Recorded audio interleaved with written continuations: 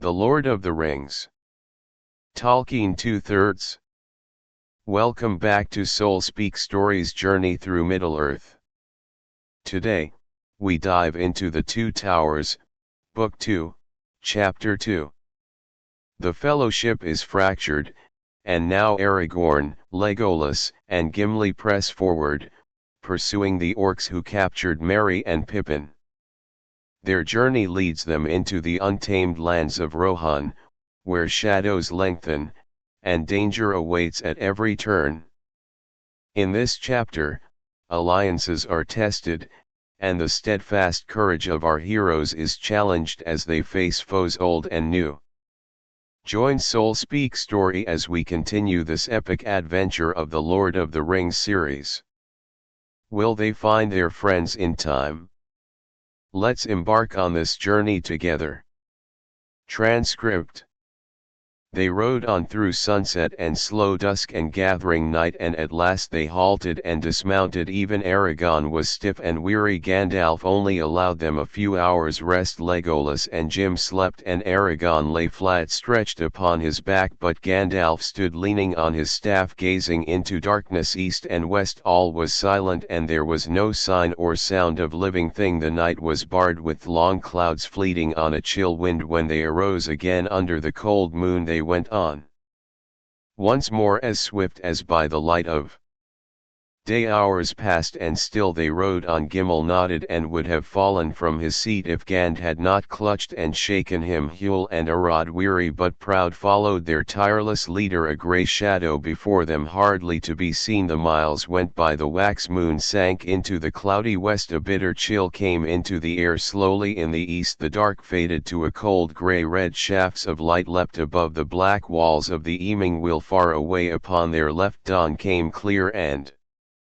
bright. A wind swept across their path, rushing through the bent grasses. Suddenly Shadowax stood still, and Gandalf pointed ahead. Look, he cried, and they lifted their tired eyes. Before them stood the mountains of the south, white-tipped and streaked with black. The grasslands rolled against the hills that clustered at their feet, and flowed up into many valleys, still dim and dark, untouched by the light of dawn, winding their way into the heart of the great mountains. Immediately before the travelers the widest of these glens opened like a long gulf among the hills. Far inward they glimpsed a tumbled mountain pass with one tall peak at the mouth of the vale. There stood like a sentinel a lonely height. About its feet there flowed as a thread of silver the stream that issued from the dale. Upon its brow they caught still far away a glint in the rising sun, a glimmer of gold. Speak, Legolas said. Gandalf, tell us what you see there before us. Legolas gazed ahead, shading his eyes from the level shafts of the new risen sun. I see a white stream that comes down from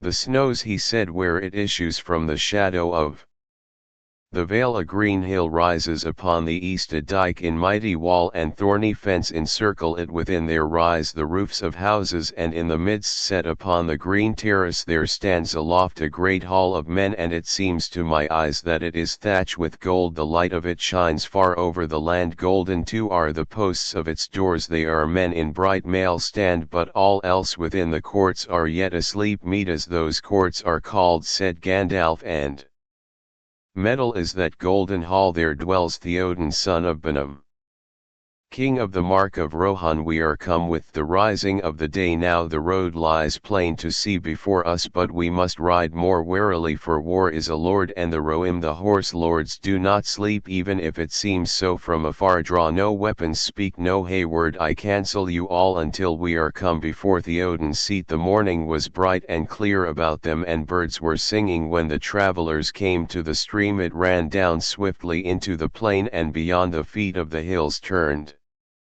across their path in a wide bend, flowing away east to feed the Entwash. Far off in his reed-choked beds the land was green. In the wet meads and along the grassy borders of the stream grew many willow trees. Already in the southern land they were blushing red at their fingertips, feeling the approach of spring. Over the stream there was a ford between low banks much trampled by the passage of horses. The travelers passed over and came upon a wide rutted track leading towards the uplands. At the foot of the wall hill the way ran under the shadow of many mounds high and Green upon their western sides the grass was white as with the drifted snow, small flowers sprang there like countless stars amid the turf. Look, said Gandalf, how fair are the bright eyes in the grass, ever mind they are called Silmuna in this land of men, for they blossom in all the seasons of the year and grow where dead men rest. Behold, we are come to the great barrows where the SS of Theoden sleep, 7 mans upon the left and 9 upon the right, said Aragorn. Many long lives of men it is since the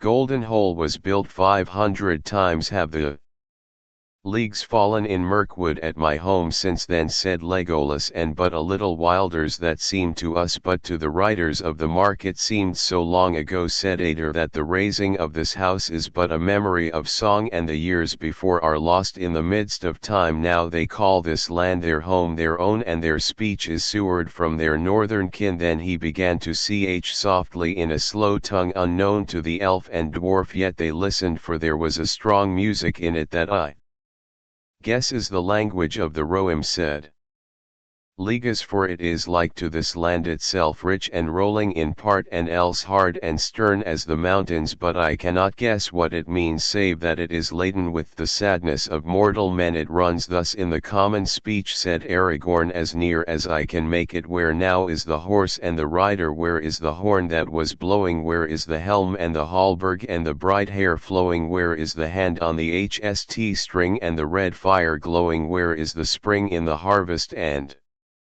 the tall corn growing? They have passed like rain on the mountains, like a wind in the meadow. The days have gone down in the west behind the hills and into shadow. Who shall gather the smoke of the deadwood burning, or behold the flowing years from the sea returning? The spoke a forgotten poet long ago in Rohan, recalling how tall and fair was Aol the young, and there were wings upon the feet of his steed, fellow of father of horses. So men still sing in the evening. With these words the travelers passed the silent mounds, following the winding way up the green shoulders of the hills. They came at last to the wide windswept walls and the gates of Edoras. There sat many men in bright mail, who sprang at once to their feet and bar the way with spears. Stay, strangers here unknown, they cried in the tongue of the Radar, demanding the names and errand of the strangers. Wonder was in their eyes, but little friendliness, and they looked darkly upon Gandalf. Well do I understand your speech, he answered in the same language. If few strangers do so, why then do you not speak in the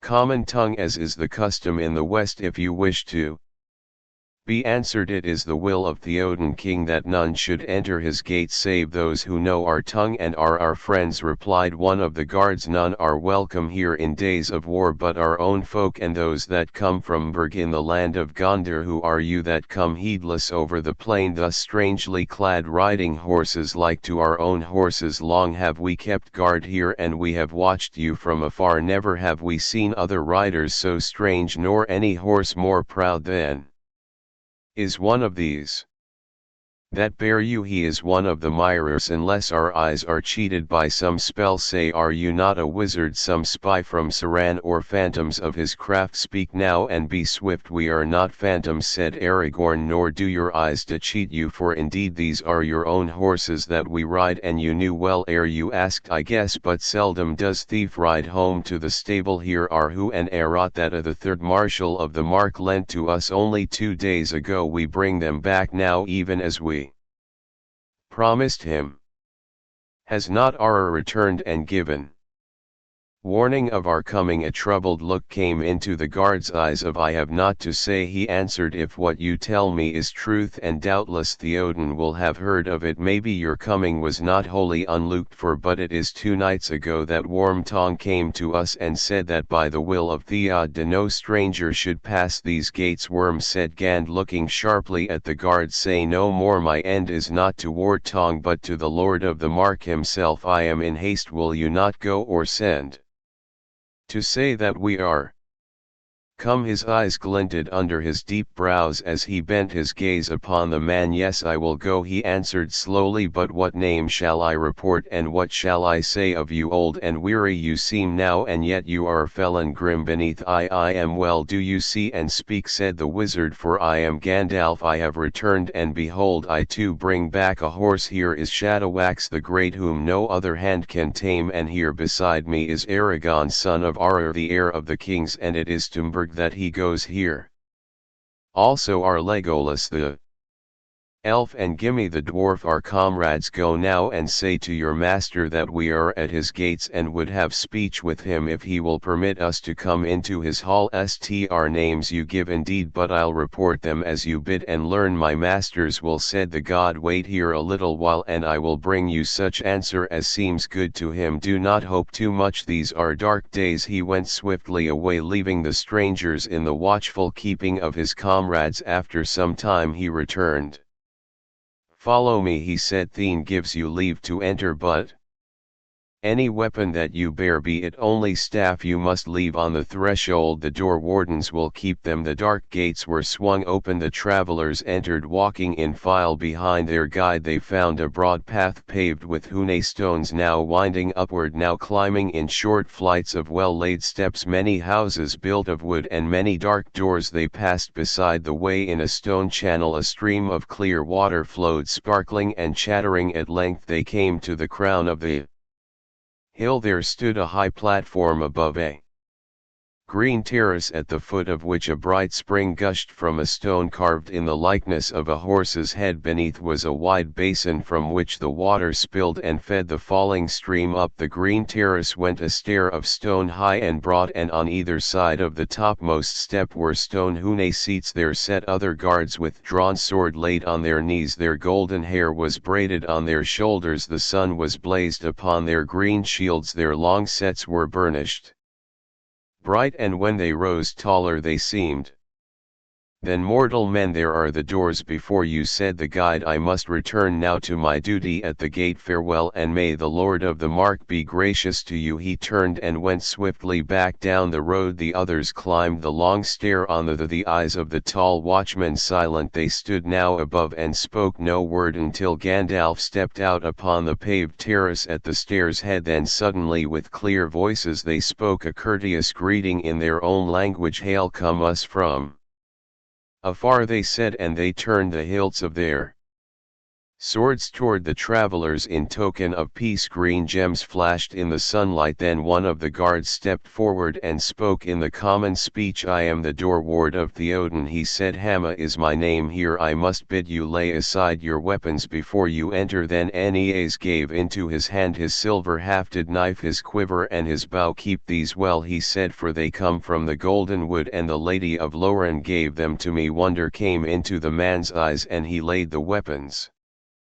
hastily by the wall as if he feared to handle them. No man will touch them, I promise you, he said. Aragorn stood a while hesitating. It is not my will, he said, to put aside my sword or to deliver Andúril to the hand of any other man. It is the will of Theoden, said Hammer. It is not clear to me that the will of Theoden, son of Thil, even though he be Lord of the Mark, should prevail over the will of Aragorn, son of Aron, Elendil's heir of Gondor. This is the house of Theoden, not of Aragorn, even were he king of Gondor in the seat of Denir, said Hammer, stepping swiftly before the doors and barring the way. His sword was now in his hand and the point towards the strangers. This is idle talk, said Gandalf. Needless is Theoden's end, but it is useless to refuse. A king will have his way in his own hall, be it folly or wisdom. Truly, said Aragorn, and I would do as the master of the house bade me, were this only a woodman's cot, if I bore now any sword but Andúril, whatever its name may be. Said here you shall lay it, if you would not fight alone against all the men of Edoras. Not alone, said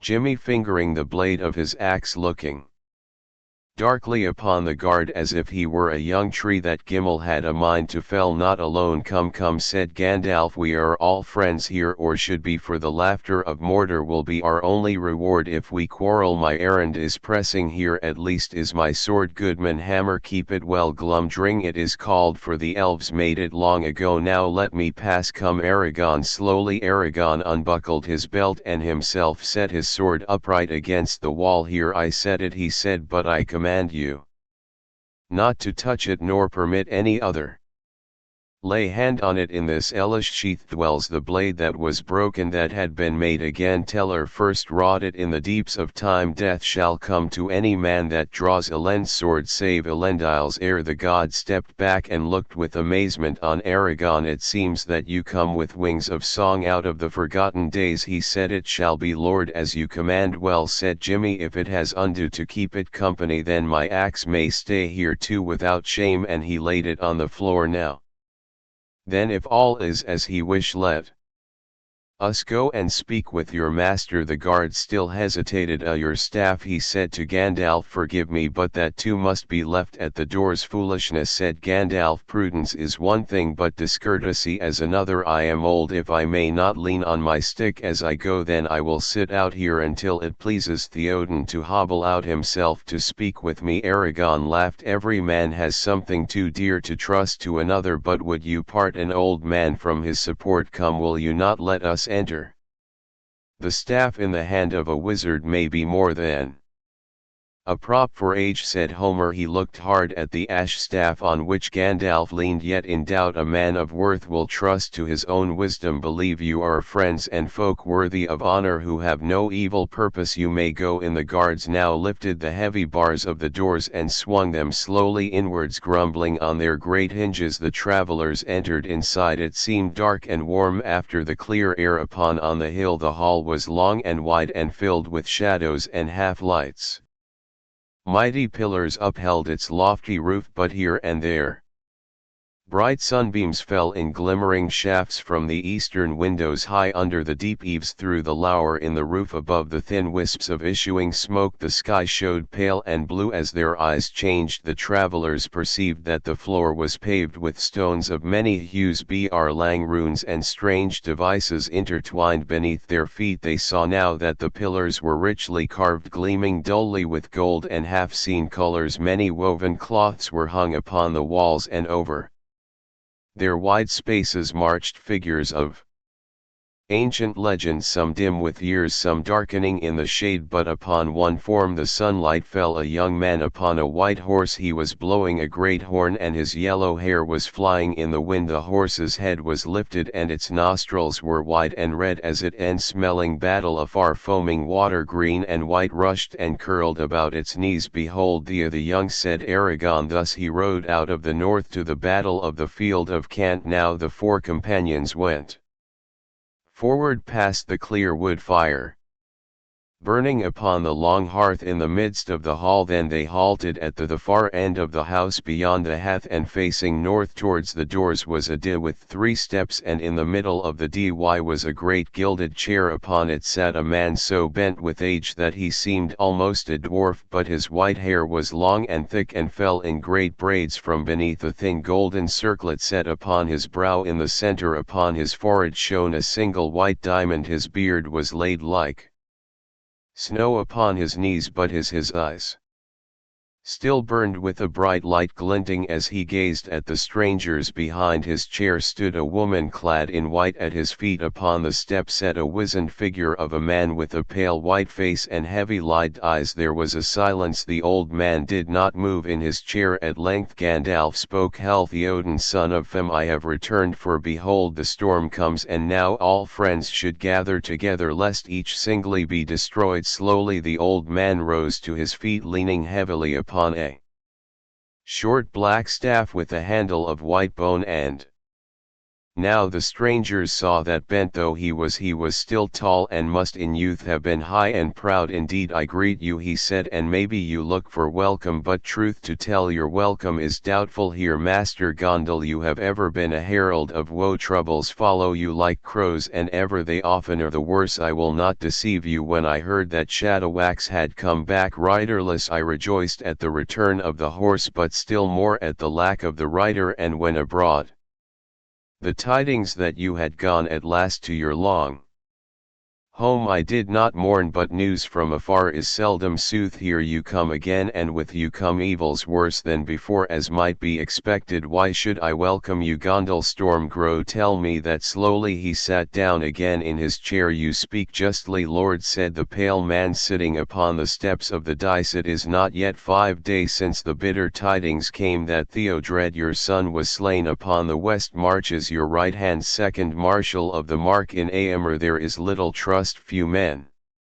would be left to guard your walls if he had been allowed to rule, and even now we learn from Gondar that the Dark Lord is stirring in the east. Such is the hour in which this wanderer chooses to return. Why indeed should we welcome you, Master Stormcrow? Elspell I name you ill news, and ill news is an ill guest, they say. He laughed grimly as he lifted his heavy lids for a moment and gazed upon the strangers with dark eyes. You are held wise, my friend Wormtown, and are doubtless a great support to your master, answered Gandalf in a soft voice. Yet in two ways may a man come with evil tidings. He may be a worker of evil, or he may be such as leaves well alone and comes only to bring aid in time of need. That is so, said Wormtongue, but there is a third kind, pickers of bones, meddlers in other men's sorrows, carr and fowl that grow fat on war. What aid have you ever brought, Stormcrow, and what aid do you bring now? It is aid from us that you sought last time that you were here. Then my lord bade you choose any horse that you wouldn't be gone, and to the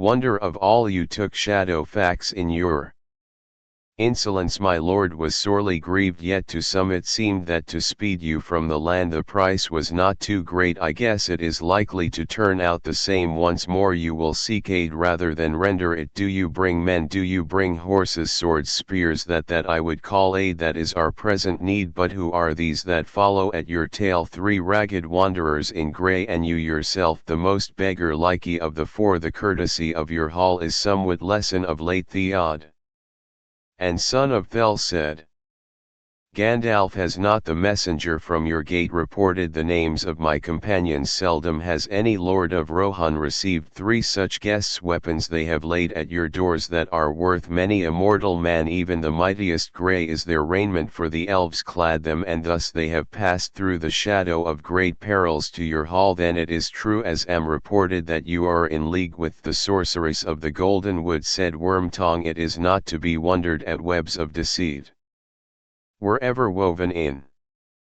Dine Kimley strode a pace forward, but suddenly the hand of Gandalf clutched him by the shoulder, and he halted, standing stiff as stone. Odin in Lorien seldom have walked the feet of men. Few mortal eyes have seen the light that lies there, ever long and bright. Galadriel, clear as the water of your well, white is the star in your white hand, unmarred, unstained is leaf and land. In with mine and Laon, more fair than thoughts of mortal men. Thus Gandalf softly sang, and then suddenly he changed. Casting his tattered cloak aside, he stood up and leaned no longer on his staff, and he spoke in a clear cold voice. The wise speak only of what they know. Gar, son of Galman, a witless worm you have become, therefore be silent and keep your forked tongue behind your teeth. I have not passed through fire in death to branding crooked words with a serving man to the lightning force. He raised his staff, there was a roll of thunder, the sunlight was blotted out from the eastern windows, the whole hole became suddenly dark as night, the fire faded to Salin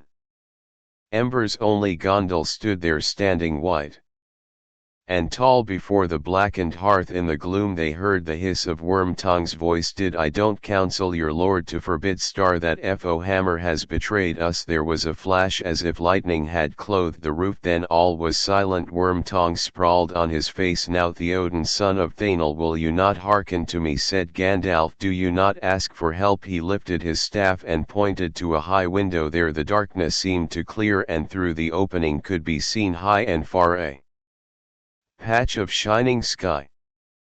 Not all is dark. Take courage, Lord of the Mark, for better help you will not find. No counsel have I to give to those that despair, yet counsel I could give, and words I could speak to you. Will you hear them? They are not for all ears. I bid you come out before your doors and look abroad. Too long have you sat in the shadows and trust to twisted tales and crooked promptings. Slowly Theoden left his chair. A faint light drew in the hall again. The woman hastened to the king's side, taking his arm, and with faltering steps the old man came down from the dais and paced softly through the hall. Wormtongue remained lying on the floor. They came to the doors and Gandalf knocked open. He cried, the Lord of the Mark comes forth. The doors rolled back and a keen air came whistling in. A wind was blowing on the hill. Send your guards down to the stairs for, said Gand, and you lady leave him a while with me. I will care for him. Go, Awen's sister daughter, said the old king. The time of fear is past. The woman turned and went slowly into the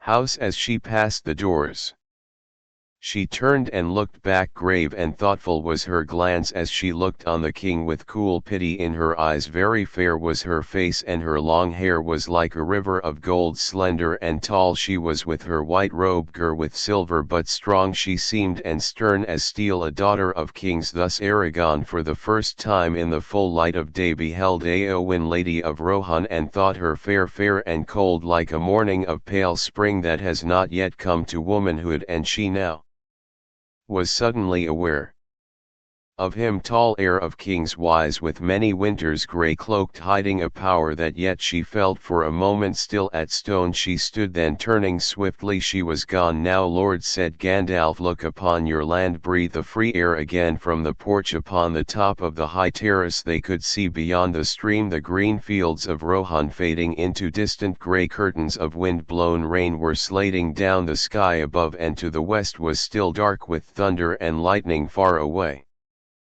flickered among the tops of hidden hills, but the wind had shifted to the north, and already the storm that had come out of the east was receding, rolling away southward to the sea. Suddenly through a rent in the clouds behind them a shaft of sun stabbed down. The falling showers gleamed like silver, and far away the river glittered like a shimmering glass. It is not so dark here, said Theoden. No, said Gandalf, nor does age lie so heavily on your shoulders as some would have you think. Cast aside your brother from the kings and the black sta fell clattering on the stones. He drew himself up slowly as a man that is stiff from long bending over some dull toil. Now tall and straight he stood, and his eyes were blue as he looked into the opening sky. Dark have been my dreams of, he said, but I feel as one new awakened. I would now that you had come before, Gandalf, for I fear that already you have come too late, only to see the last days of my house. Not long now shall stand the high hole which Bro son of Aol built. Fire shall devour the high seed.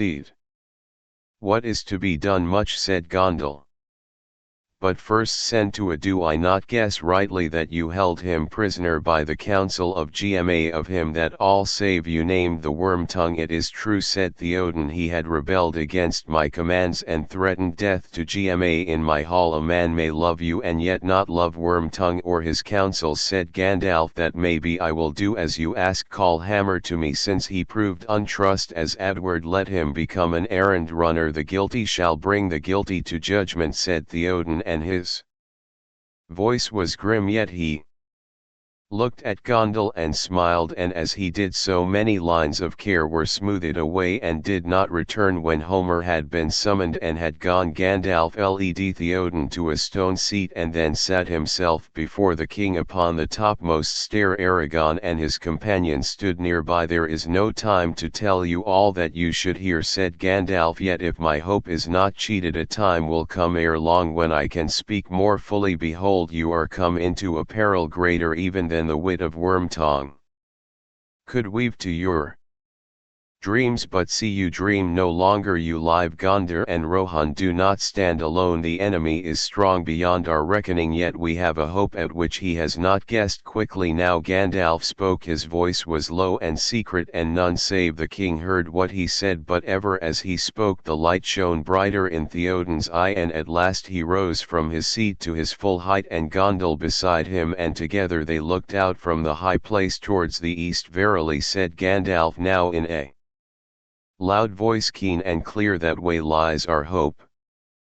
Where sits our greatest fear? Doom hangs still on a thread, yet hope there is still, if we can but stand unconquered for a little while. The others too now turned their eyes eastward over the sundering leagues of land far away. They gazed to the edge of sight, and hope and fear bore their thoughts still on beyond dark mountains to the land of shadow, where now was the ring bearer. How thin indeed was the thread upon which doom still hung! It seemed to leagues as he strained his far-seeing eyes that he caught a glint of white far away. Poor chance the sun twinkled on a pinnacle of the Tower of God, and further still, endlessly remote and yet a present threat, there was a tongue of flame. Slowly Theoden sat down again, as if we still struggled to master him against the will of Gandalf. He turned and looked at his great house. Alas, he said, that these evil days should be mine, and should come in my old age, instead of what peace I have earned. Alas for Boromir the brave, the young perish, and the old linger withering. He clutched his knees with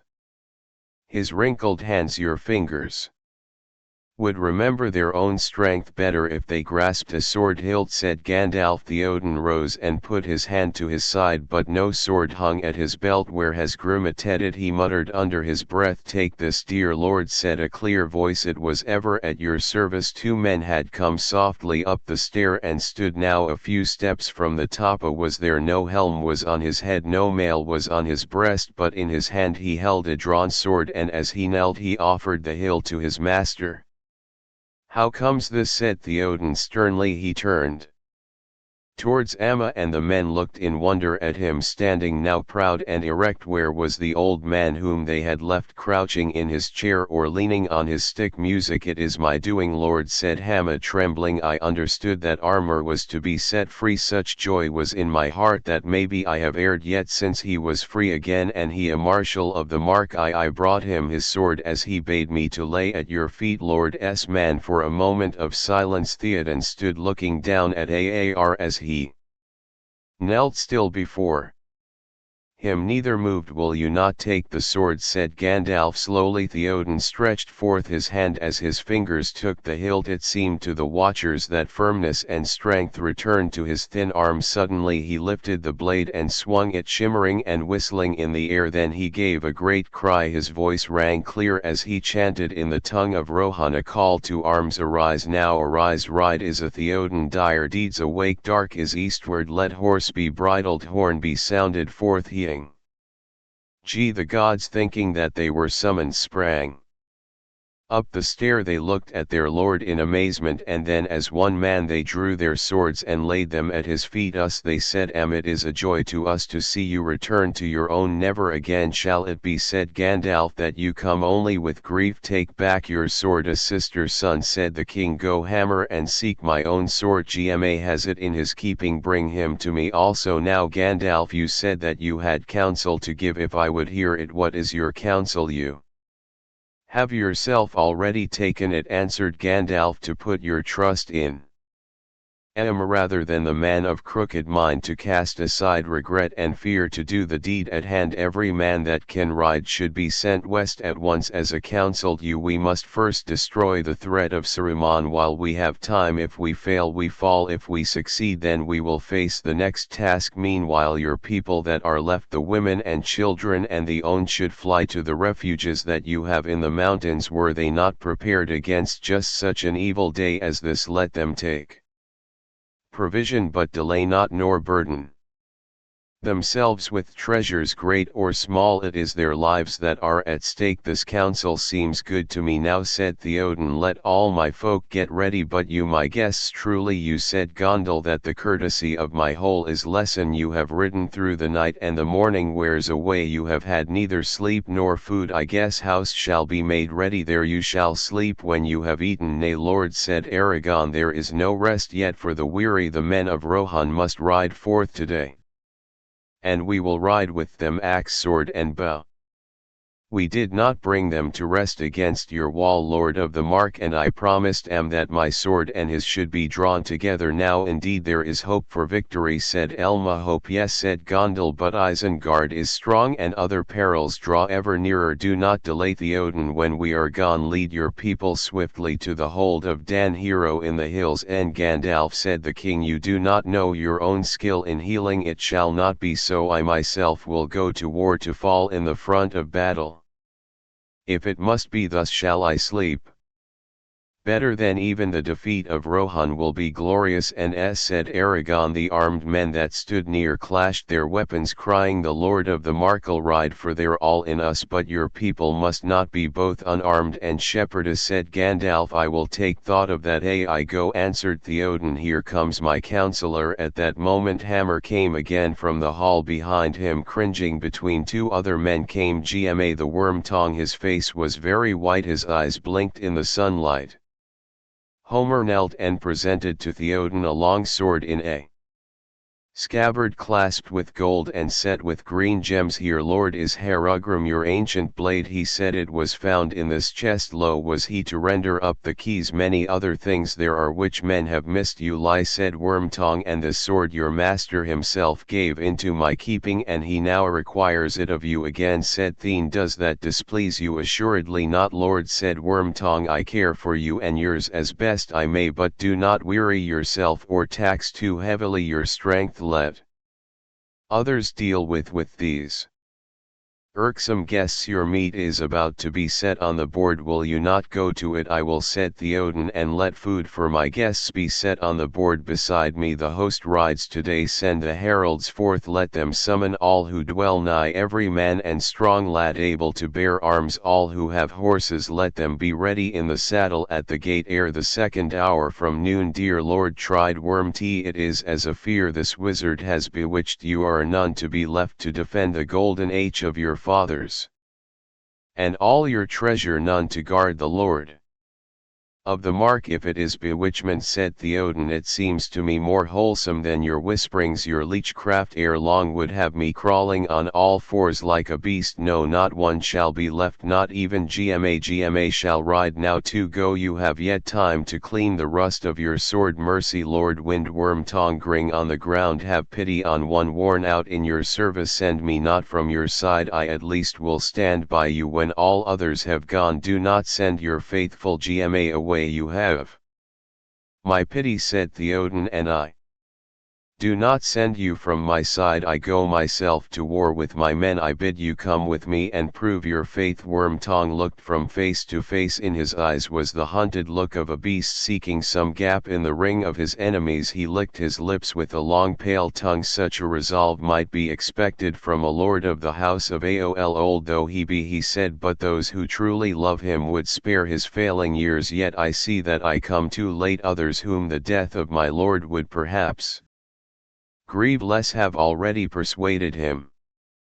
If I cannot undo their work, hear me at least in this, lord. One who knows your mind and honors your commands should be left in Edoras. Appoint a faithful steward. Let your council of Gma keep all things till your return, and I pray that we may see it, though no wise man will deem it hopeful. A laugh, and if that plea does not excuse you from war, most noble Wormtongue, he said, what office of less honor would you accept to carry a sack of meal up into the mountains? If any man would trust you with it, you do not fully Understand the mind of Master Worm, said Gandalf, turning his piercing glance upon him. He is boned and cunning. Even now he plays a game with peril and wins a throw. As of my precious time he has wasted already. Down, Snake, he said suddenly in a terrible voice, down on your belly. How long is it since Saruman bought you? What was the promised price when all the men were dead? You are to pick your share of the treasure and take the woman you desire. Too long have you watched her under your eyelids and hid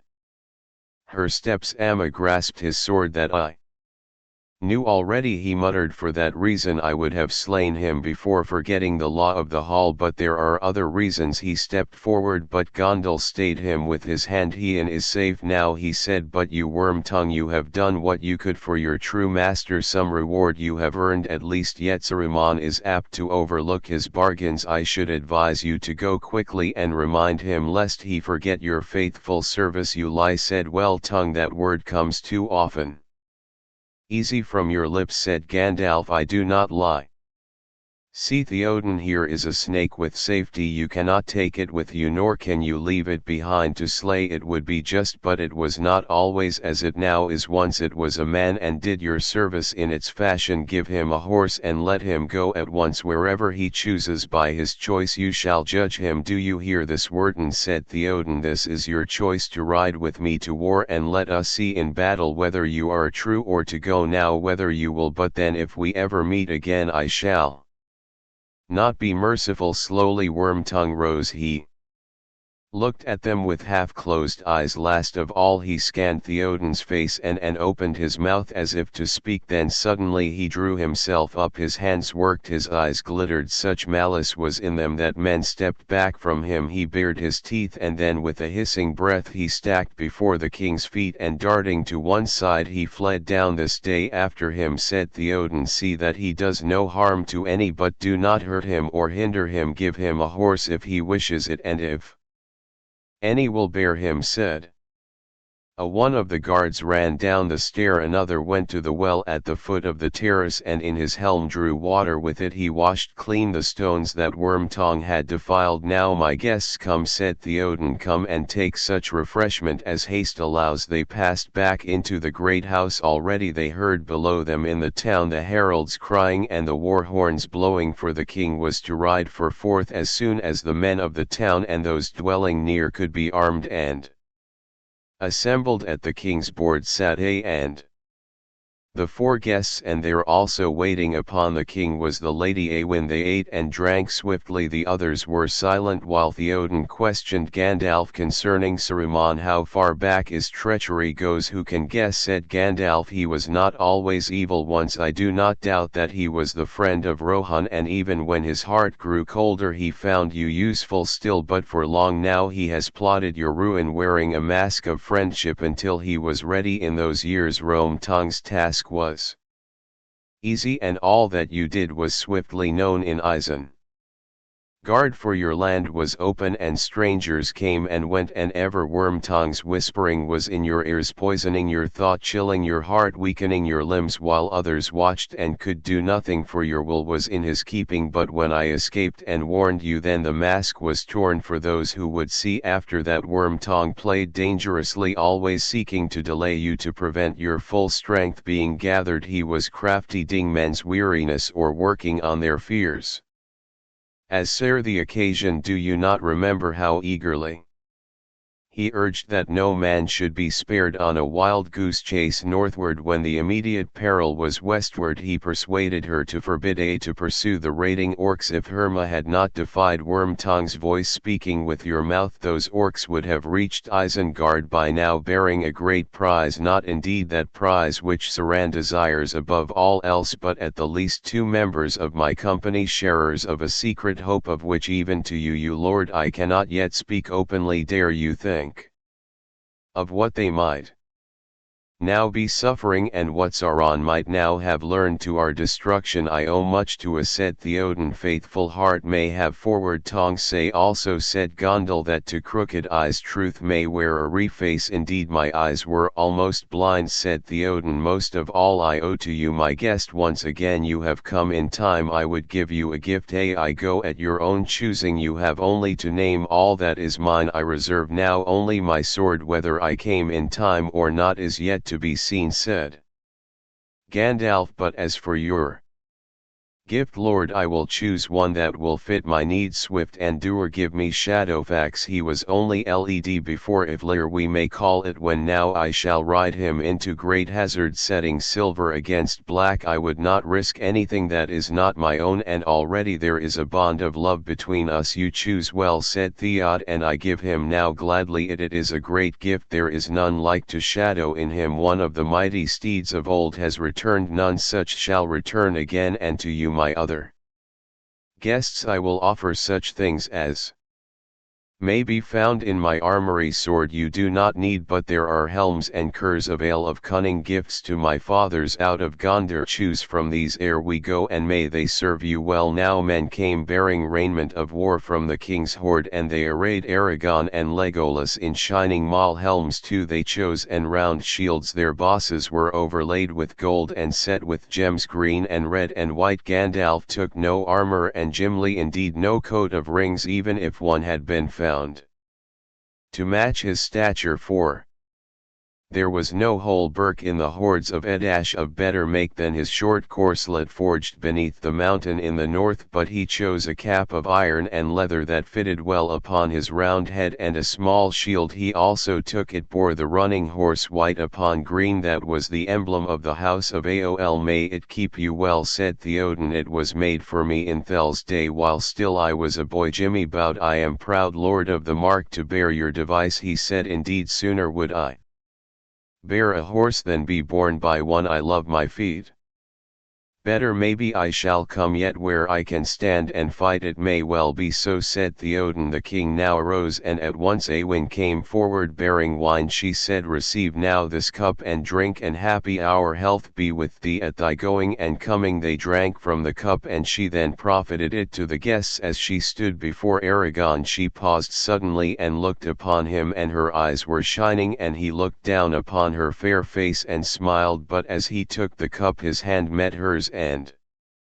he knew that she trembled at the touch. Aragorn, son of Aaron, she said. Hail, Lady of Rohan, he answered, but his face now was troubled, and he did not smile. When they had all drunk, the king went down the hall to the doors. There the guards awaited him, and heralds stood, and all the lords and chiefs were gathered together that remained in Edoras or dwelt nearby. Behold, I go forth, and it seems like to be my last riding, said Theoden. I have no child. Theodred my son is slain. I name a my sister's son to be my heir. If neither of us return, then choose a new lord as you will. But to someone I must now entrust my people that I leave behind to rule them in my place. Which of you will stay? No man spoke. Is there none whom you would name? In whom do my people trust? In the house of answered Hammer, but cannot spare. No, would he stay, said the king, and he is the last of that house. I said not Aam, and he is not the last, answered Hammer. There is Aen, daughter of On, and his sister. She is fearless and high-hearted. O love her, let her be as lord to the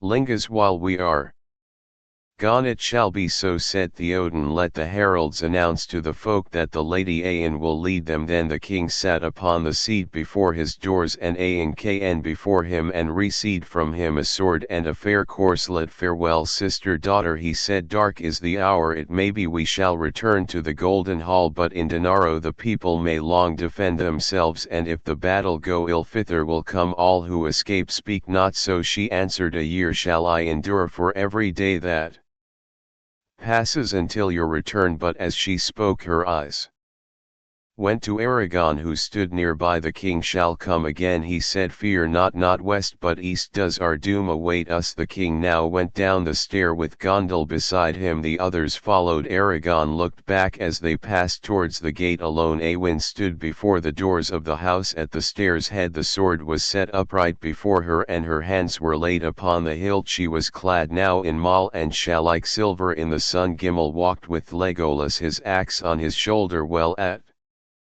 last we set off, he said.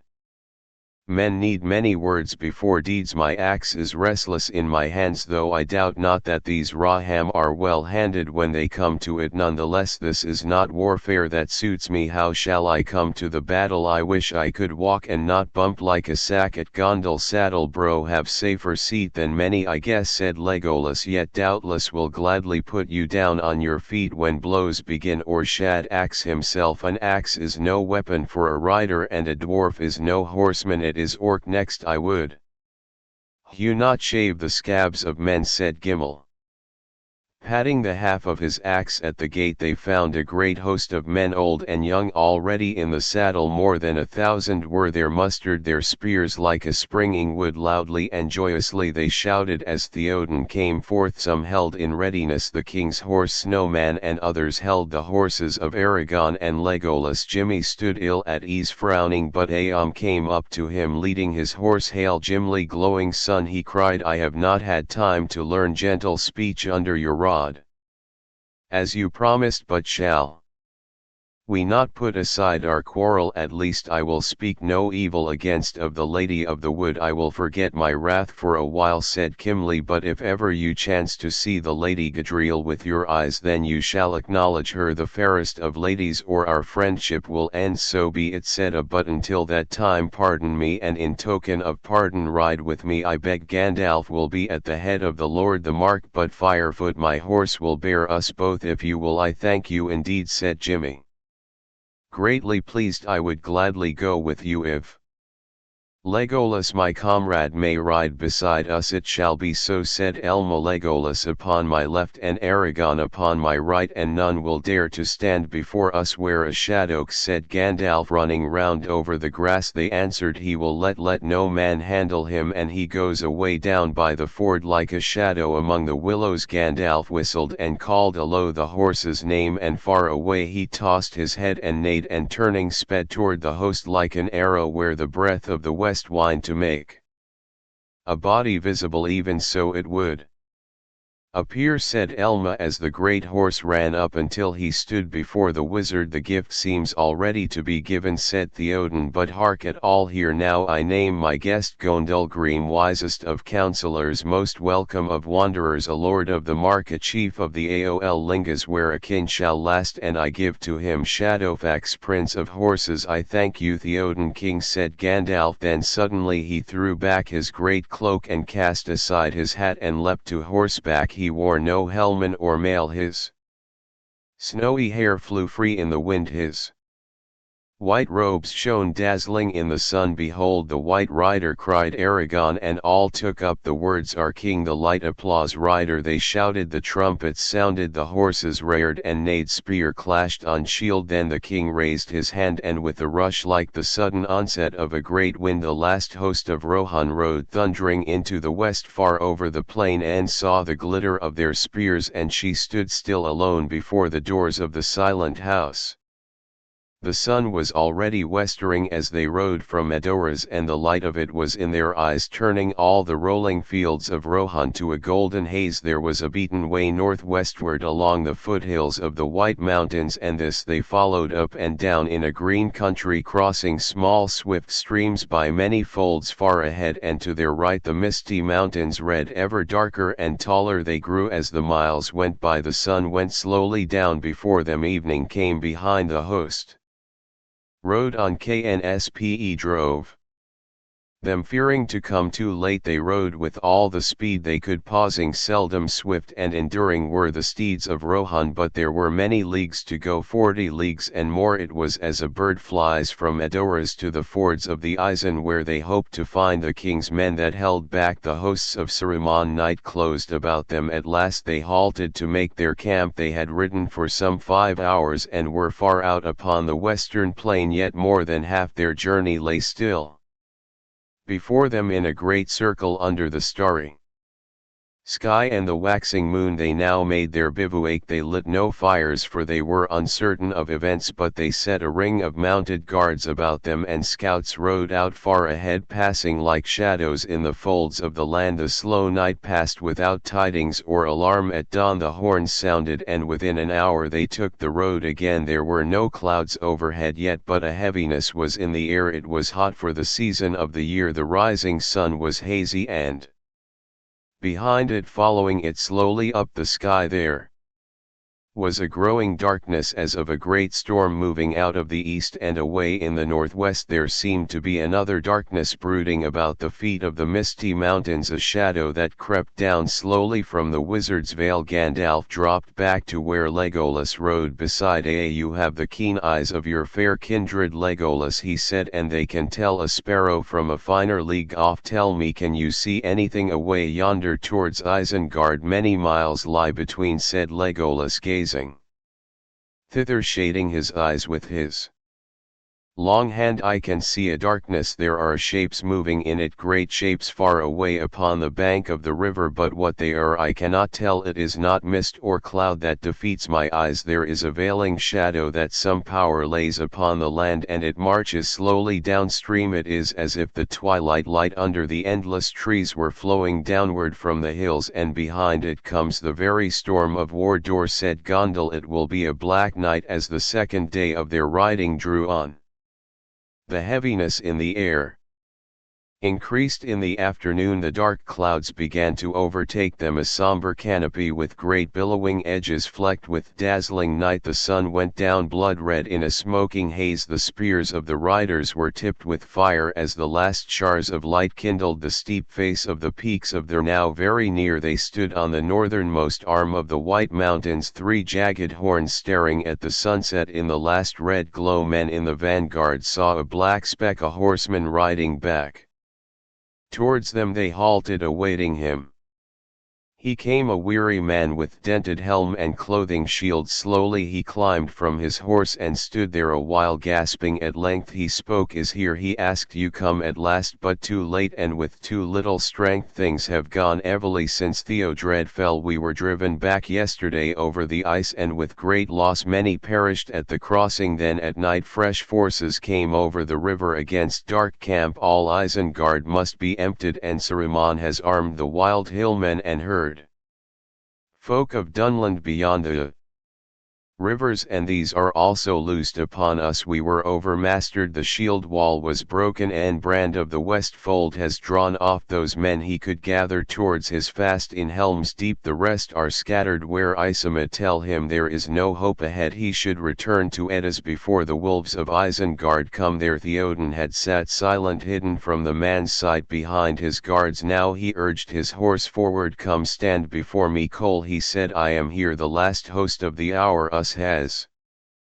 ridden forth. It will not return without battle. The man's face lightened with joy and wonder. He drew himself up, then he knelt, offering his notched sword to the king. Command me, Lord, he cried. Pardon me, I thought you thought I remained in metal, bent like an old tree under winter snow. So it was when you rode to war, but a west wind has shaken the boughs, said Theod. Give this man a fresh horse, let us ride to the help of Arenbrand. While Theoden was speaking, Gandalf rode a short way ahead. He sat there alone, gazing north to Isengard and west to the setting Son, now he came back, ride Foden, he said, ride to Helm's Deep, go not to the folds of Isen, and do not tea in the plain. I must leave you for a while, Shax must bear me now on a swift errand. Turning to Aragon and Aam and the men of the king's household, he cried, keep well the lord of the mark till I return, await me at Helm's Gate, farewell. He spoke a word to Shadowfax, and like an arrow from the bow the great horse sprang away. Even as they looked he was gone, a flash of silver in the sunset, a wind over the grass, a shadow that fled and passed from sight. No man snorted and weird, eager to follow, but only a swift bird on the wing could have overtaken him. What does that mean, said one of the god to Hammer. That Gandalf Graham has need of haste, answered Hammer, ever he goes and comes unlooked for. Wormtongue, were he here, would not find it hard to explain, said the other. I true enough, said Hammer, but for myself I will wait until I see Gandalf again. Maybe you will wait long, said the other. The host turned away now from the road to the fords of Isen and bent their course southward. Night fell and still they rode on. The hills drew near, but the tall peaks of Three Wood already dim against the darkening sky. Still some miles away on the far side of the Westfold Vale lay a great bay in the mountains, out of which a gorge open in the hills. Men of that land called it Helm's Deep, after a hero of old wars who made his refuge there. Ever steeper and narrower it bound inward from the north, under the shadow of the 3H, till the crow-haunted cliffs rose like mighty towers on either side, shutting out the light. At Helm's Gate, before the mouth of the deep, there was a heel of rock thrust outward by the northern cliff. There upon its spur stood high walls of ancient stone, and within them was a lofty tower. Men said that in the far-off days of the glory of Gondor the sea kings had built here this fastness with the hands of giants. The Hornburg it was called, for a trumpet sounded upon the tower, echoed in the deep behind, as if armies long forgotten were issuing to wall from the caves beneath the hills. A wall too the men of old had made from the Hornburg to the southern cliff, bearing the entrance to the gorge beneath it by a wide covert. The deeping stream passed out about the feet of the Horn Rocket wound, and flowed then in a gully through the mist of a wide green gore, sloping gently down from Helm's Gate to Helm's Dyke. Then it fell into the deep in Co and out into the Westfold Vale. There in the Hornburg that Helm's Gate Ken Brand, master of Westfold, on the borders of the mark, now dwelt. As the days darkened with threat of war, being wise he had repaired the wall and made the fastness strong. The riders were still in the low valley before the mouth of the Ku, when cries and horn blasts were heard from their scouts that went in front. Out of the darkness arrows whistle swiftly. A scout rode back and reported that wolf riders were abroad in the valley, and that a host of orcs and wild men were hurrying southward from the fords of Isen, and seemed to be making for Helm's Deep. We have found many of our folk lying slain as they fled thither, said the scout, and we have met scattered companies going this way and that, leaderless. What has become of NBR? None seem to know. It is likely that he will be overtaken here. He can reach Helm's Gate if he has not already perished. Has all been seen of Gandalf? asked Theoden. Yes, Lord, many have seen an old man in white upon a horse passing thither and thither over the plains like wind in the grass. Some thought he was Saruman. It is said he went away here nightfall towards Isengard. Some say also that Wormtongue was seen earlier going northward with a company of orcs.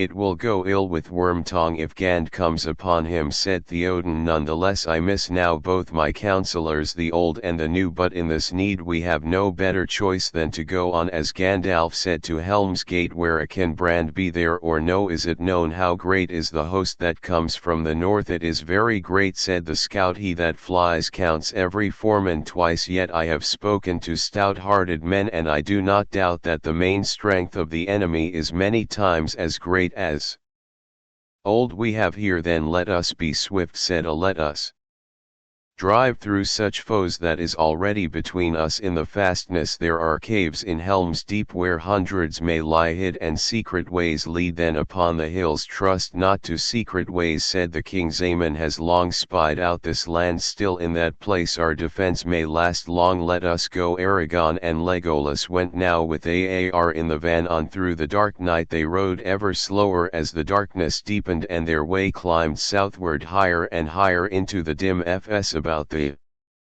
mountains' feet they found few of the enemy before them. Here and there they came upon roving bands of orcs, but they fled ere the riders could take or slay them. It will not be long, I fear, said Aam. Here the coming of the king's host will be known to the leader of our enemies, Saruman, or whatever captain he has sent forth. The rumor of war grew behind them. Now they could hear, borne over the dark, the sound of harsh singing. They had climbed far up into the deep income. When they looked back then they saw torches, countless points of fiery light upon the black fields behind, scattered like red flowers, or winding up from the lowland in its long flickering lines. Here and there are a larger blaze leapt up. It is a great host and follows it hard, said Aragorn. They bring fire, Sir Theoden, they are burning as they come. Rick Coton tree. This was a rich vale and had many homestead. Alas for my folk, would that day was here, we might ride upon them like a storm out of the mountains, said Aaron. It grieves me to fly before them, we need not fly much further, said Ere. Not far ahead now lies Hel's Dyke, an ancient trench and rampart scored across the Ku 2 furlongs below Helm's Gate. There we can turn and give battle. Nay, there are too few to defend the dike, said Theoden. It is a mile long or more, and the breach in it is wide. At the breach a rear guard must stand if we press, said Aam. There was neither star nor moon when the riders came to the breach in the dike, where the stream from above passed out and the road beside it ran down from the Hornburg. The rampart loomed suddenly before them, a high shadow beyond a dark pit. As they rode up, a sentinel challenged them. The Lord of the Mark rides to Helm's Gate. J.R.R. answered, I am son of Amun. Speak, this is good tidings beyond hope, said the sentinel. Hasten, the enemy is on your heels. The host passed through the breach and halted on the sloping sword above. They now learned to their joy that Erkenbrand had left many men to hold Helm's Gate, and more had since escaped thither. Maybe we have 1,000 feet to fight on foot, said Gambling, an old man, the leader of those that watch the dike. But most of them have seen too many winters as I have, or too few as my son's son here. What news of Erkenbrand? Word came yesterday that he was retreating hither with all that is left of the best riders of Westfold, but he has not come. I fear that he will not come now, said our scouts have gained no news of him, and the enemy fills all the valley behind us. I would that he had escaped, said Theoden. He was a mighty man, in him lived again the valor of Helm the Hamrand, but we cannot await him here. We must draw all our forces now.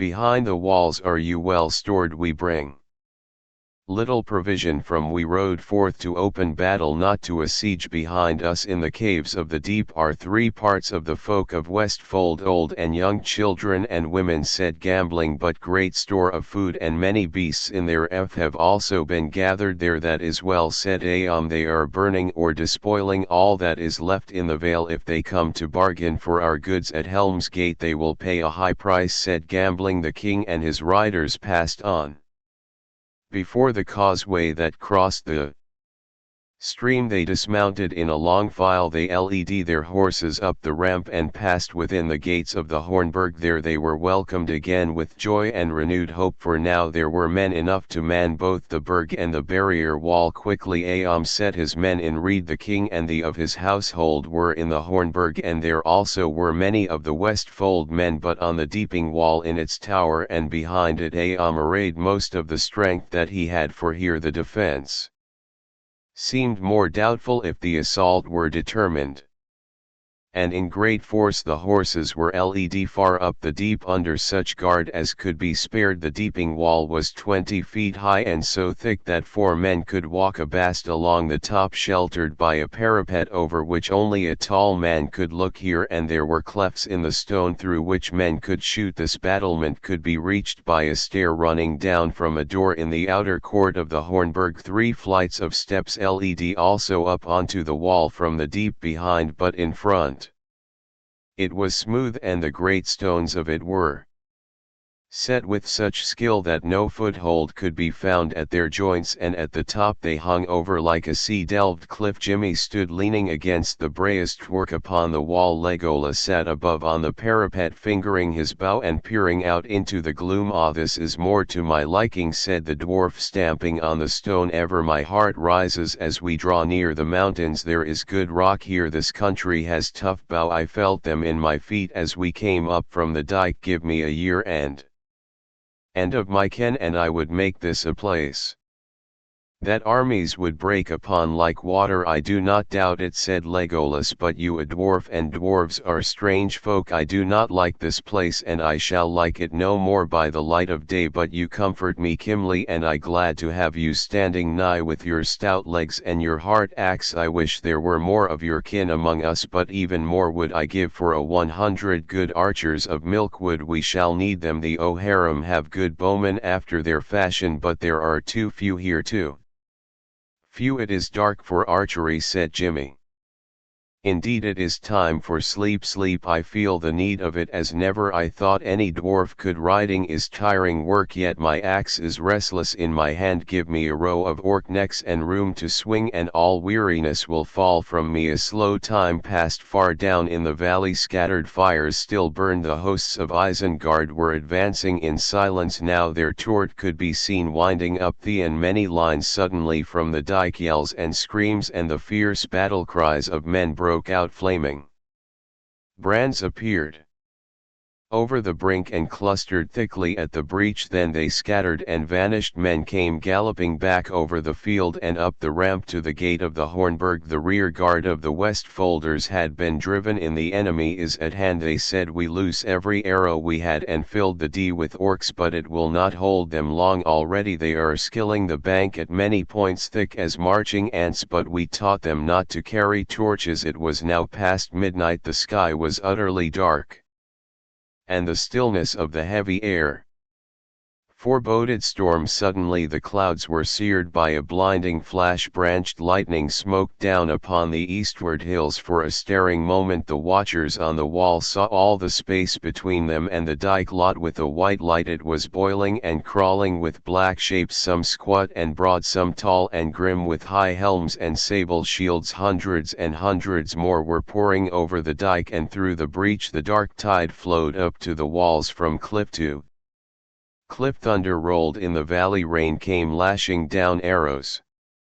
1 hour 19 minutes and 7 seconds, thick as the rain, came whistling over the battlements and fell clinking and glancing on the stones. Some found a mark. The assault on H's Deep had begun, but no sound or challenge was heard within. No answering arrows came. The assailing hosts halted, foiled by the silent menace of rock and wall. Ever and again the lightning tore aside the darkness. Then the orcs screamed, waving spear and sword and shooting a cloud of arrows at any that stood revealed upon the battlements, and the men of the mark, amazed, looked out as it seemed to them upon a great field of dark corn tossed by a tempest of war, and every ear glinted with light. Raising trumpets sounded. The enemy surged forward, some against the deep end war, others towards the causeway and the ramp that led up to the horn gates. There the hugest orcs were mustered, and the wild men of the Dunland fells. A moment they hesitated, and then on they came. The lightning flashed and blazed upon every helm and shield. The ghastly hell of Yrd was seen. They reached the summit of the rock. They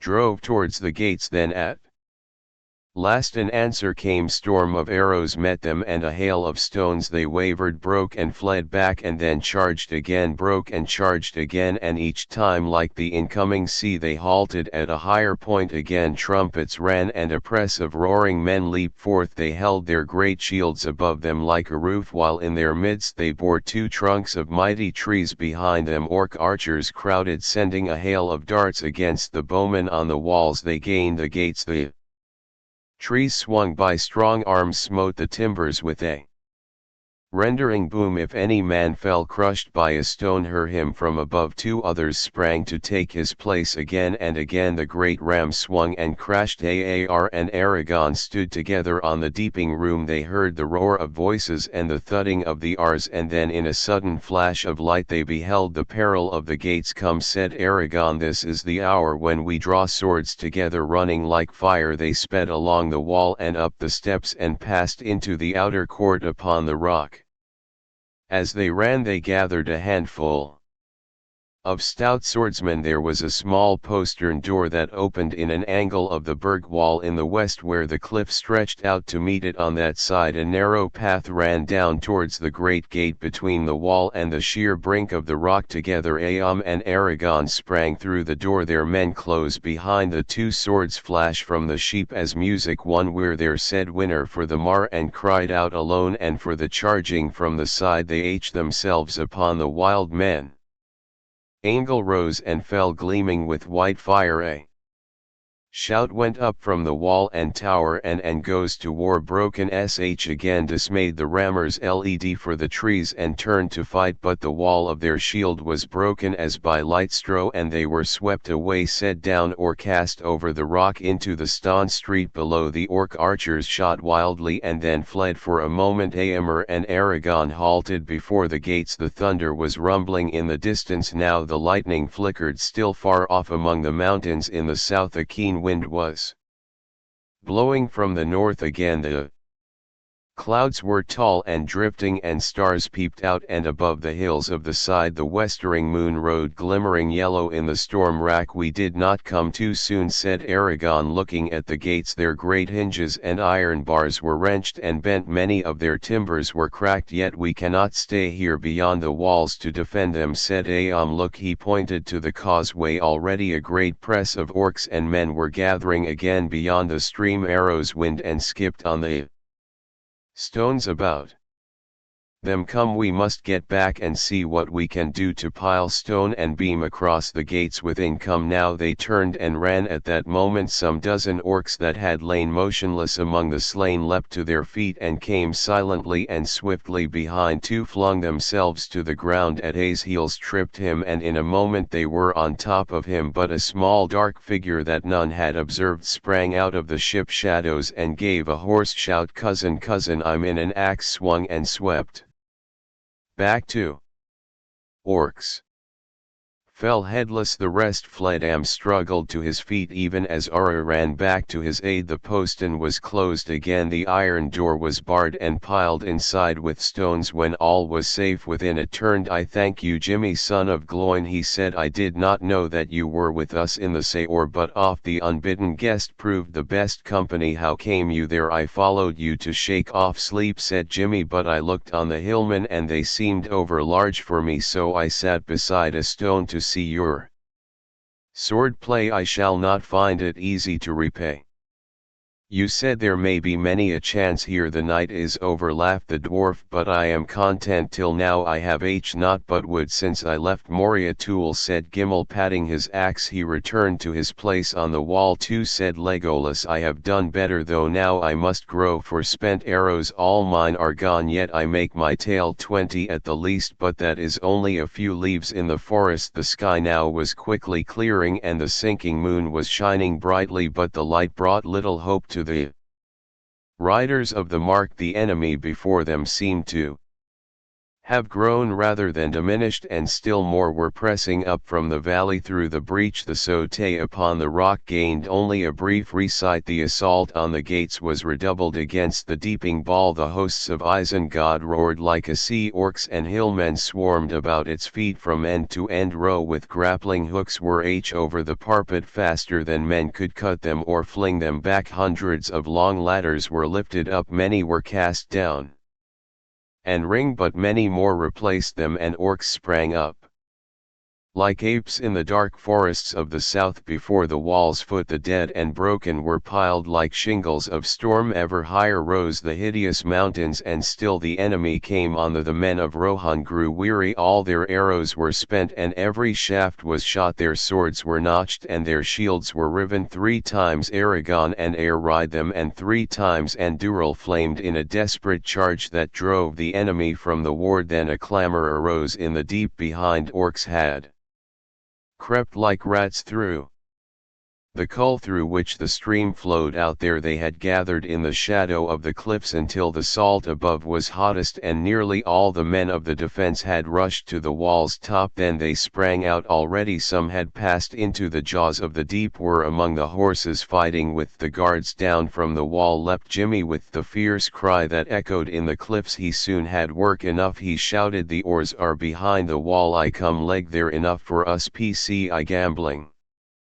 The old looked down from the hornbook, hearing the great voice of the dwarf above all the turmoil. "The oars are in the deep," he cried. "Hell, hell, Helming G," he shouted as he fell down the stair from the rock with many men of Westhed at his back. Their onset was fierce and sudden, and the orcs gave way before. Ere long they were hemmed in the narrows of the gorge, and all were slain or driven shrieking into the chasm of the deep to fall before the guardians of the hidden caves. One cried Jimmy. He hewed a 2-handed stroke and laid the last orc before his feet. "Now my count passes. Master Legolas, again we must stop this rat hole," said Gam. "Ws are said to be cunning. With stone lend us your aid, Master." "We do not shake stone with battle axes nor with our fingernails," said Jimmy, "but I will help as I may." They gathered as much small golds and broken stones as they could find to hand, and under Jin's direction the Westfold men blocked up the inner end of their covert until only a narrow outlet remained. Then the deeping stream, swollen by the rain, churned and fretted in its choked path and spread slowly in cold pools from cliff to cliff. "It will be drier above," said Jimmy. "Come gambling, let us see how things go." On the wall he climbed up and found Legolas beside Aragon and Eärman. The elf was whetting his long knife. There was for a while a lull in the assault, since the attempt to break in through the culvert had been foiled. 21, said Jimmy. "Good," said Legolas, "but my sea is now 24. There's been niff work up there." And Aragon leant wearily on their swords. Away on the left the crash and clamor of the battle on the rock rose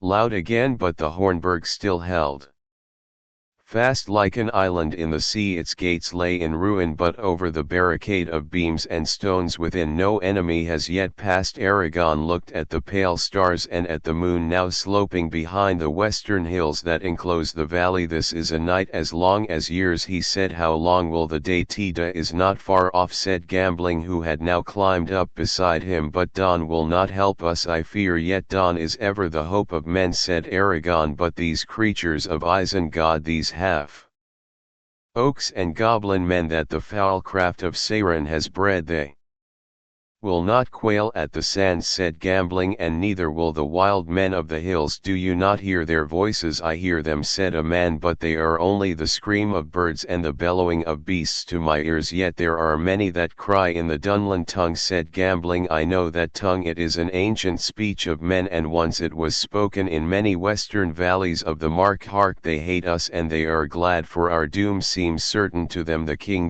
they cry, we will take their king. Death to the Forg, death To the strawheads death to the robbers of the north such names they have for us not in 500 years have they forgotten their grievance that the lords of Gondor gave the mark to Aol the young and made alliance with him that old hatred San has inflamed they are fierce folk when roused they will not give way now for dusk or dawn until Theoden is taken for they themselves are slain none the less they will bring hope to me said Aragon is he not said that no foe has ever taken the Hornburg?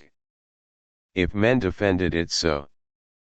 The minstrels say said Aam then let us defend it and hope said Aragon even as they spoke there came a blare of trumpets then there was a crash and a flash of flame and smoke the waters of the deepened wall stream poured out hissing and fing they were br no longer a gaping hole was blasted in the wall a host of dark shapes poured in devilry of Sauron cried Aragon they have crept in the cull again while we talked and they have the fire of all beneath our feet he shouted as he leapt down into the breach but even as he did so 100 ladders were raised against the battlements over the wall and under the wall the last assault came scooping like a dark wave upon a hill of sand the defense was swept away some of the riders were driven back further and further into the deep folding and fighting as they gave way step by step towards the caves others cut their way back towards the citadel a broad stairway climbed through the deep up to the rock and the rear gate of the horn near the bottom stood Aragon and his hand still and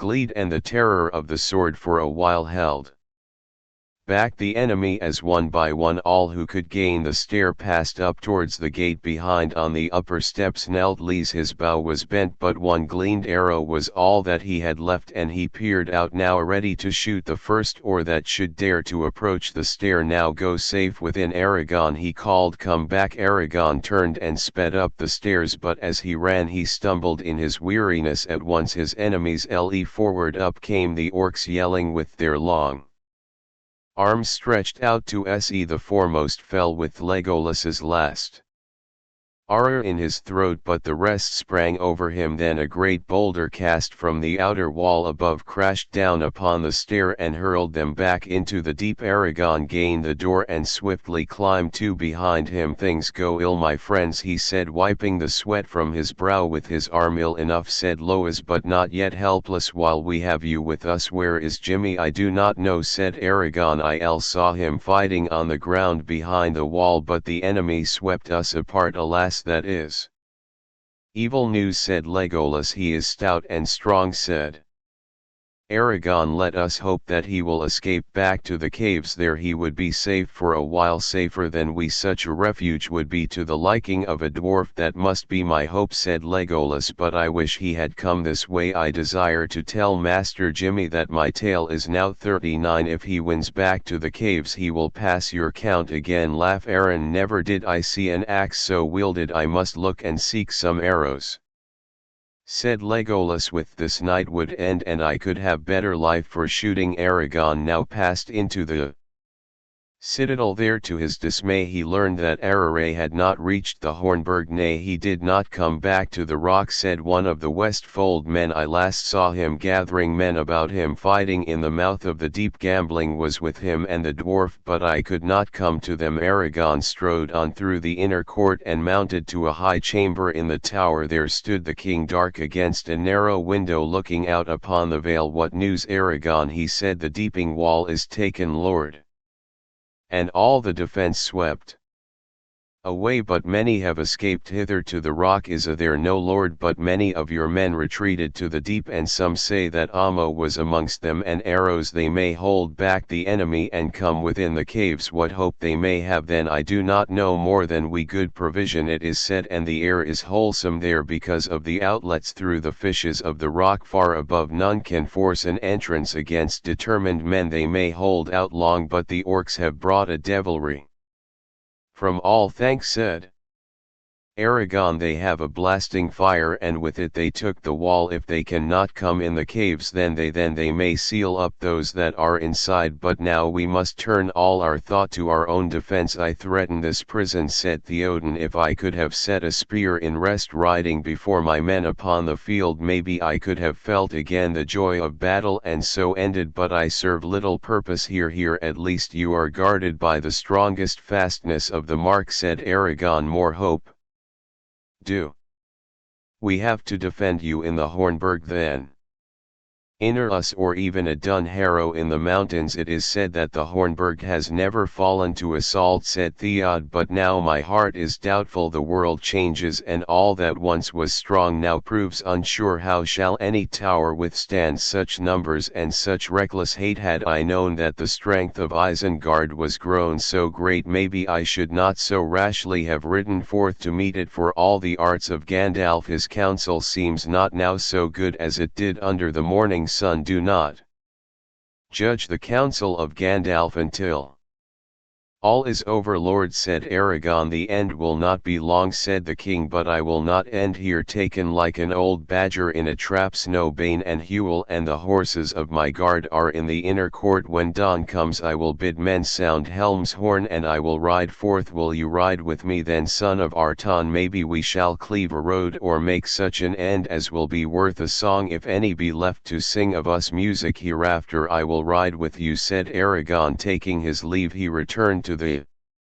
walls and passed round all their circuit, and hardening the men and lending aid wherever the assault was hot. Lelos went with him. Blasts of fire leapt up from below, shaking the stones. Grappling hooks were and ladders raised. Again and again the orcs gained the summit of the outer world, and again the defenders cast them down. At last Aragon stood above the great gates, heedless of the darts of the enemy. As he looked forth he saw the eastern sky grow pale. Then he raised his empty hand palm outward in token of par. The oaks yelled, and Jared, come down, come down, he cried. If you wish to speak to us, come down, bring out your king. We are the fighting Ore, we will catch him from his hole. If he does not come, bring out your scaled king. The king stays or comes at his own, will set out of. Then what are you doing here? They said. Fine, do your lookout. Do you wish to see the greatness of our army? We are the fighting Oro. I looked out to see the dawn, said Aragon. Watch out the dawn. They Jared, we are the Ore. We do not stop the fight for night or day, for be we off door we come to kill my son Moon. What of the door? None knows what the new day shall bring him, said Aragon. Get you gone, you return to your evil. Get out, or we will shoot you from your wall. They cried. This is no par. You have nothing to say. I have still this to say, answered R. No enemy has yet taken the Hornburg. Depart, or not one of you will be spared. Not one will be left alive to take back tidings to the north. You do not know your peril. So great a power and royalty was revealed in Aragon as he stood there alone above the ruined gates, before the host of his enemies, that many of the wild men paused and looked back over their shoulders to the valley, and some looked up doubtfully at the sky. But the orcs laughed with loud voices, and a hail of darts and arrows whistled over the wall. As Aragon leapt down, there was a roar and a blast of fire. The archway of the gate above which he had stood for a moment before crumbled and crashed in smoke and dust. The barricade was scattered as if by a thunderbolt. Aragon ran to the king's tower, but even as the gate fell and the orcs about it yelled, preparing to charge, a murmur arose behind them like a wind in the distance, and it grew to a clamor of many voices crying strange news in the dawn. The orcs upon the rock, hearing the rumor of dismay, wavered and looked back, and then sudden and terrible from the tower above the sound of the great horn of hell rang out. All that heard that sound trembled. Many of the orcs cast themselves on their faces and covered their ears with their clothes. Back from the deep the echoes came, blast upon blast, as if on Every cliff and hill a mighty herald stood, but on the walls be up listening with wonder, for the echoes did not die ever. The horn blasts swooned on among the hills near, and now and louder they answered one to another, blowing fierce and free. Hell rare shout, H is arisen and comes back to war, H for Theod and king. And with that shout the king came. His horse was white as snow, golden was his shield, and his spear was low at his right hand was Elendile's heir. Behind him rode the lords of the house of Aol. The young light sprang in the sky.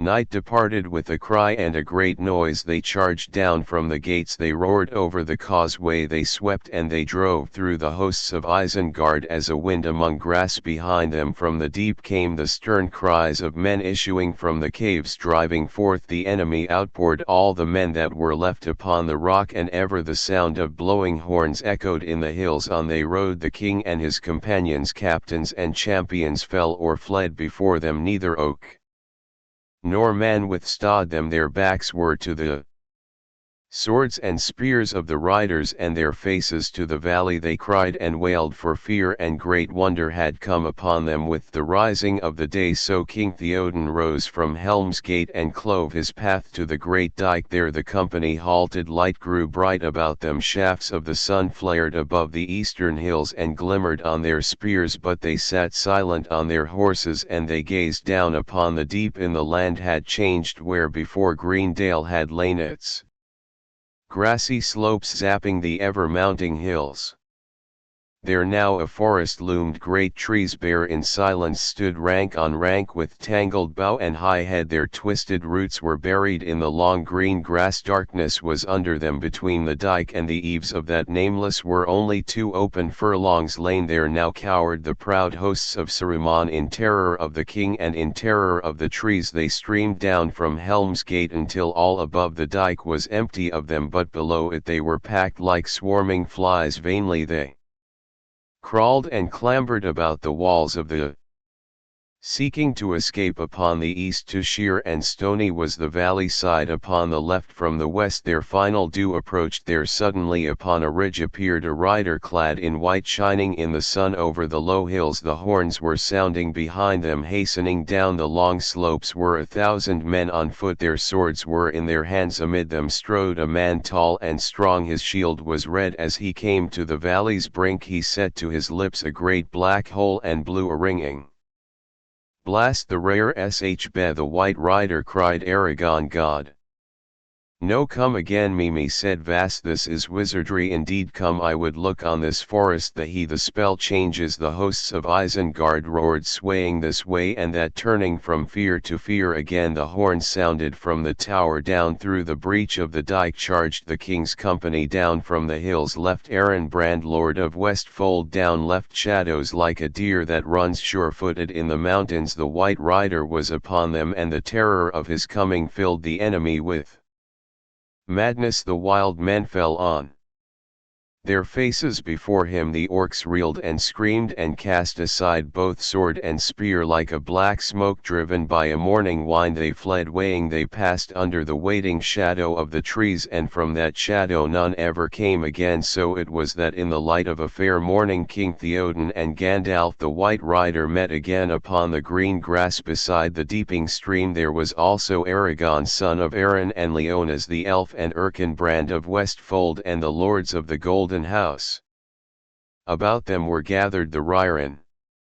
The riders of the Mark wonder overcame their joy and victory, and their eyes were turned towards the wood. Suddenly there was a great shout, and down from the dike came those who had been driven back into the deep. There came Gambling the old and a son of Aeon, and beside them walked Jimmy the dwarf. He had no help, and about his head was a linen band stained with blood, but his voice was loud and strong. 42 Master Legolas, he cried, alas, my axe is notched. The 42nd had an iron collar on his neck. How is it with you? You have passed my Score by one, answered Legolas, but I do not grudge you in the game, so glad am I to see you on your legs. Welcome, my sister son, said Theoden, now that I see you safe I am glad indeed. Hail, Lord of the Mark, said Éomer, the dark night has passed and day has come again, but the day has brought strange tidings. He turned and gazed in wonder first at the wood and then at Gandalf. Once more you come in the hour of need, unlooked for, said Gondal. I said that I would return and meet you here, but you did not name the hour nor foretell the manner of your coming. Strange help you bring, you are mighty in wizardry. Gandalf the White, that may be, but if so I have not shown it yet. I have but given good counsel in peril and made use of the speed of Shadowwax. Your own valor has done more, and the stout legs of the Westfold men marching through the night. They all gazed at Gandalf with still greater wonder. Some glanced darkly at the wood and passed their hands over their brows as if they thought their eyes so otherwise. Then his Gandalf laughed long and merrily. The trees, he said, nay, I see the wood as plainly as you do, but that is no deed of mine. It is a thing beyond the counsel of the wise, better than my design and better even than my hope. The event has proved, and if not yours, whose is the wizardry? Said Theoden, not sans, that is plain. Is there some mighty sage of who we have yet to learn? It is not wizardry but a power far older, said Gandalf, a power that woke the earth. Ere elf sang or hammer rang, ere iron was found, all trees was hewn when young was mountain under moon.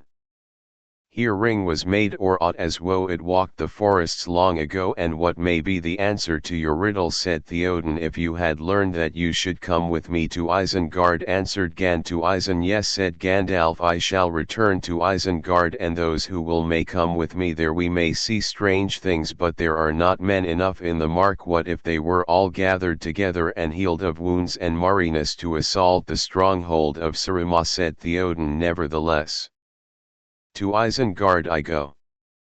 Said Gandalf, I shall not stay there long. My way lies now eastward. Look for me in Edoras. Hear the waning of the moon. Nay, said Theoden, in the dark hour before dawn. I doubt it, but we will not part now. I will come with you, that is your counsel. I wish to speak with Eruman as soon as may be now, said Gandalf, and since she has done you great injury it would be fitting if you were there. But how soon and how swiftly will you ride? My men are weary with battle, said the king, and I am weary also, for I have ridden far and slept little. Alas, my old age is not fainted, nor due only to the whisperings of Wormtongue. It is an ill that no leech can wholly cure, not even Gandalf. Then let all who ride with me rest now, said Gandalf. We will journey under the shadow of the evening. It is as well, for it is my counsel that all our comings and goings should be as secret as may be. And forth, but do not command many men to go with you. Theoden, we go to a parley, not to a fight. The king then chose men that were unhurt and had swift horses,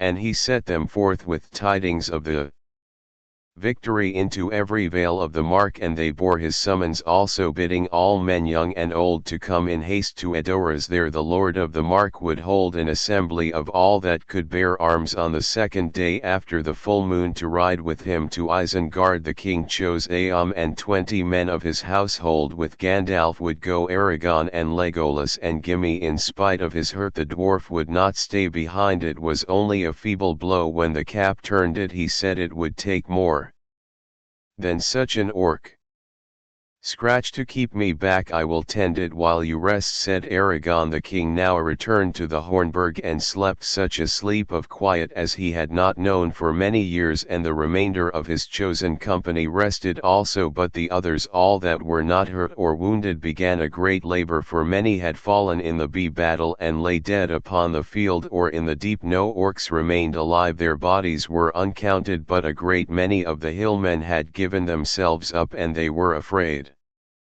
and cried for mercy.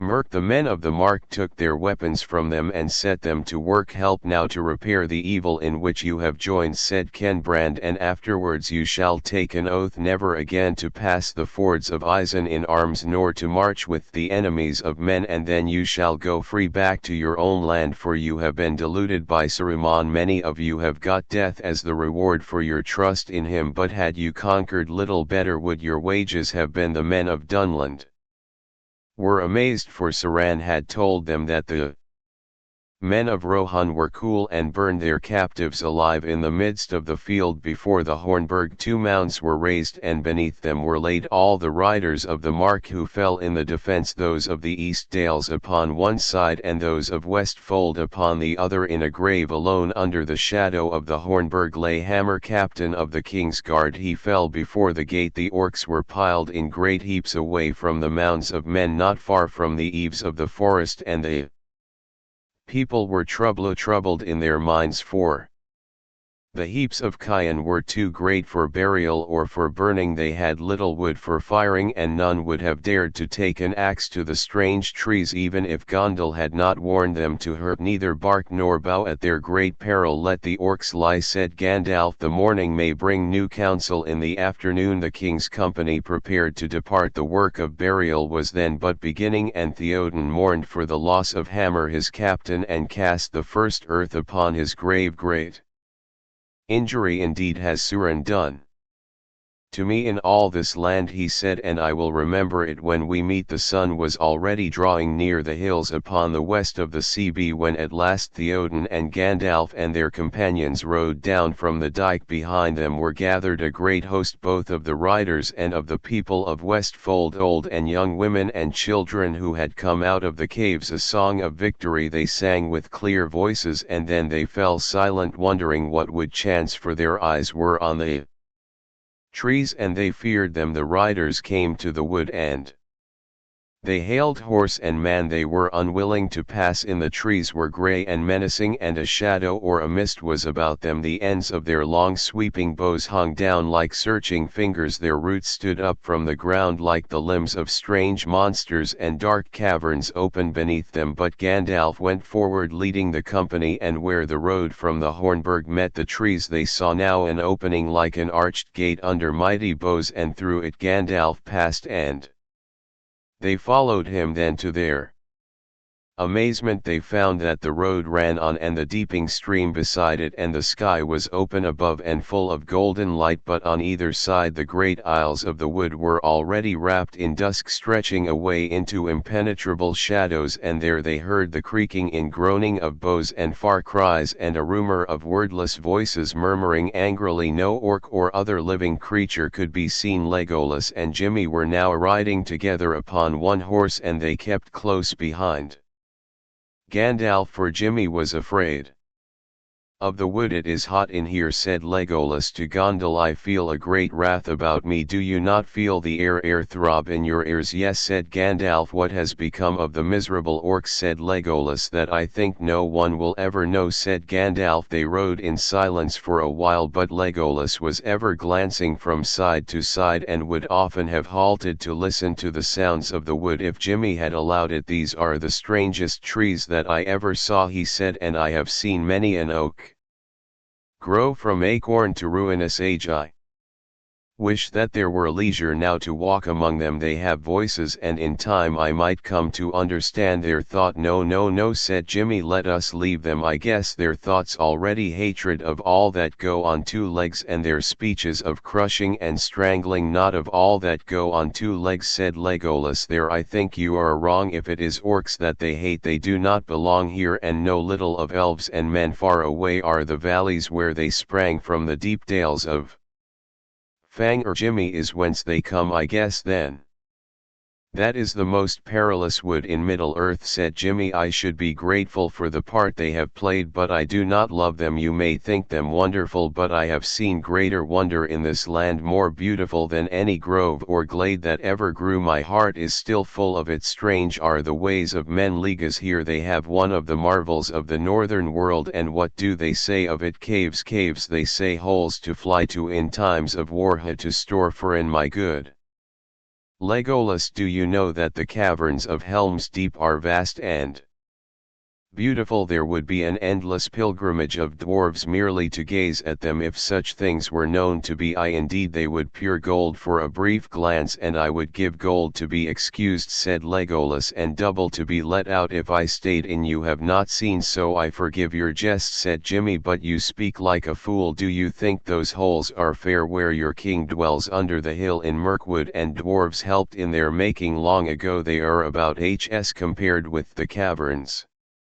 I have seen here immeasurable halls filled with an everlasting music of water that tingles into pools as fair as Kedzarum in the starlight. And Legolas, when the torches are kindled and men walk on the sandy floors under the echoing domes, then Legolas, gems and crystals and veins of precious ore glint in polished walls, and the light glows through folded marbles, shell-like translucent as the living hands of Queen Gadriel. There are columns of white and saffron and drawn rose. Legolas fluted and twisted into dreamlike forms. They spring up from many-colored floors to meet the glistening pendant of the roof. Wings, ropes, curtains fine as frozen clouds, spears, banners, pinnacles of suspended palaces, still lakes mirror them. A glimmering world looks up from dark pools covered with clear glass. Cities such as the mind of Doran could scarce have imagined in the sleep stretch on through avenues and pillared courts. All fall into the dark recesses where no light can come, and plink a silver drop falls, and the round wrinkles in the grass make all the towers bend and waver like weeds and coral in the grotto of the sea. When evening comes they fade and twinkle out. The torches pass into another chamber and another dream. There is chamber after chamber, Legolas, hole opening out of hall, dome after dome, stair on stair, and still the winding paths lead into the mountain's heart, caves, the caverns of hell's deep. Happy was the chance that drove me there, it makes me weep to leave them. Then I will wish you this fortune for your comfort, Jimmy, said the elf, that you may come safe from war and return to see them again. But do not tell all your kindred, there seems little left for them to do, and from your account maybe the men of this land are wise and say little. One family of busy dwarves with hammer and chisel might mar more than they made. No, you do not understand, said Jimmy. No dwarf could be unmoved by such loveliness. None of Durin's race would mind those caves of stone, or not if diamonds and gold could be got there. Do you cut down groves of blossoming trees in the springtime for firewood? We would tend these glades of flowering stone, not quarry them with cautious skill. Tap by tap a small chip of rock, and no more perhaps, in a whole anxious day. So we could work, and as the years went by we should open up new ways and display far chambers that are still dark, glimpsed only as a void beyond fishes in the rock. And lights us we should make lights, such lamps as once shone in Khazad Dûm, and when we wished we would drive away the night that has lay there since the hills were made, and when we desired rest we will let the night return. You move me, Jimmy, said Legolas. I've never heard you speak like this before. Almost you made me regret that I've not seen the caves. Come, let us make this bargain. If we both return safe out of the perils that waiters, we will journey for a while together. You shall visit Vangor with me, and I will come with you to see Helm's Deep. That would not be the way of return that I should choose, said Jimmy, but I will endure Fangorn if I have your promise. You have my promise, said Legolas, but alas, now we must leave behind both cave and wood for a while. See, we are coming to the end of the trees. How far is it to Isengard? Gandalf, about 15 leagues as the crows of Sauron make it, said Gandalf. 5 from the mouth of Deep Inham to the fords, and 10 more from there to the gates of Isengard. But we shall not ride all the way this night, and when we come there what shall we see? asked Jimmy. You may know, but I cannot guess. I do not know myself for certain, answered the wizard. I was there at nightfall yesterday, but much may have happened since. Yet I think that you will not say that the journey was in vain, not though the glittering caves of Agaron be left behind. At last the company passed through the trees and found that they had come to the bottom of the combe where the road from Helm's Deep branched, going one way east to Edoras and the other north to the fords of Isen. As they rode from under the eaves of the wood, Legolas halted and looked back with regret. Then he gave a sudden cry. "There are eyes," he said, "eyes looking out from the shadows of the boughs. I never saw such eyes before." The others, surprised by his cry, halted and turned, but Legolas started to ride back. "No, no," cried Jim, "do as you please in your madness, but let me first get down from this horse. I wish to see no eyes." "Say, Legolas Greenleaf," said Gandalf, "do not go back into the woods. Not yet. Now is not your time." Even as he spoke, there came forward out of the trees 3 strange shapes as tall as trolls. They were 12 feet or more in height. Their strong bodies, stout as young trees, seemed to be clad with raiment or with hide of close-fitting gray and brown. Their limbs were long and their hands had many fingers. Their hair was stiff and their beards gray-green as moss. They gazed out with solemn eyes, but they were not looking at the riders. Their eyes were bent northwards. Suddenly they lifted their long hands into their mouths and sent forth ringing calls, clear as notes of a horn, but more musical and various. The calls were answered, and turning again, the riders saw other creatures of the same kind approaching. Striding through the grass, they came swiftly from the north, walking like wading herons in their gait, but not in their speed, for their legs in their long paces beat quicker than the herons'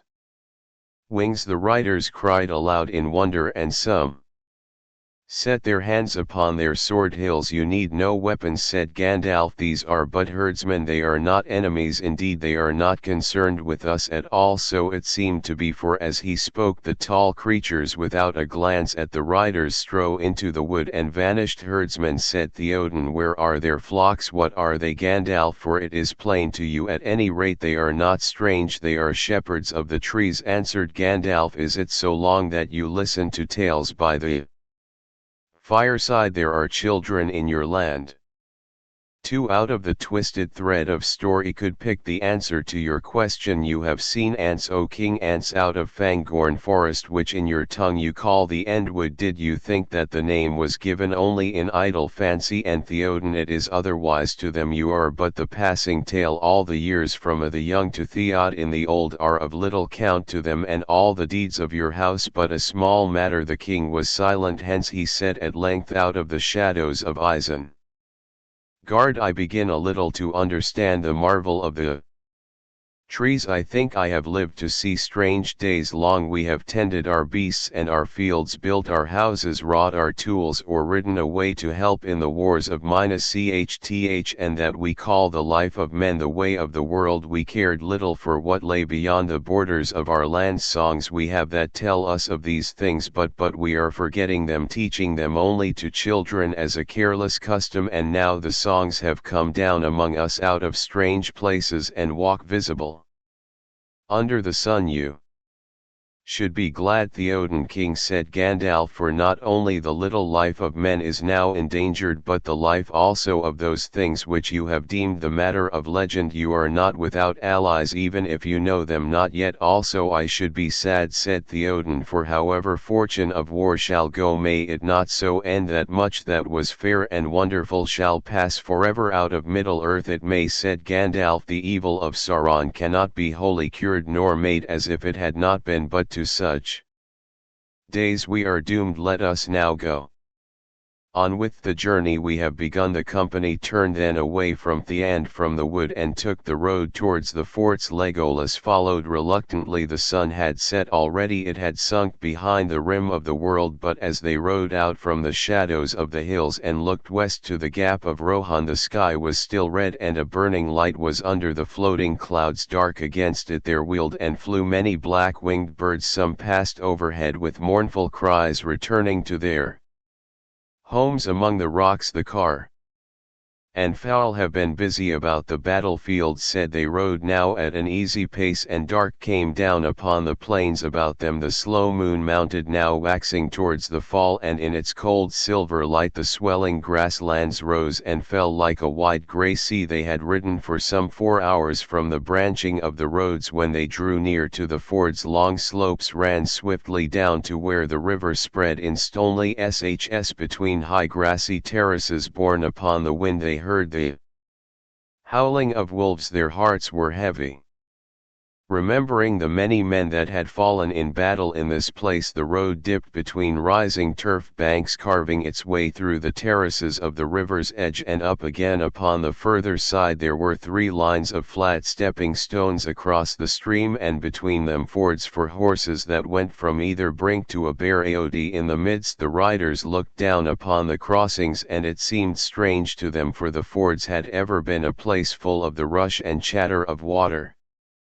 upon stones, but now they were silent. The beds of the stream were almost dry, a bare waste of shingles in grey sand. It has become a dreary place, said. What sickness has befallen the river? Many fair things Sauron has destroyed. Has he devoured the springs of Isen too? So it would seem, said Gandalf. Alas, said Theoden, must we pass this way where the carrion beasts devour so many good riders of the mark? This is our way, said Gandalf. Grievous is the fall of your men, but you shall see that at least the wolves of the mountains do not devour them. It is with their friends the orcs that they hold their feasts. Such indeed is the friendship of their kind. Come. They rode down to the river, and as they came the wolves ceased their howling and slunk away. Fear fell on them, seeing Gandalf in the moon and Shadowfax his horse riding like silver. The riders passed over to the island, and glittering eyes watched them wanly from the shadows of the banks. Look, said Gandalf, friends have labored here. And they saw that in the midst of the aod a mound was piled and set about with many spears.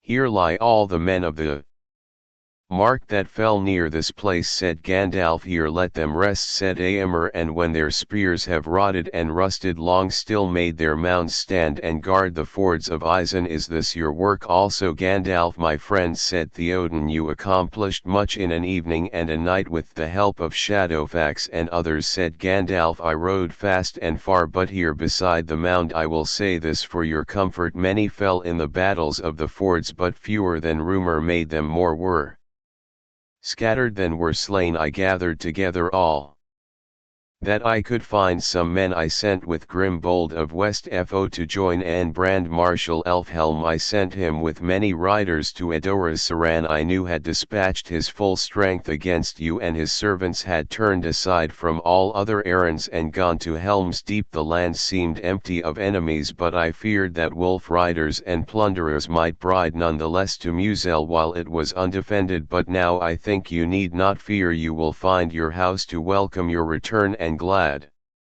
shall I be to see it again, said Theoden, though brief now I doubt not shall be my abiding there. With that the company said farewell to the island and the mound, and passed over the river and climbed the further bank. Then they rode on, glad to have left the mournful fords. As they went the howling of the wolves broke out anew. There was an ancient highway that ran down from Isengard to the crossings. For some way it took its course beside the river, bending with it east and then north, but at the last it turned away and went straight towards the gates of Isengard, and these were under mountain side in the west of the valley, 16 mil or more from its mouth. This road they followed, but they did not ride upon it, for the ground beside it was firm and level, covered for many miles about it with short springing turf. They rode now more swiftly, and by midnight the fords were nearly 5 leagues behind. Then they halted, ending their night's journey, for the king was weary. They were come to the feet of the misty mountains, and the long arms of Nan Curunna stretched down to meet them. Dark lay the vale before them, but the moon had passed into the west, and its light was hidden by the hills. But out of the deep shadow of the dale rose a vast spire of smoke and vapor. As it mounted it caught the rays of the sinking moon, and spread in shimmering billows black and silver over the starry sky. What do you think of that, Gandalf asked Aragorn? One would say that the Wizard's Vale is burning. There is ever a fume above that valley in these days, said a, but I've never seen or like this before.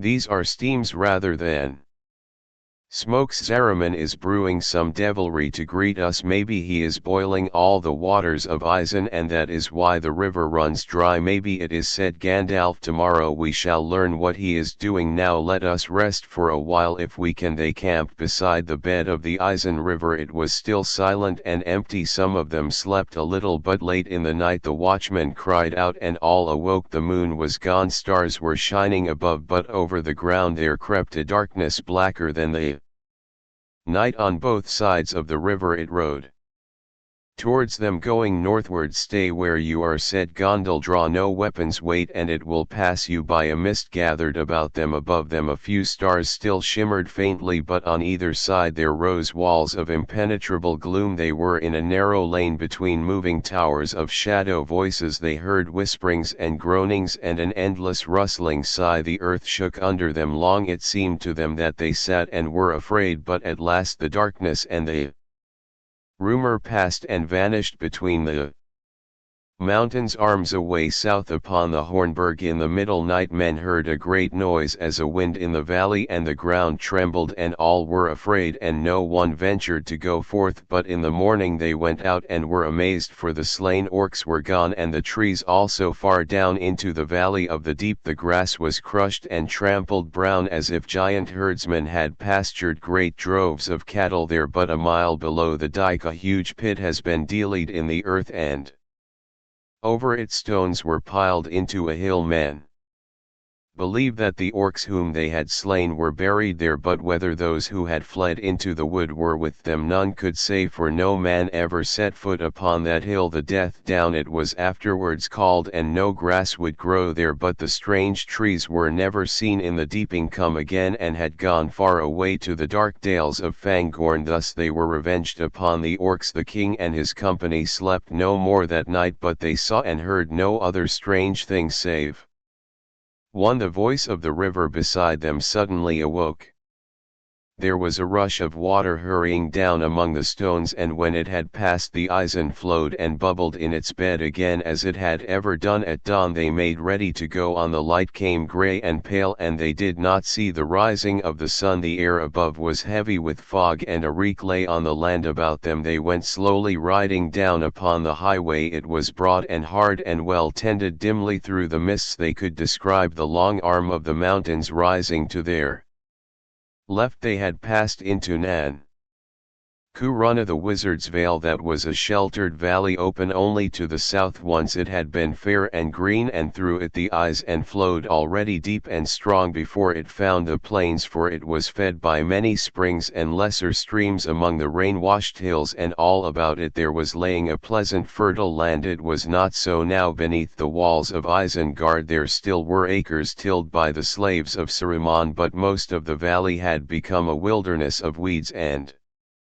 thorns. Brambles trailed upon the ground, or clambering over bush and bank made shaggy caves where small beasts housed. No trees grew there, but among the rank grasses could still be seen the burned and axe-hewn stumps of ancient groves. It was a sad country, silent now but for the stony noise of quick waters. Smokes and steams drifted in southern clouds and lurked in the hollows. The riders did not speak. Many doubted in their hearts, wondering to what dismal end their journey led. After they had ridden for some miles the highway became a wide street paved with great flat stones, squared and laid with skill. No blade of grass was seen in any joint. Deep gutters filled with trickling water ran down on either side. Suddenly a tall pillar loomed up before them. It was black, and set upon it was a great stone carved and painted in the likeness of a long white hand. Its finger pointed north. Not far now they knew that the gates of Isengard must stand, and their hearts were heavy, but their eyes could not pierce the mists ahead. Beneath the mountain's arm within the Wizard's Vale through years uncounted had stood an ancient place that men Called Isengard, partly it was shaped in the making of the mountains, but mighty works of the men of westernness had wrought there of old, and Sauron had dwelt there long and had not been idle. This was its fashion while Sauron was at its height, accounted by many the chief of wizards. A great ring wall of stone like towering cliffs stood out from the shelter of the mountain side, from which it ran and then returned again. One entrance only was there, made in it a great arch delved in the southern wall here through the black rock. A long tunnel had been hewn closed at either end with mighty doors of iron. They were so wrought and poised upon their huge hinges, posts of steel driven into the living stone, that when unbarred they could be moved with a light thrust of the arms noiselessly. One who passed in and came at length out of the echoing tunnel beheld a plain, a great circle somewhat hollowed like a vast shallow bowl. A mile it measured from rim to rim. Once it had been green and filled with avenues and groves of fruitful trees, watered by streams that flowed from the mountains to a lake, but no green thing grew there. In the latter days of Saruman the roads were paved with stone flags, dark and hard, and beside their boulders instead of trees there marched long lines of pillars, some of marble, some of copper and of iron, joined by heavy chains. Many houses there were, chambers, halls and passages, cut and tunneled back into the walls upon their inner sides, so that all the open circle was overlooked by countless windows and dark doors. Thousands could dwell there, workers, servants, slaves and warriors with great store of arms. Wolves were fed and stabled in deep dens beneath. The plain too was bored and delved. Shafts were driven deep into the ground. Their upper ends were covered by low mounds and domes of stone, so that in the moonlight the ring of Isengard looked like a graveyard of unquiet dead, for the ground trembled. The shafts ran down by many slopes and spiral stairs to cavern far under. There Sauron had treasuries, storehouses, armories, smithies and great furnaces. Iron wheels revolved there endlessly, and hammers thudded at night. Plumes of vapor steamed from the vents, lit from beneath with red light or blue or venomous green. To the center all roads ran between their chains. There stood a tower of marvelous shape. It was fashioned by the builders of old, who smoothed the ring of Isengard, and yet it seemed a thing not made by the crafts of men, but riven from the bones of the earth in the ancient torment of the hills. A peak and isle of rock it was, black and gleaming hard. Four mighty piers of many-sided stone were welded into one, but near the summit they opened into gaping horns, their pinnacles sharp as the point of spears, keen-edged as knives. Between them was a narrow space, and there upon a door of polished stone written with strange signs a man might stand. 500 fort above the plain. This was Orant, the citadel of Saruman, the name of which had by design or chance a twofold meaning, for in the elf speech Orant signifies Mount Fang, but in the language of the Mark of old the cunning mind. A strong place and wonderful was Isengard, and long it had been beautiful, and their great lords had dwelt, the wardens of Gondor upon the west, and wise men that watch the stars. But Sauron had slowly shaped it to his shifting purposes, and made it better as he thought, being deceived for all those arts and subtle devices for which he forsook his former wisdom, and which fondly he imagined legged were his own, came but from Mordor, so that what he made was not only a little copy, a child's model, or a slave's flattery of that vast fortress, armory, prison, furnace of great power, Barad-dûr, the Dark Tower, which suffered no rival and laughed at flattery, biding its time, secure in its pride and its immeasurable strength. This was the stronghold of Saruman as fame reported it, for within living memory the men of Rohan had not passed its gates, save perhaps a few such as Wormtongue, who came in secret and told no man what they saw. Now Gandalf rode to the great pillar of the hand and passed it, and as he did so the riders saw to their wonder that the hand appeared no longer white, it was stained as if with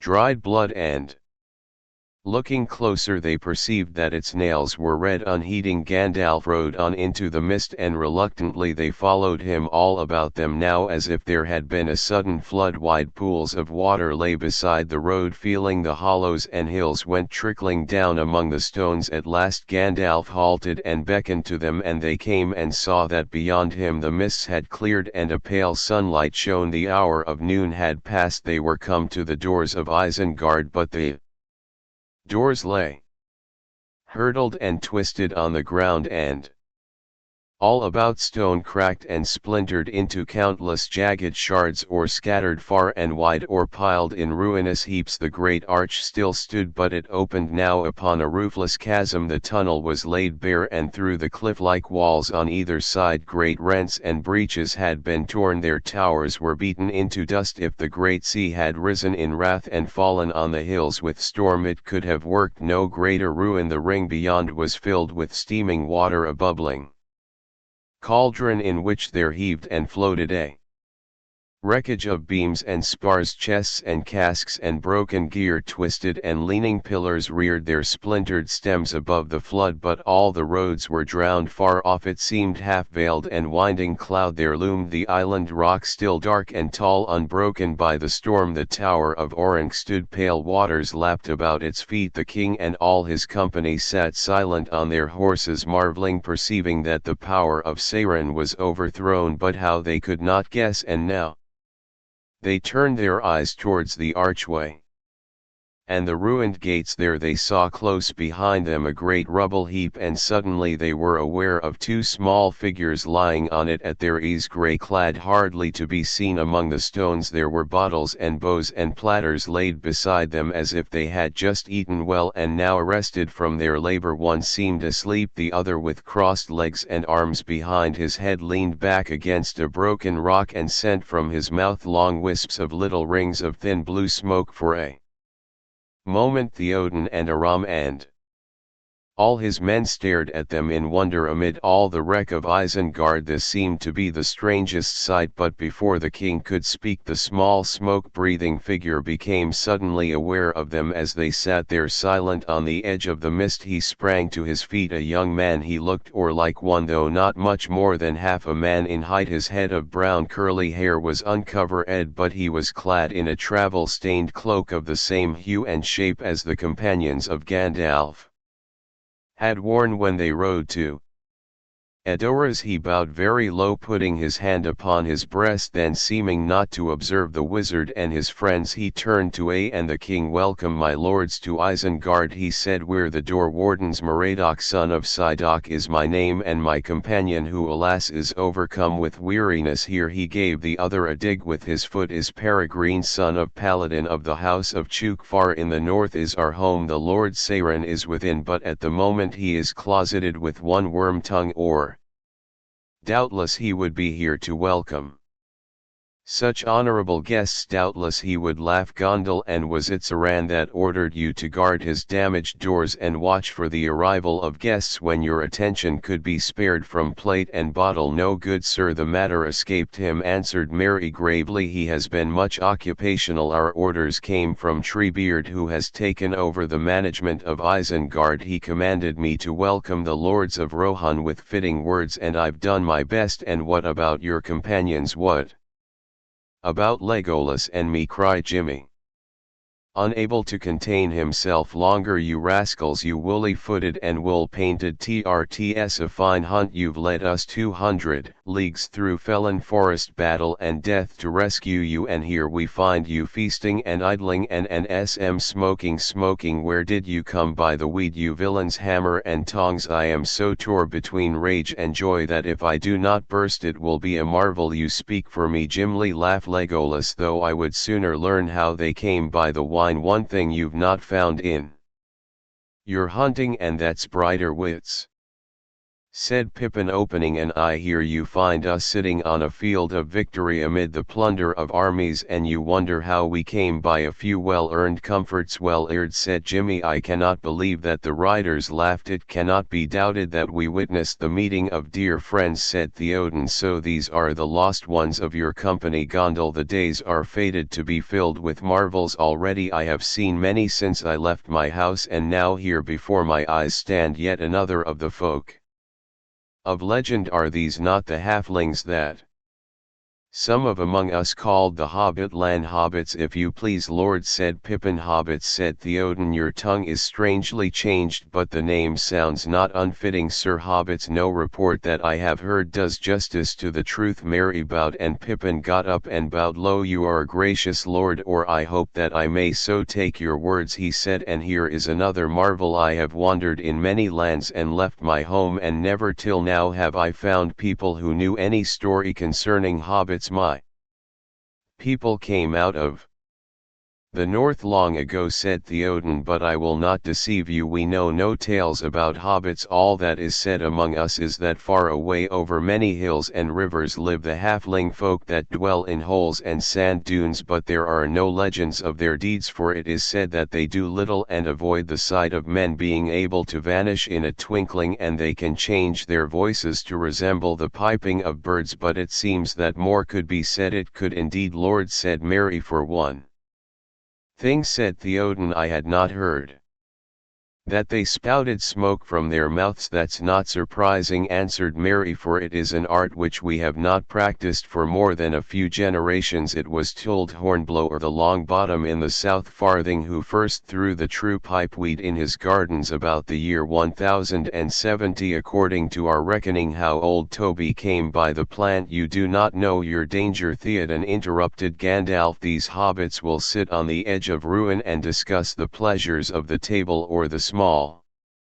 doings of their fathers, grandfathers and great-grandfathers, and remoter cousins to the 9th degree. If you encourage them with undue patience, some other time would be more fitting for a history of smoking. Where is Treebeard? Merry, away on the north side. I believe he went to get a drink of clean water. Most of the other ants are with him, still busy at their work over there. Merry waved his hand towards the streaming lake, and as they looked they heard a distant rumbling and rattling as if an avalanche was falling from the mountainside. Far away came a home as of horns blowing triumphantly. And is all think then left unguarded? asked Gondel. Well, there is water, said Merry, but Quickbeam and some others are watching it. Not all those posts and pillars in the plain are of Sauron's planting. Quickbeam, I think, is by the rock near the foot of the stair. Yes, a tall grey ant is there, said Legolas, but his arms are at his sides and he stands as still as a die. It is past noon, said Gandalf, and we at any rate have not eaten since early morning.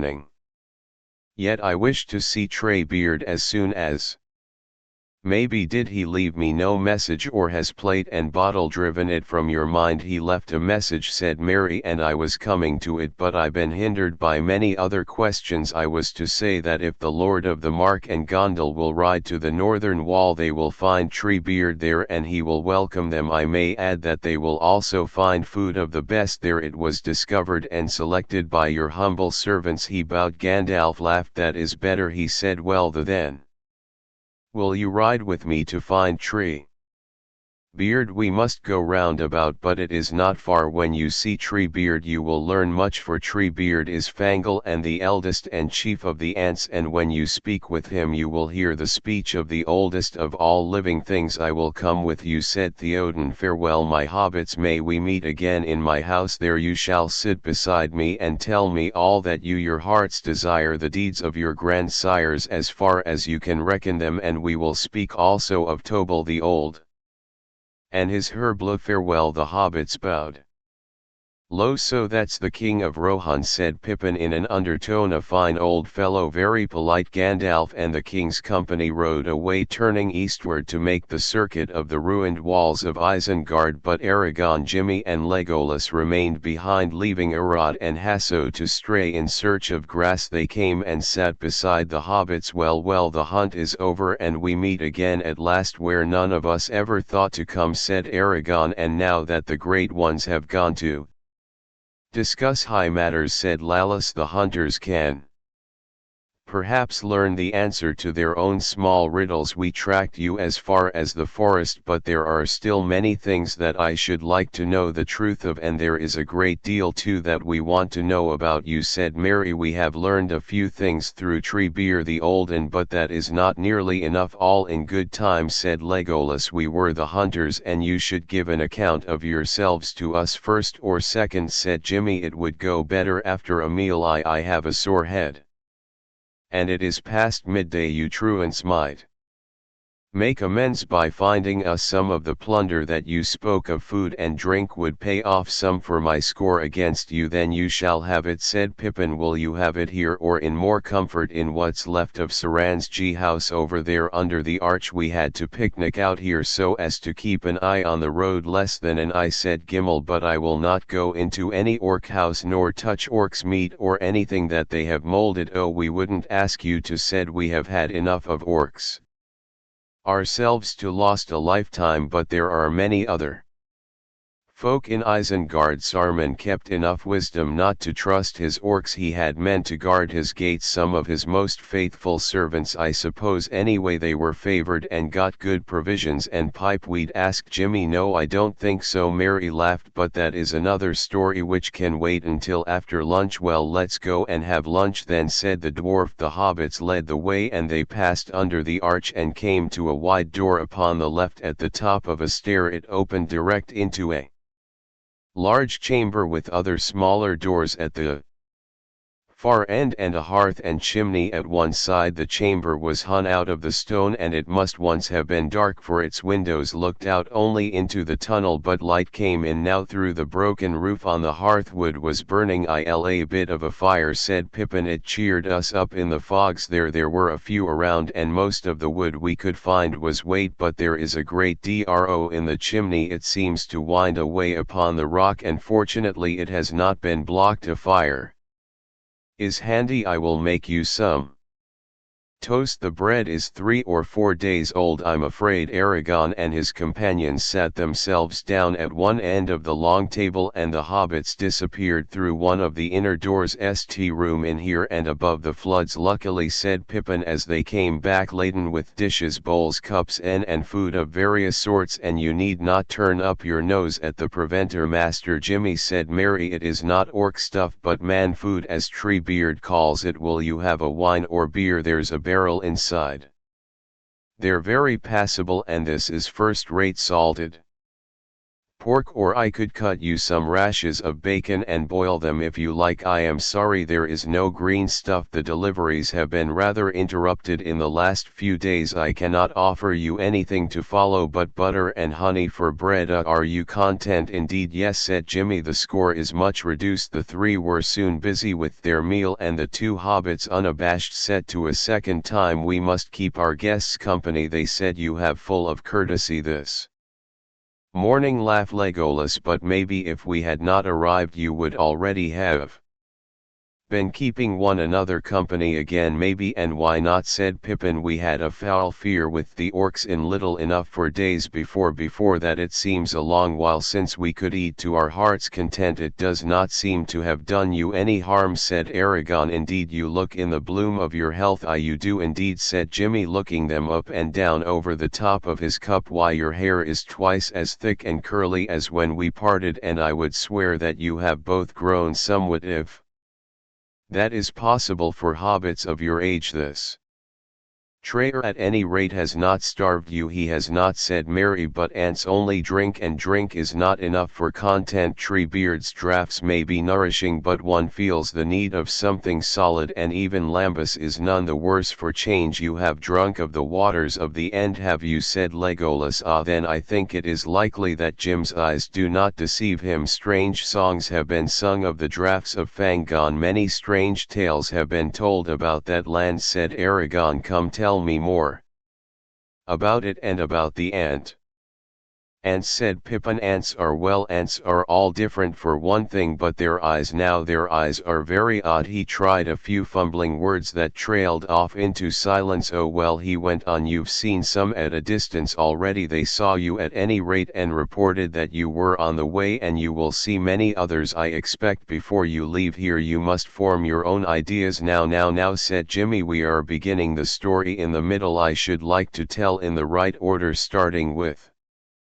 that strange day when our fellowship was broken. You shall have it if there is time, said me, but first, if you finished eating, you shall fill your pipes and light up, and then for a little while we can all pretend that we're all back safe at Bree again, or in Rivendell. He produced a small leather bag full of tobacco. We have heaps of it, he said, and you can hold pack as much as you wish when we go. We did some salvage work this morning, Pippin and I. There were a lot of things floating about. It was Pippin who found two small barrels washed up by some cellar or storehouse. I suppose when we opened them we found that they were filled with this as fine a pipeweed as you could wish for, and quite unspoiled. Jimmy took some and rubbed it in his palms and sniffed at it. It feels good and it smells good, he said. It is good, said Mary. My dear Jimmy, it is long bottom leaf. There were the hornblower landmarks on the barrels, as plain how it came here I can't imagine. For Sauron's private use, I fancy. I never knew that went so far abroad, but it comes in handy now, it would, said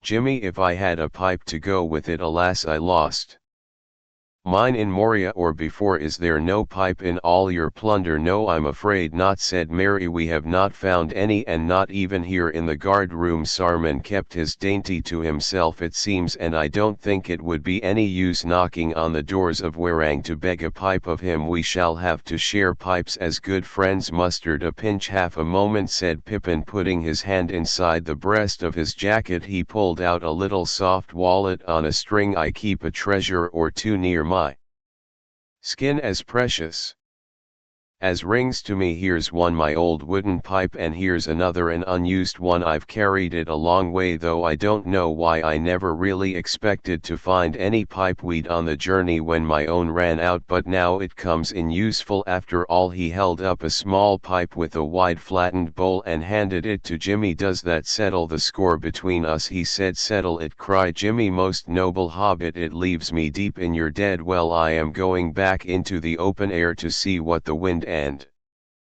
sky are doing, said Legolas. We will come with you, said Aragorn. They went out and seated themselves upon the pile of stones before the gateway. They could see far down into the valley now. The mists were lifting and floating away upon the breeze. Now let us take our ease here for a little, said Aragorn. We will sit on the edge of ruin and talk, as Gandalf says, while he is busy elsewhere. I feel a weariness such as I have seldom felt before. He wrapped his grey cloak about him, hiding his mail shirt, and stretched out his long legs. Then he lay back and sent from his lips a thin stream of smoke. Look, said Pippin. Strider the Ranger has come back. He has never been away, said Aragorn. I am Strider the Dunedain too, and I belong both to Gondor and the North. They smoked in silence for a while, and the sun shone on them, slanting into the valley from among the white clouds high in the west. Legolas lay still, looking up at the sun and sky with steady eyes and singing softly to himself. At last he sat up. Come now, he said, time wears on in the midst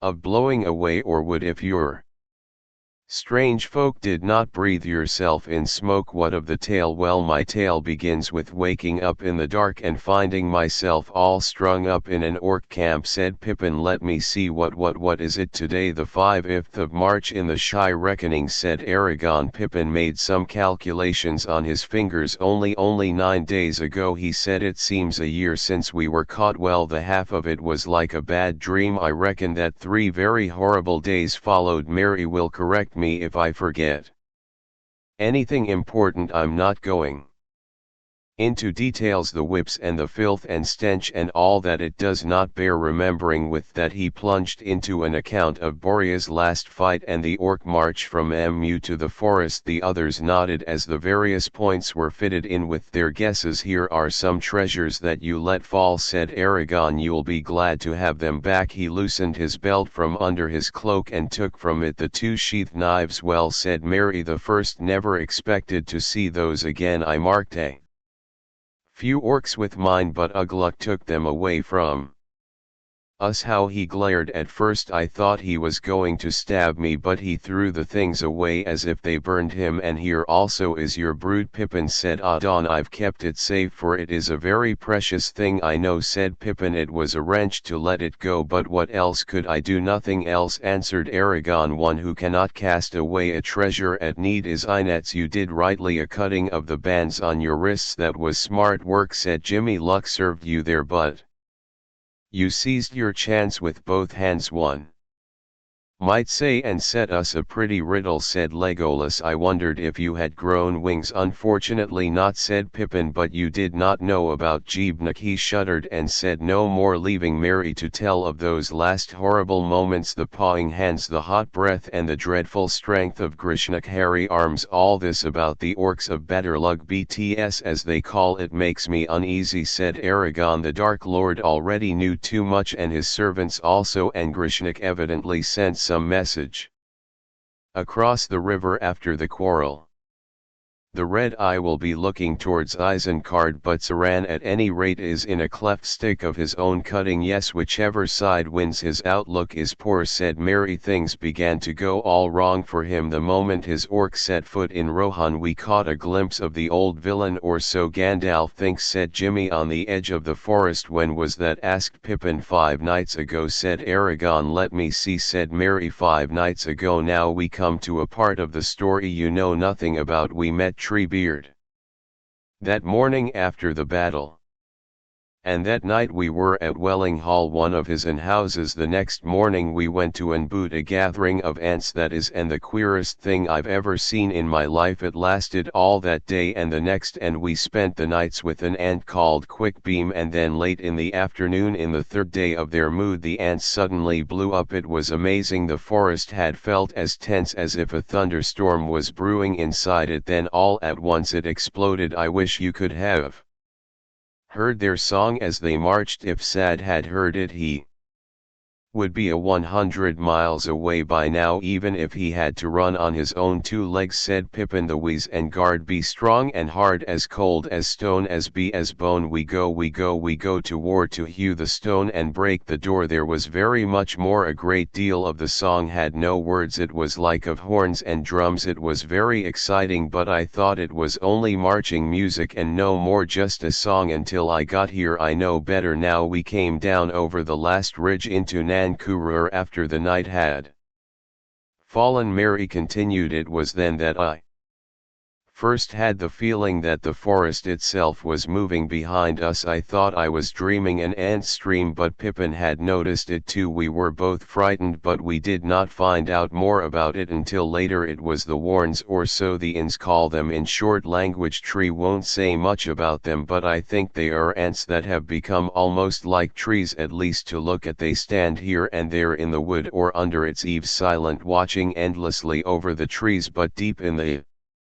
darkest STEs there are hundreds and hundreds of them. I believe there is a great power in them, and they seem able to wrap themselves in shadow. It is difficult to see them moving, but they do. They can move very quickly. If they're angry, you stand still looking at the weather maybe, or listening to the rustling of the wind, and then suddenly you find that you are in the middle of a wood with great groping trees all around you. They still have voices and can speak with the ants. That is why they are called warns, Treebeard says, but they have become queer and wild, dangerous. I Should be terrified of meeting them if there were no trance about to look after them. Well, in the early night we crept down a long ravine into the upper end of the Wizard's Vale. The ants with all their rustling horns behind, we could not see them of course, but the whole air was full of creaking. It was very dark, a cloudy night. They moved at a great speed as soon as they had left the hills and made a noise like a rushing wind. The moon did not appear through the clouds, and not long after midnight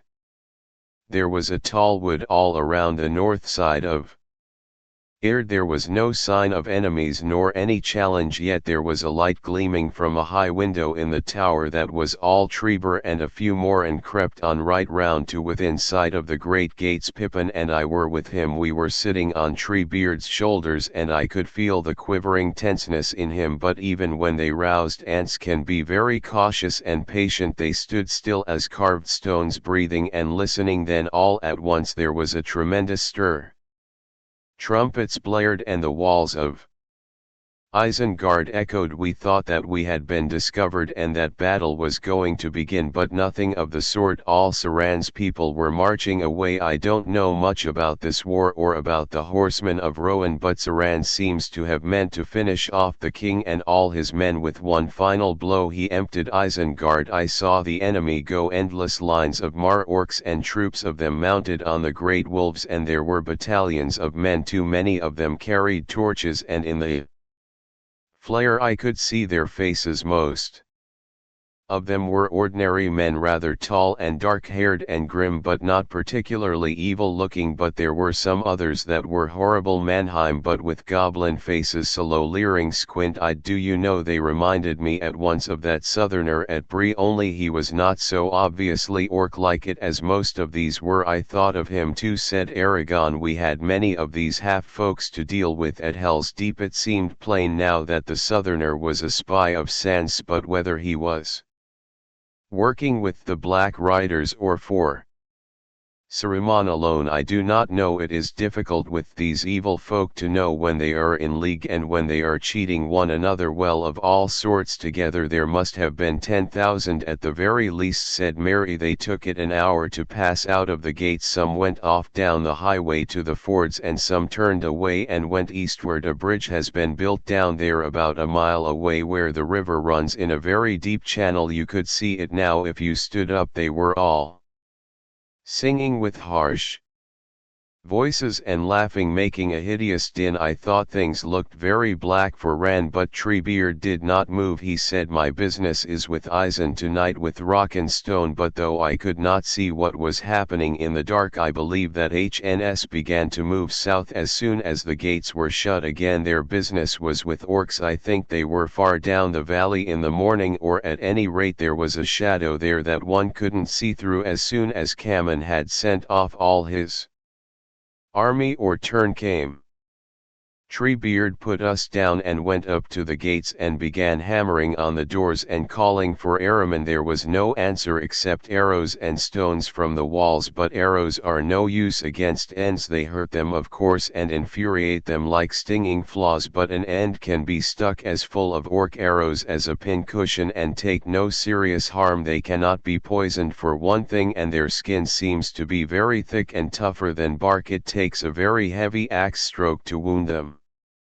Seriously, they don't like axes, but there would have to be a great many axemen to one end. A man that hacks once at an end never gets a chance of a second blow. A punch from an end fist crumples up iron like thin tin. When Treebeard had got a few arrows in him, he began to warm up and to get positively hasty, as he would say. He let out a great whoomach and a dozen more, and came striding up, and angry and is terrifying. Their fingers and their toes just freeze onto rock and they tear it up like bread crust. It was like watching the work of great tree roofs in a 100 years all packed into a few moments. They pushed, pulled, tore, shook and hammered, and clang, bang, crash, crack. In 5 minutes they had these huge gates just lying in R, and some were already beginning to eat into the walls like rabbits in the sand pit. I don't know what Sauron thought was happening, but anyway he did not know how to deal with it. His wizardry may have been falling off lately of course, but anyway I think he has not much grit, not much plain courage. Alone in a tight place without a lot of Slaves and machines and things of. You know what I mean, very different from old Gandalf. I wonder if his fame was not all along mainly due to his cleverness in settling at Isengard. No, said Aragorn, once he was great as his fame made him. His knowledge was deep, his thought was subtle, and his hands marvelously skilled. He had a power over the minds of others. The wise he could persuade, and the smaller folk he could daunt. That power he certainly still keeps. There are not many in Middle-earth that I should say were safe if they were left alone to talk with him. Even now, when he has suffered a defeat, Gondel, Elon and Gadriel, perhaps now that his wickedness had been laid bare, but very few others. The answer are safe, said Pippin. He seems at one time to have got around them, but never again, and anyway he did not understand them. He made the great mistake of leaving them out of his calculations. He had no plan for them, and there was no time to make any. Once they had set to work, as soon as our attack began, the few remaining rats in Isengard started bolting through every hole that the ants made. The ants let men go after they had questioned them. 2 or 3 dozen only down at this end. I don't think many orc folk of any size escaped, not from the Huns. There was a wood full of them all around Isengard by that time, as well as the that had gone down the valley when the ants had reduced a large part of the southern wall to rubbish, and what was left of his people had bolted and deserted him. Sauron fled in a panic. He seemed to have been at the gates when we arrived. I expect he came to watch his splendid army march out. When the ANS broke their way in, he left in a hurry. They did not spot him at first, but the night had opened out and there was a great light of stars, quite enough for an to see by, and suddenly Quickbeam G gave a cry. Tree killer, tree killer. Quickbeam is a gentle creature, but he hates Sauron all the more fiercely for that his people suffered cruelly from or axes. He leaped down the path from the inner gate, and he can move like a wind when he is roused. There was a pale figure hanging away in and out of the shadows of the pillows, and it had nearly reached the stairs to the tower door, but it was a near thing. Quickbeam was so hot after it that he was within a step or two of being caught and strangled when he slipped in through the door. When San was safe back in Auric, it was not long before he set some of his precious machinery to work. By that time there were many ends inside Eisenor, and others had burst into from north and east. They were roaming about and doing a great deal of damage. Suddenly up came fires and foul fumes. The vents and shafts all over the plain began to spout and belch. Several of the ants got scorched and blistered. One of them, Beachbone I think he was called, a very all hement, got caught in a spray of some liquid fire and burned like a torch, a horrible sight that sent them mad. I thought that they had been really aroused before, but I was wrong. I saw what it was like at last. It was staggering. They roared and boomed and trumpeted until stones began to crack in front. The near noise of them Mar and I lay on the ground and stopped our clips into our ears. Round and round the rock of Oron the ants went, striding in, storming like a hing gale, breaking pillars, hurling avalanches of boulders down into the shafts, tossing up huge slabs of stone into the air like leaves. The tower was in the middle of a spinning whirlwind. I saw iron coasts and blocks of masonry J.R.R. rocketing up hundreds of feet and smash against the windows of Oron, but Treebeard kept his head. He had not had any burns. Luckily he did not want his folk to hurt themselves in their fury, and he did not want San to escape out of some hole in the confusion. Many of the ants were parling themselves against the Orank rock, but that defeated them. It is very smooth and hard. Some wizard rise in it, perhaps old and stronger than us. Anyway, they could not get a good apo or make a crack at it, and they were bruising and wounding themselves against it. So Treebeard went out into the ring and shouted. His enormous voice rose above all the inn. There was a dead silence. Suddenly in it we heard a shrill laugh from a high window in the turn that had a queer effect on the ends. They had been boiling over, now they became cold, grim as ice, and quiet. They left the plain and gathered around Treebeard standing quite still, he spoke to them for a little in their own language. I think he was telling them of a plan he had made in his old head long before. Then they just faded silently away in the grey light. They was dawning by that time. They set a watch on the tower, I believe, but the watchers were so well hidden in shadow and kept so still that I could not see them. The others went away north all that day. They were busy out of sight most of the time. They were left alone. It was a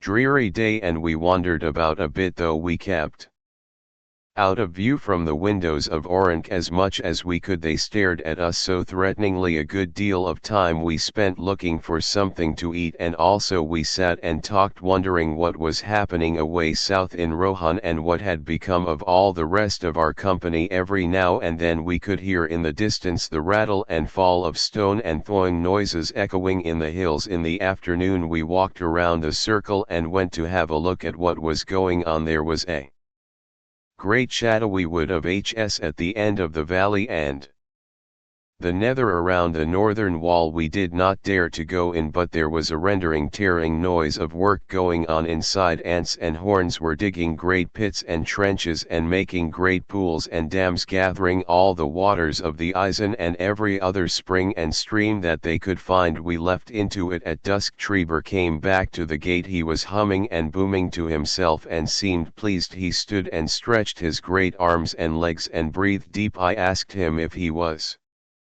tired, he said. Tired? Well, no, not tired, but stiff. I need a good DRFT event wash. We have worked hard. We have done more stone cracking and earth knowing today than we have done in many a long year before, but it is nearly finished. When night falls, do not linger near this gate or in the old tunnel. Water may come through and it will be foul water for a while until all the filth of Salomon is washed away. Then Isen can run clear again. He began to pull down a bit more of the walls in a leisurely sort of way just to amuse himself. We were just wondering where it would be safe to lie and get some sleep when the most amazing thing of all happened. There was a sound of a rider coming swiftly up the road. Mary and I lay quiet and Treebeard hidden myself in the shadows under the arch. Suddenly a great horse came striding up like a flash of silver. It was already dark, but I could see the rider's face clearly. It seemed to shine and all his clouds were white. I just sat up staring with my mouth open. I tried to call out and couldn't. There was no need. He halted just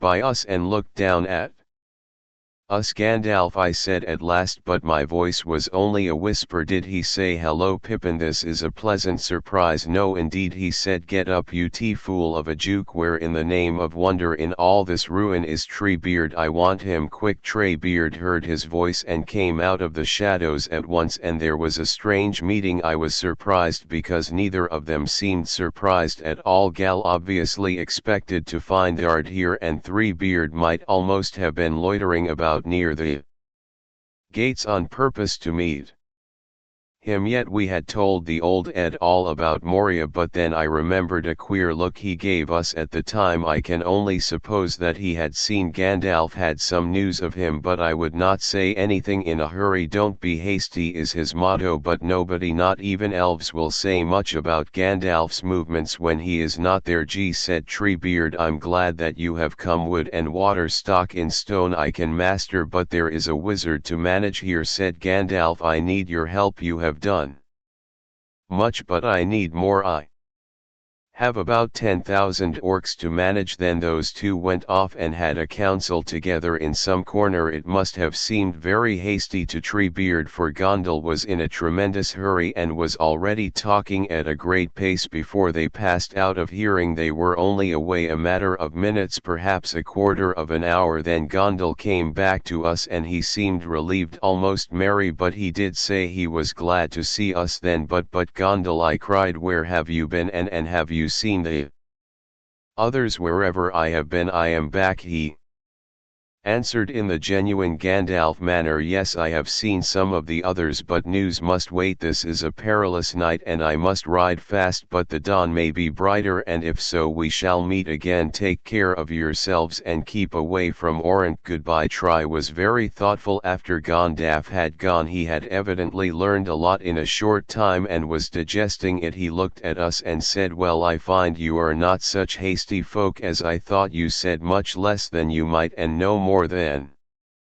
you should. This is a bundle of news and no mistake. Well, now Treebeard must get busy again. Before he went we got a little news out of him and he did not cheer us up at all, but for the moment we thought more about you three than about Frodo and Sam or about poor Boromir, for we gathered that there was a great battle going on, or soon would be, and that you were in it and might never come out of it. Who owns will help, said Treebeard. Then he went away and we did not see him again until this morning. It was deep night. We lay on top of a pile of stone and could see nothing beyond it. Mist or shadows blotted out everything like a great blanket all around us. The air seemed hot and heavy, and it was full of rustlings, creakings, and murmur-likey voices passing. I think that hundreds more of the Huns must have been passing by to help in the battle. Later there was a great rumble of thunder away south, and flashes of lightning far away across ran every now and then. We could see mountain peaks miles and miles away step out suddenly black and white and then vanish, and behind us were noises like thunder in hills, but different at times. The whole valley echoed. It must have been about midnight when the Aen broke the dams and poured all the gathered waters through a gap in the northern wall down into Isengard. The horn dark had passed and the thunder had rolled away. The moon was sinking behind the western mountains. Isengard began to fill up with black creeping streams and pools. They glittered in the last light of the moon as they spread over the plain. Every now and then water found their way down into some shaft or spout hole. Great white streams hiss up, smoke row in billows. There were explosions and gusts of fire. One great coil of vapor went wing up, twisting around and round Oran until it looked like a tall peak of cloud, fiery underneath and moonlit above, and still more water poured in until at last Isengard looked like a huge flat saucepan all streaming and bubbling. We saw a cloud of smoke and steam from the south last night when we came to the mouth of Nankurur, said Aragon. We feared that Sauron was brewing some new devilry on us. Not, he said Pippin. He was probably choking and not laughing any more. By the morning yesterday morning the water had sunk down into all the holes and there was a dense fog. We took refuge in that guard room over there and we had rather a fright. The lake began to overflow and pour out through the old tunnel and the water was rapidly rising up the steps. We thought we were going to get caught like orcs in a hole, but we found a winding stair at the back of the stair room that brought us out on top of the arch. It was a squeeze to get out, as the passages had been cracked in half, blocked with fallen stones near the top. There we sat high up above the floods and watched the drowning of Isengard. The ants kept on pouring in more water till all the fires were quenched and every cave filled. The fog slowly gathered together and streamed up into a huge umbrella of cloud. It must have been a mile high. In the evening there was a great rainbow over the eastern hills, and then the sunset was blotted out by a thick drizzle on the mountain sides. It all went very quiet. A few wolves held it mournfully far away. The ants stopped the inflow of in the night and sent the Isen back into its old course, and that was the end of it all. Since then the water has been sinking again. There must be outlets somewhere from the caves underneath. I think if Sauron peeps out of any of his windows it must look an untidy, dreary mess. We felt very lonely, not even a visible end to talk to in all the RU, and no news. We spent the night upon top here above the arch and it was cold and damp and we did not sleep. We had a feeling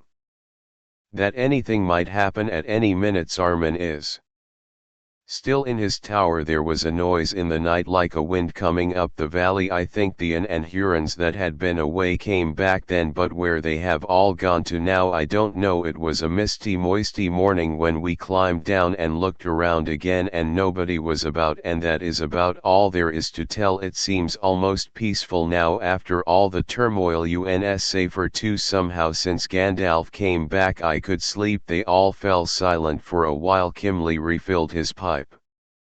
"There is one thing I wonder about," he said as he lit it with his flint and tinder. "Wormtongue, you told Theoden he was with Shadowman. How did he get there?" "Oh yes, I forgot about him," said Pippin. "He did not get here till this morning. We had just eld the fire and had some breakfast when Treebeard appeared again. We heard him whooping and calling our names outside. I have just come down to see how you are feeling, my lads," he said, "and to give you some news. Hor have come back. All's well." "Hi, very well indeed." He laughed and slapped his thigh. "No more Oenard, no more axes, and there will be folk coming up from the south before the day is old, some that you may be glad to see." He had hardly said that when we heard the sound of hoofs on the road. We rushed out before the gates, and I stood and stared, half expecting to see Strider and Gandalf come riding up at the head of an army, but out of the mist there rode a man on an old tired horse, and he looked a queer twisted sort of creature himself. There was no one else when he came out of the mist and suddenly saw all the ruin and wreckage in front of him. He sat and gasped, and his face went almost green. He was so bewildered that he did not seem to notice us at first. When he did, he gave a cry and tried to turn his horse around and run off, but Treebeard took 3 strides, put out long arm, and lifted him out of the saddle. His horse bolted in terror and he gred on the ground. He said he was Gma, a friend in council of the king, and had been sent with important messages from Thin to Sauron. No one else would dare to ride through the open land so full of foul orcs. He said, "So I was sent, and I have had a perilous journey, and I am hungry and weary. I fled far north out of my way, pursued by wolves. I see the sidelong looks he gave to Treebeard, and I said to myself, liar." Treebeard looked at him in his long slow way for several minutes till the wretched man was squirming on the floor. Then at last he said, "I was expecting you, Master Wormtongue." The man started at that name. "Gal got here first, so I know as much about you as I need, and I know what to do with you. Put all the rats in one trap," said Gandalf, "and I will. I am master of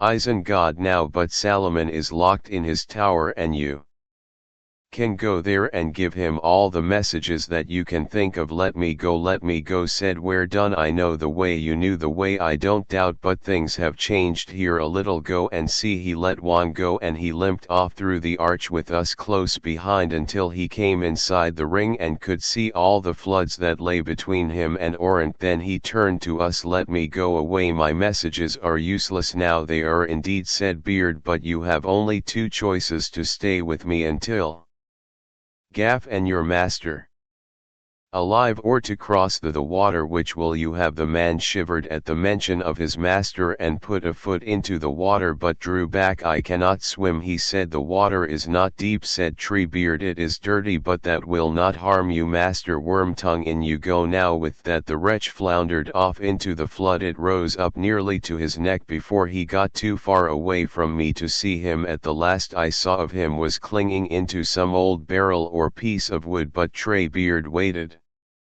off after him and watched his progress. "Well, he has gone in," he said. When he returned I saw him crawling up the steps like a draggled rat. "There is someone in the tower still." A hand came out and pulled him in. "So there he is, and I hope the welcome is to his liking. Now I must go and wash myself clean of this slime. I'll be away up on the north side. If anyone wants to see me, there is no clean water down here fit for an end to drink or to bathe in, so I will ask you 2 lads to keep a watch at the gate for the folk that are coming. There will be the Lord of the Fields of Rohan Maru. You must welcome him as well as you know how his men have fought a great fight with the orcs. Maybe you know the right fashion for men's words for such a lord better than ends. There have been many lords in the green fields in my time and I have never learned their speech, all their names. They will be wanting man food and you know all about that I guess, so find what you think is fit for a king to eat if you can, and that is the end of the story, though I should like to know who this Wormtongue is. Was he really the king's counselor? He was, said Aragorn, and also Sauron's spy and servant in Rohan. Fate has not been kinder to him than he deserves. The sight of the ruin of all that he thought so strong and magnificent must have been almost punishment enough, but I fear that worse awaits him. Yes, I don't. I suppose Treebeard sent him to Orink out of kindness, said Merry. He seemed rather grimly delighted with the business and was laughing to himself when he went to get his bathe and drink. We spent a busy time after that, searching the flum and raging about. We found 2 or 3 storerooms in different places nearby above the flood level, but Treebeard sent some ants down and they carried off a great deal of their stuff. We want Manud for 25. The ant said, so you can see that somebody had counted your company carefully before you arrived. You 3 were evidently meant to go with the great people, but you would not have fared any better. We kept as good as we sent, I promise you, better, because we sent no drink. What about drink? I said to the ants. There's a water in E, they said, and that is good enough for ants and men, but I hope the ants may have found time to brew some of their drafts from the mountain springs. And we all see Gandalf's beard curling when he returns after the end had gone. We felt tired and hungry, but we did not grumble. Our labors had been well rewarded. It was through our search for man food that Pippin discovered the prize of all, the flatsome. Those hornblower barrels. Pipe is better after food, said Pippin. That is how the situation arose. We understand it all perfectly now, said Jimmy. All except one thing, said Aragorn. Leave from the south far in Isengard. The more I consider it, the more curious I find it. I have never been to God, but I have journeyed in this land, and I know well the empty countries that lie between Rohan and the Neither goods nor folk have passed that way for many a long year. Not openly. San had secret dealings with someone in the Shire. I guess Wormtongues may be found in other houses than King Theoden's. Was there a date on the barrels? Yes, said Pippin. It was the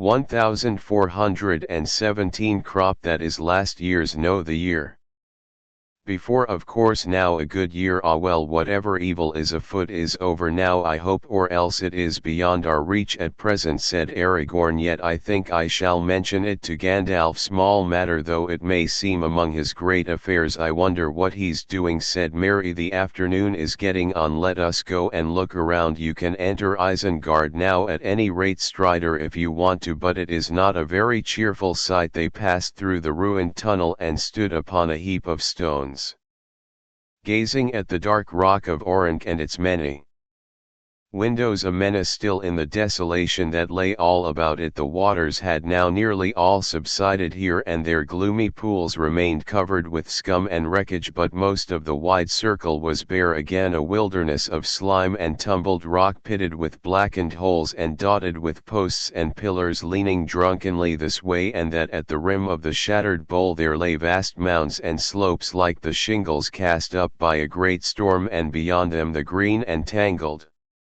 valley ran up into the long ravine between the dark arms of the mountains. Across the waste they saw riders picking their way. They were coming from the north side, and already they were drawing near. To all thank, there is Gondal and Theoden and his men, said Legolas. Let us go and meet them. Walk warily, said Merry. There are loose slabs that may tilt up and throw you down into a pit if you don't take care. They followed what was left of the road from the gates to Orent, going slowly, for the rag stones were cracked and slimed. The riders, seeing them approached, halted under the shadow of the rock and waited for them. Gandalf rode forward to meet them. Well, Treebeard and I have had some interesting discussion and made a few plans, he said, and we have all had some much needed rest. Now we must be going on again. I hope you companions have all rested too and refreshed yourselves. We have said merry, but our discussion began and ended with smoke. Still we feel less ill-disposed towards Sauron than we did. Do you indeed, said Gandalf. Well, I do not. I have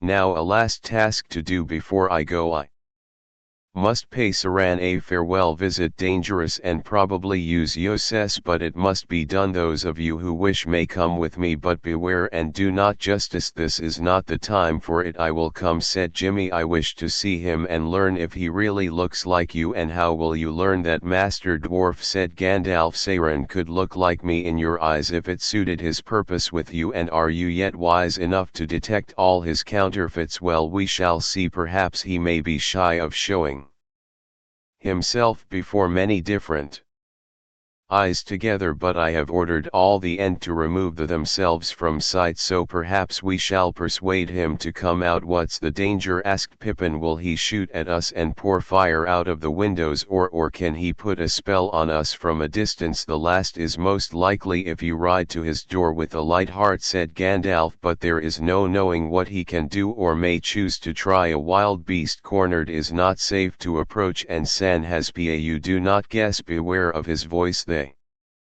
came now to the foot of Orunk. It was black and the rock gleamed as if it were wet. The many faces of the stone had sharp edges as though they had been newly chiseled. A few scorings and small flake-like splinters near the base were all the marks that it bore. In the fury of the ants on the eastern side, in the angle of two piers, there was a great door high above the ground, and over it was a shuttered window opening upon a balcony hedged with iron bars. Up to the threshold of the door there mounted a flight of 27 broad stairs, headed by some unknown art of the same black stone. This was the only entrance to the tower, but many tall windows were cut with deep ember in the climbing walls. Far up they peered like little eyes in the sheer faces of the horns at the foot of the stairs. Gondal and the king dismounted. I will go up, said Gandalf. I have been in Orunk and I know my peril, and I too will go up, said the king. I am old and fear no peril any more. I wish to speak with the enemy who has done me so much wrong. Aml shall come with me and see that my aged feet do not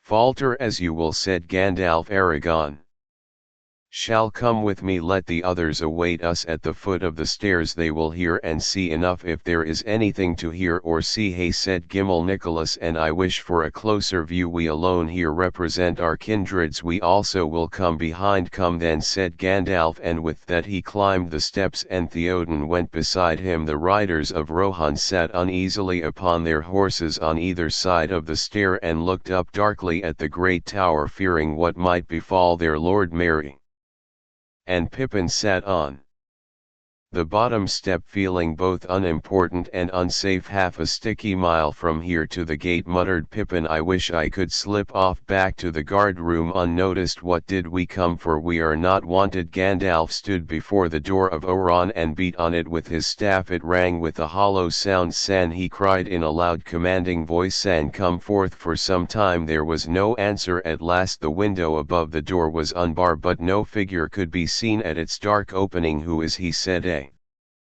voice. What do you wish? Theoden started. I know that voice, he said, and I curse the day when I first listened to it. Go and fetch Saruman, since you have become his footman. Gma Wormtongue, said Gandalf, and do not waste our time. The window closed. They waited. Suddenly another voice spoke, low and melodious, its very sound and an enchantment. Those who listened unwarily to that voice could seldom report the words that they heard, and if they did they wondered, for little power remained in them. Mostly they remembered that it was a delight to hear the voice speaking. All that it said seemed wise and reasonable and desire awoke in them by swift agreement to seem wise themselves. When others spoke they seemed harsh and unc by contrast, and if they gainsay the voice, anger was kindled in the hearts of those under the spell. For some the spell lasted only while the voice spoke to them, and when it spoke to another they smiled as men do who see through a juggler trick, while others gape at it. For many the sound of the voice alone was enough to hold them enthralled, but for those whom it conquered the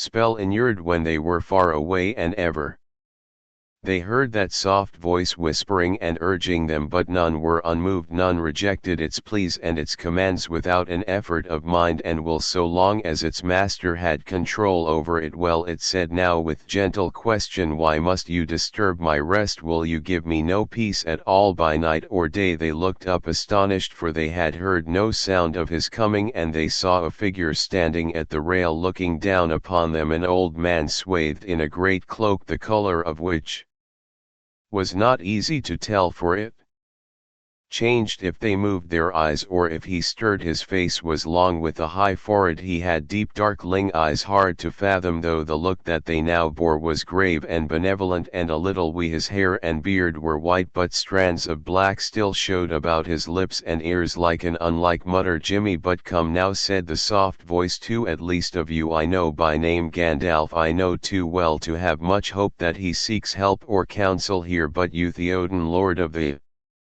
Mark of Rohan, are declared by your noble devices, and still more by the fair countenance of the house of Lo, worthy son of Fel the thrice renowned. Why have you not come before? And as a friend much have I desired to see you, mightiest king of western lands, and especially in these latter years, to save you from the unwise and evil counsels that beset you. Is it yet too late, despite the injuries that have been done to me, in which the men of Rohan alas have had some part? Still I would save you and deliver you from the ruin that draws nigh inevitably if you ride upon this road which you have taken. Indeed I alone can aid you now. Theoden opened his mouth as if to speak, but he said nothing. He looked up at the face of Shaman with its dark solemn eyes bent down upon him, and then to Gandalf at his side, and he seemed to hesitate. Gandalf made no sign, but stood silent as stone, as one waiting patiently for some call that has not yet come. The rider stirred at first, murmuring with approval of the words of Saruman, and then they too were silent as men spellbound. It seemed to them that Gand had never spoken so fair and fittingly to their lord. Rough and proud now seemed all his dealings with Theoden, and over their hearts crept a shadow, the fear of a great danger, the end of the mark, in a darkness to which Gandalf was driving them, while Saruman stood beside a door of escape, holding it half open so that a ray of light came through. There was a heavy silence. It was Jimmy the dwarf who broke in suddenly. The words of this wizard stand on their heads, he growled, gripping the handle of his axe. In the language of Orank, help means ruin and saving me, slaying at his plane. But we do not come here to beg peace, said Saruman, and for a fleeting moment his voice was less save, and a light flickered in his eyes and was gone. I do not speak to you yet, Gly glory son, he said. Far away is your home, and small concern of yours are the troubles of this land, but it was not by design of your own that you became embroiled in them, and so I will not blame such part as you have played, a valiant one I doubt not, but I pray you allow me first to speak with the king of Rohan, my neighbor and once my friend. What have you to say, Theoden king? Will you have peace with me, and all the aid of my knowledge founded in long years can bring? Shall we make our counsels together against evil days, and repair our injuries in such good will that both our estates shall both come to fear a flower than ever before? Still Theoden did not answer. Whether he strove with anger or doubt none could say. As spoke, Lord, hear me, he said. Now we feel the peril that we were warned of. Have we ridden forth to victory only to stand at Last amazed by an old liar with honey in his forked tongue, so would the trapped wolf speak to the hounds if he could. What aid can he give to you? Forsooth all he desires is to escape from this plight. But will you parley with this dealer in treachery and murder? Remember Theod defers in the grave of hammer and helms deep. If we speak of poisoned tongues, what shall we say of yours? Young serpent, said Saruman, and the flash of his anger was now plain to see. But come on, son, he went on with his soft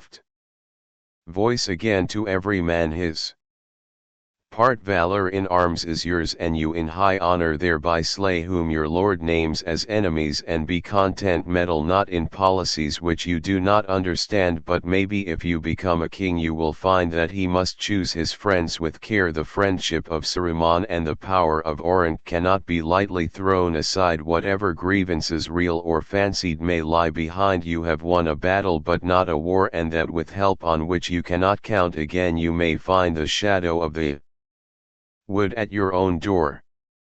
Next, it is wayward and senseless and has no love for men. But my lord of Rohan, am I to be called a murderer because valiant men have fallen in battle? If you go to war needlessly, for I did not desire it, but then men will be slain. But if I am a murderer on that account, then all the house of Aol is stained with murder, for they have fought many wars and assailed many who defy them, yet with some they have afterwards made peace, none the worse for being politic. I say, Voden king, shall we have peace and friendship? You and I, it is ours to command. We will have peace, said Theoden at last thickly, and with an effort several of the riders cried out gladly. Theoden held up his hand. Yes, we will have peace, he said now in a clear voice. We will have peace when you and your works have perished, and the works of your dark master to whom you would deliver us. You are a liar, Saruman, and a corrupter of men's hearts. You hold out your hand to me, and I perceive only the finger of the claw of Mordor, cruel and cold. Even if your war on me was just, and it was not, for were you 10 times as wise, you would have no right to rule me and mine for your own profit as you desired. Even so, what will you say of your torches in Westfold and the children that lie dead there? And they hewed Hammer's body before the gates of the Hallberg after he was dead. When you hang from a gibbet at your window for the sport of your own crows, I will have peace with you, and or thank so much for the house of Aol. Unis, a son of great size am I, but I do not need to lick your fingers. Turn el wither, but I fear your voice has lost its charm. The riders gazed up at Theoden like men startled out of a dream. Harsh as an old raven's their master's voice sounded in their ears after the music of Saruman. But Saruman for a while was beside himself with wrath. He leaned over the rail as if he would smite the king with his staff. To some suddenly it seemed that they saw a snake coiling itself to strike gibbets and crows. He hissed, and they shuddered at the hideous change. Do it. What is the house of Aol but a thatched barn where Bridgen drink in the and their brats roll on the floor amongst the dogs? Too long have they escaped the gibbet themselves, but the news comes slow in the drawing, tight and hard in the end. If you will now. His voice changed as he slowly mastered himself. I know not why I have had the patience to speak to you, for I need you not, nor your little band of gallopers as swift of fly as to advance. Theoden, horse master, long ago I offered you a state beyond your merit and your wit. I have offered it again, so that those whom you misled may clearly see the choice of roads you give me. Blackig and abuse, so be it. Go back to your huts. But you Gondel, for you at least I grieved, feeling for your shame. How comes it that you can endure such company? For you are a proud and not without reason, having a noble mind and eyes that look both deep and far. Even now you will not listen to my counsel. Gandalf stirred and looked up. What have you to say that you did not say at our last meeting? He asked. Or perhaps that you have things to unsay? San paused. Unsay, he mused as if puzzled. I endeavored to advise you for your own Good, but you scarcely listen. You are proud and do not love advice, having indeed a store of your own wisdom, but on that occasion you erred, I think, misconstruing my intentions wilfully. I fear that in my eagerness to persuade you I lost patience, and indeed I regret it, for I bore you no ill will, and even now I bear none, though you return to me in the company of the violent and ignorant. How should I? Are we not both members of a high and ancient order, most excellent in Middle-earth? Our friendship would profit us both alike much. We could still accomplish together to heal the disorders of the world. Let us understand one another and dismiss from thought these lesser folk. Let them wait on our decisions for the common good. I am willing to redress the past and receive you. Will you not consult with me? Will you not come up? So great was the power that Saruman exerted in his last effort that none that stood within hearing were unmoved. But now the spell was wholly different. They heard the gentle remonstrance of a kindly king with an erring but much loved minister, but they were shut out, listening at a door to words not meant for them. Ill-mannered children or stupid servants, overhearing the elus discourse of their elders and wondering how it would affect their lot of loftier mold. These two were made reverend and wise. It was inevitable that they would make alliance. Gandalf would ascend into the tower to discuss deep things beyond their comprehension. In the high chambers of Orent the door would be closed and they would be left outside, dismissed to await allotted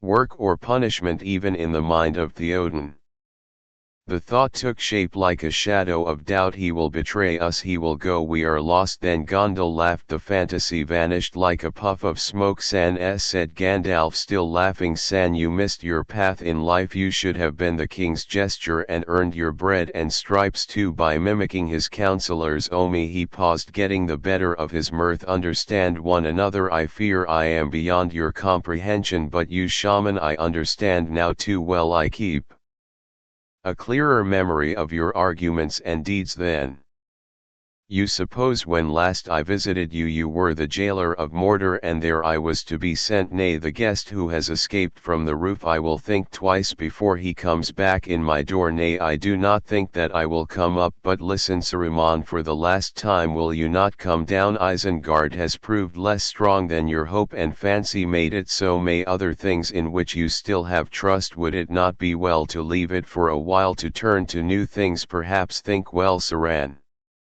Will you not come down? A shadow passed over Saran's face, then it went deathly white. Before he could conceal it, they saw through the mask the anguish of a mind in doubt, loathing to stay and dreading to leave its refuge. For a second he hesitated and no one breathed. Then he spoke and his voice was shrill and cold. Pride and hate were conquering him. Will I come down? He mocked. Does an unarmed man come down to speak with robbers out of doors? I can hear you well enough here. I am no fool and I do not trust you. God, do they do not stand openly on my stairs? But I know where the wildwood demons are lurking at your command. The treacherous are ever distrustful, answered Gandalf wearily, but you need not fear for your skin. I do not wish to kill you or hurt you, as you would know if you really understood me, and I have the power to protect you. I am giving you a last chance. You can leave Orent free if you choose. That sounds well, Aaron, very much in the manner of Gandalf the J.R.R, so condescending and so very kind. I do not doubt that you would find or than courteous and my departure convenient, but why should I wish to leave? And what do you mean by free? There are conditions, I presume, reasons for leaving. You can see from your windows, answered Gandalf. Others will occur to your thought. Your servants are destroyed and scattered, your neighbors you have made your enemies, and you have cheated your new master, or tried to do so. When his eye turns hither, it will be the red eye of wrath. But when I say free, I mean free, free from bond of chain or command, to go where you will, even to Mordor, Saruman, if you desire. But you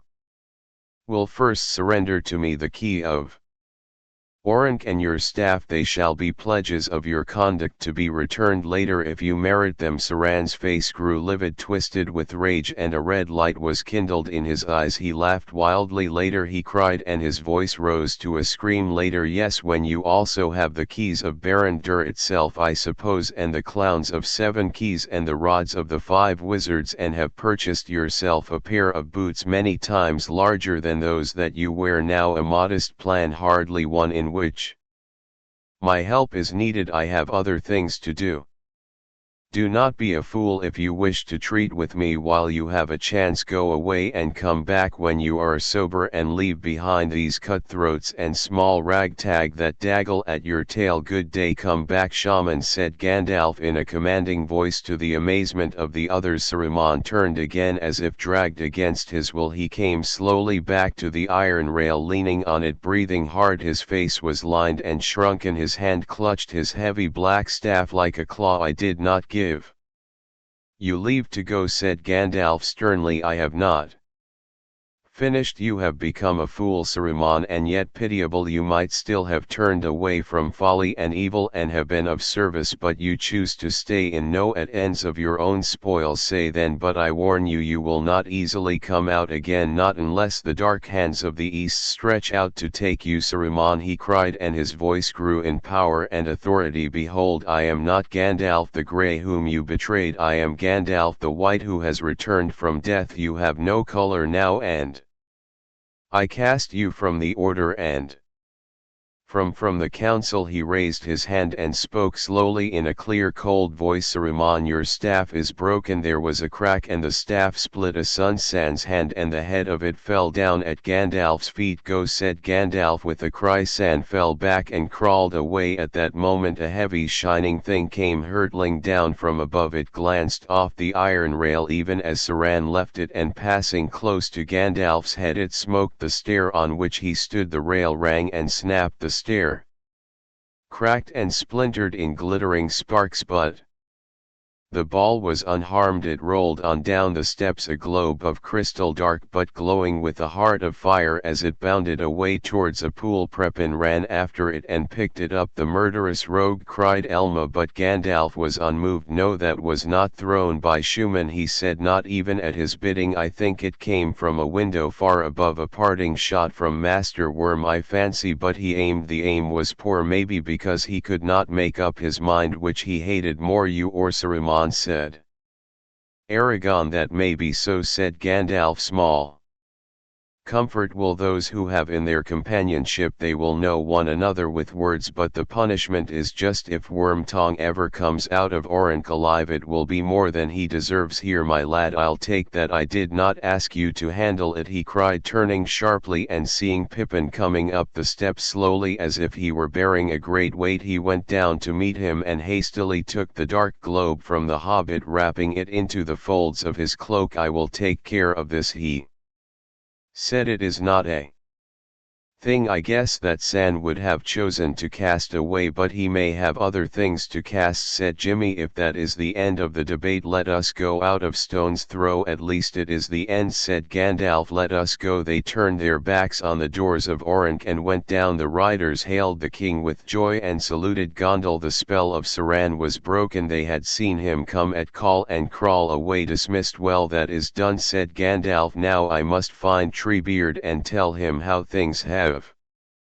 gone. He will have guessed surely, said Merry. Will he likely to end any other way? Not likely, answered Gandalf, though they came to the balance of a hair, but I had reasons for trying, some merciful and some less so. First, Shaman was shown that the power of his voice was waning. He cannot be both tyrant and counselor. When the plot is ripe it remains no longer secret. Yet he fell into the trap and tried to deal with his victims piecemeal while others listened. Then I gave him a last choice, and a fair one, to announce both Mordor and his private seams and make a ends by helping us in our need. He knows our need none better. Great service he would have rendered, but he has chosen to withhold it and keep the power of all. Thank, he will not serve, only command. He lives now in terror of the shadow of Mordor, and yet he still dreams of riding the storm. Unhappy fool, he will be devoured if the power of the east stretches out its arms to Isengard. We cannot destroy or thing from without, but Sauron, who knows what he can do. And what if Sauron does not conquer? What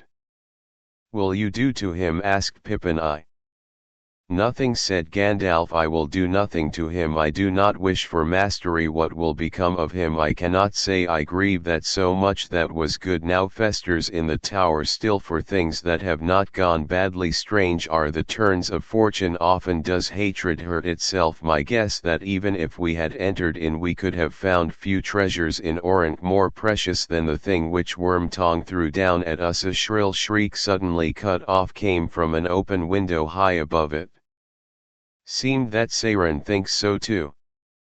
Said Gandalf, let us leave them. They returned now to the ruins of the gate. Hardly had they passed out under the arch when from among the shadows of the pile stones where they had stood Treeber and a dozen other ents came striding up. Aragorn, Jimmy and Legis gazed at them in wonder. Here are three of my companions starred, said Gondal. I have spoken of them but you have not seen them. He named them one by one. The old Ent looked at them long and searchingly and spoke to them in turn. Last he turned to Legolas. So you have come all the way from Mirwood. My good health. A very great forest it used to be and still is, said Legolas, but not so great that we who dwell there ever tired of seeing new trees. I would dearly love to journey in Fanghorn's wood. I scarcely passed beyond the eaves of it and I did not wish to turn back. Greybeard's eyes gleamed with pleasure. I hope you may have your wish here. The hills be much older, he said. They will come if I have the fortune, said Legolas. I have made a bargain with my friend that if all goes well,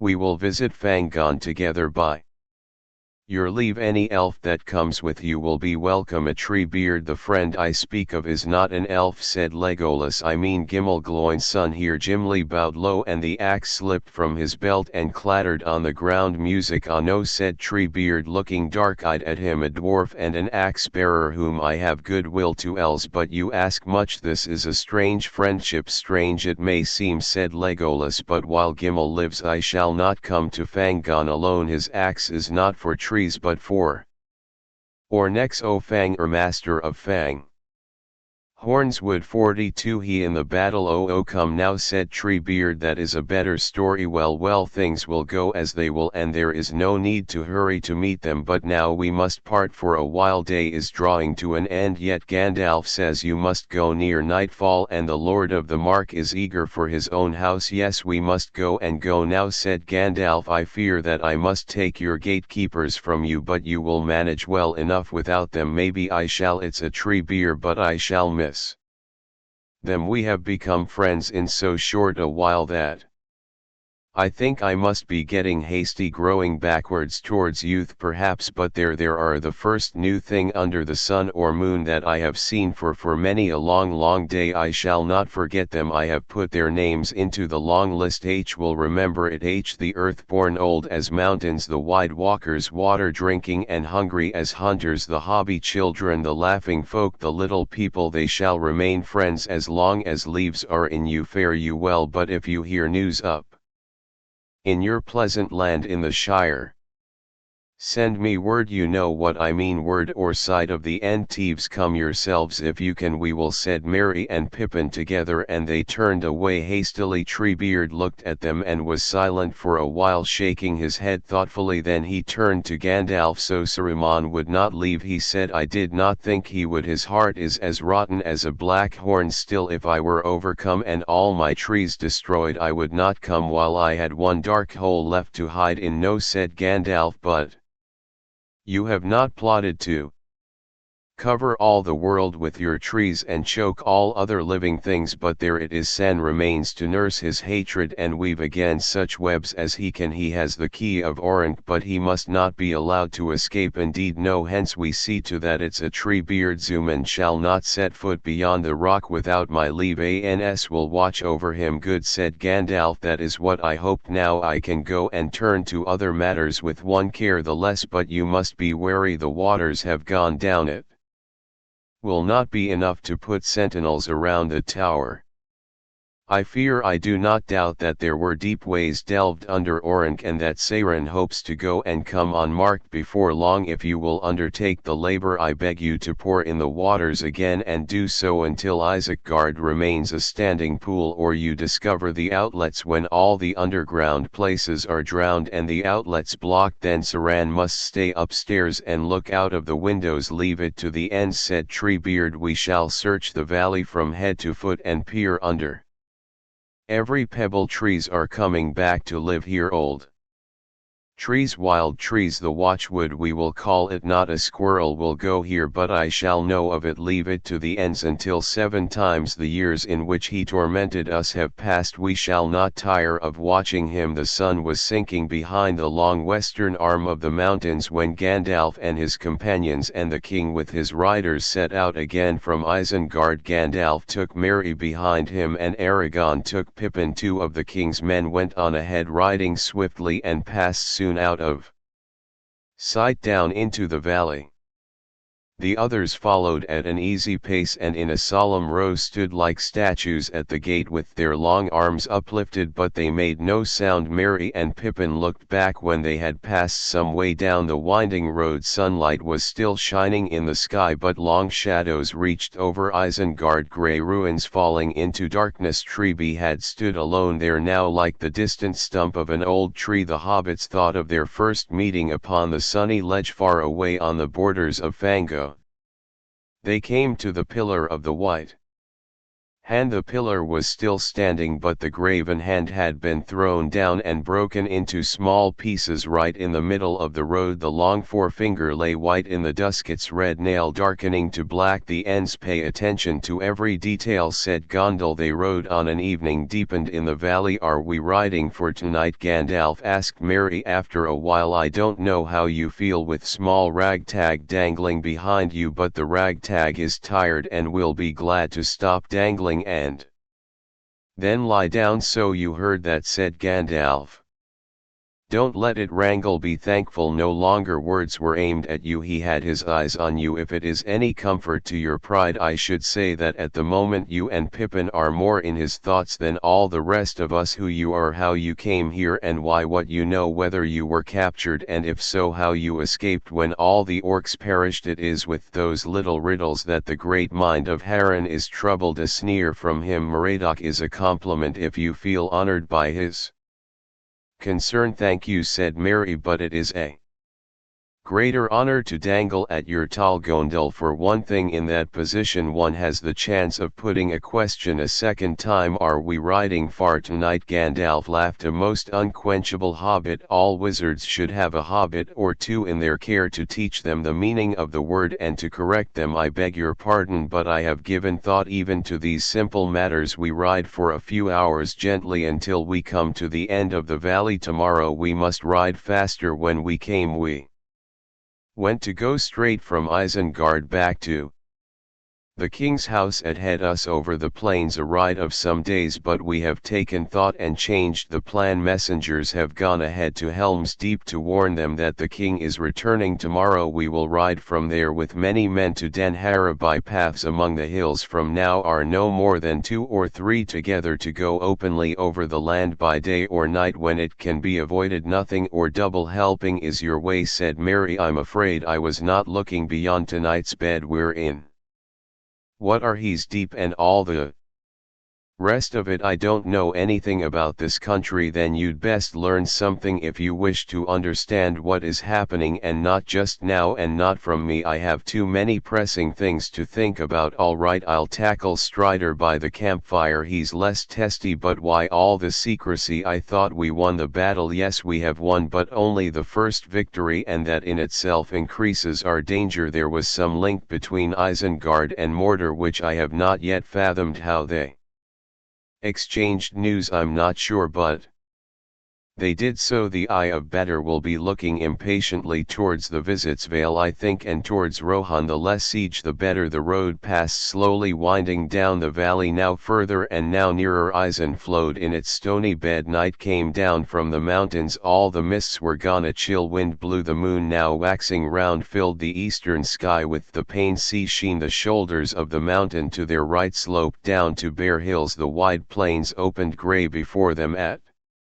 last they halted, then they turned aside, leaving the highway and taking to the sweet upland turf again. Going westward a mile or so, they came to a dale. It opened southward, leaning back into the slope of round Dol Baron, the last hill of the northern ranges, green-footed, crowned with heather. The sides of the glen were shaggy with last year's brack, among which the tight-curled fronds of spring were just thrusting through. The sweet-scented earth thorn bushes grew thick upon the low banks, and under them they made their camp. 2 hours or so before the middle of the night they lit a fire in a hollow down among the roots of a spreading heather, tall as a tree, wrien with age but hale in every limb. Buds were swelling at each twig's tip. Guards were set to at a watch. The rest, after they had said, wrapped themselves in a cloak and blanket and slept. The hobbits lay in a corner by themselves upon a pile of old bracken. Merry was sleepy, but Pippin now seemed curiously restless. The bracken cracked and rustled as he twisted and turned. "What's the matter?" asked Merry. "Are you lying on an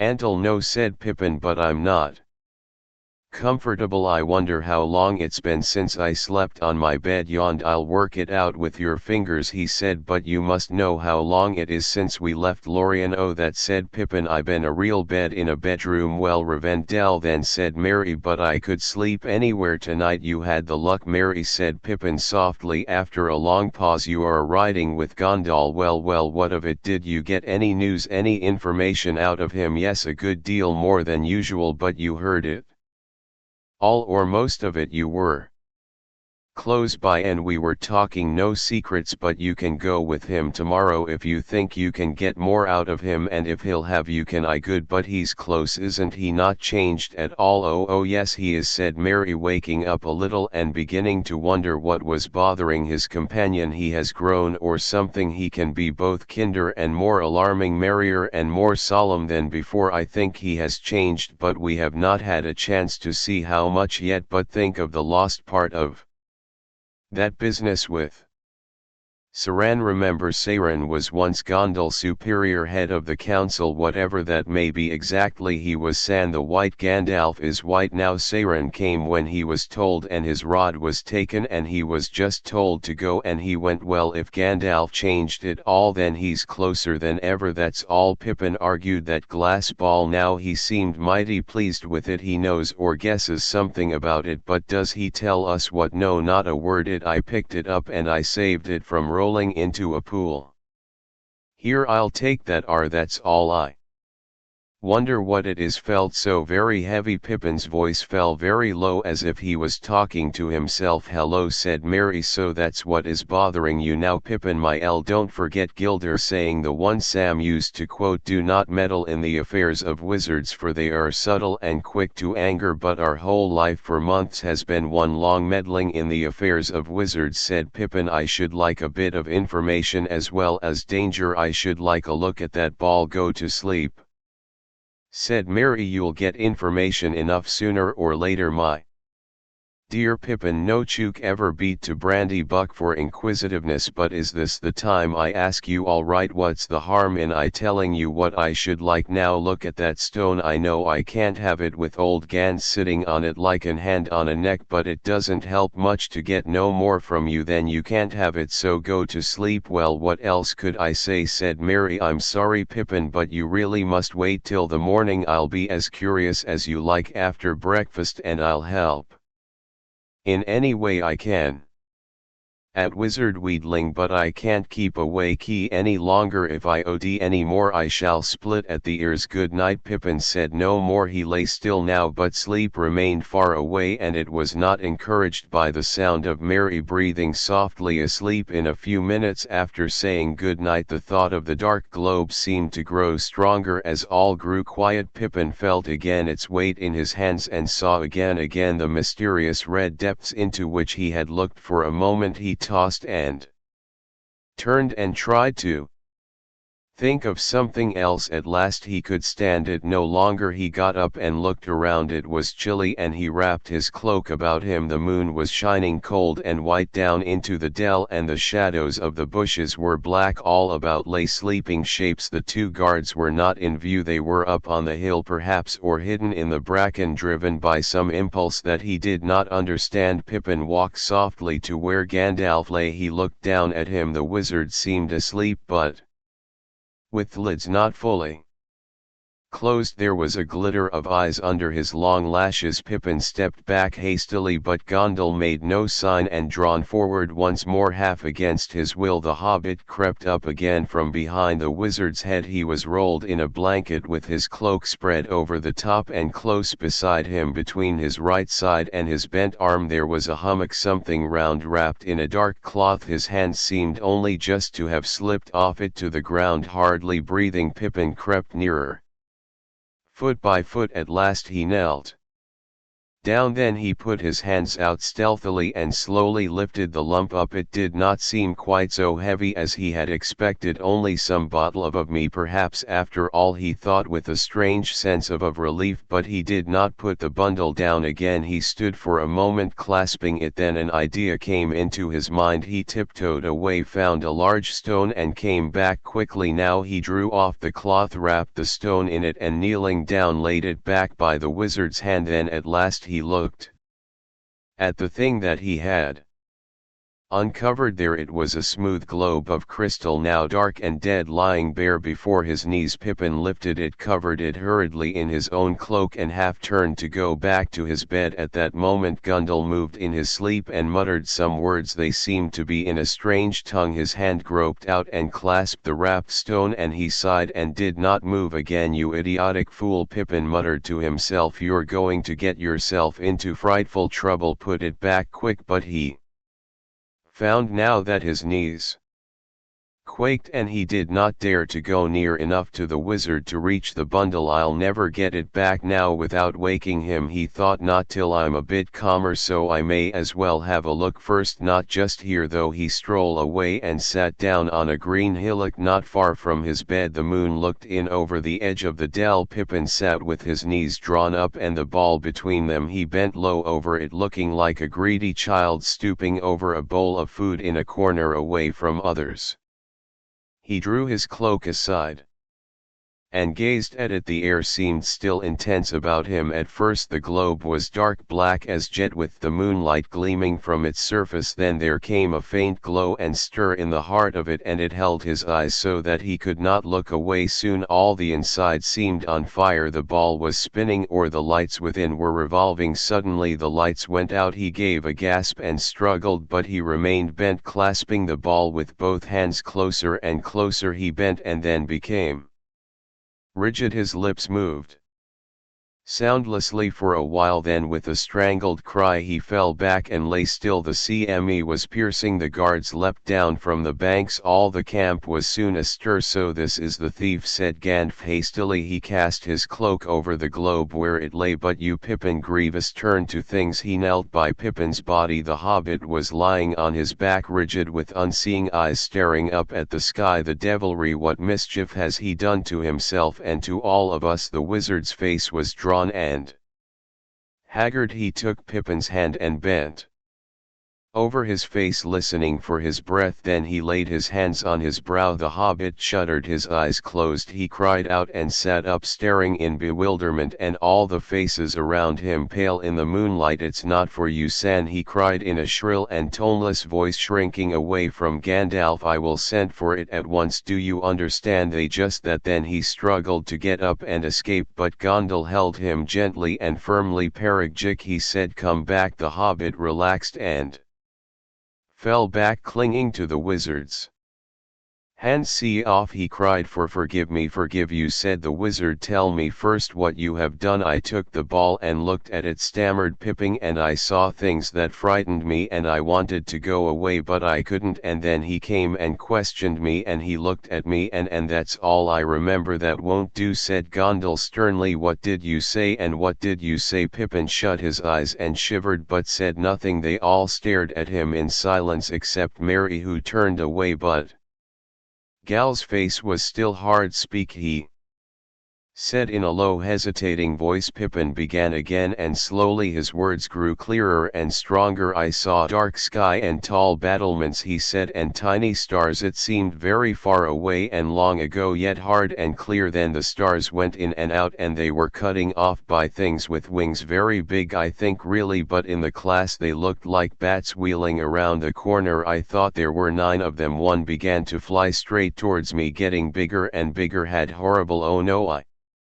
can't say. I tried to get away because I thought it would fly out, but when it had covered all the glow it disappeared. Then he came." He did not speak. I could hear words. He just looked and I understood. "So you have come back. Why have you neglected the reports for so long?" I did not answer. He said, "Who are you?" I still did not answer, but I hurt me horribly and he pressed me, so I said, "Or it." Then suddenly he seemed to see me and he laughed at me. It was cruel. It was like being stabbed with knives. I struggled, but he said, "Wait a moment, we shall meet again soon. Tell San that his dainty is not for him. I will send for it at once. Do you understand? Say just that." Then he cleared over me. I felt like I was falling to pieces. "Oh no, I can't say any more. I don't want to anything." "Look at me," said Gandalf. Pippin looked straight up into his eyes. The wizard held his gaze for a moment in silence, then his face grew gentler and the shadow of a smile appeared. He laid his hand softly on Pippin's head. "All right," he said, "say no more. You have taken no harm. There is no lie in your eyes as I feared." But he did not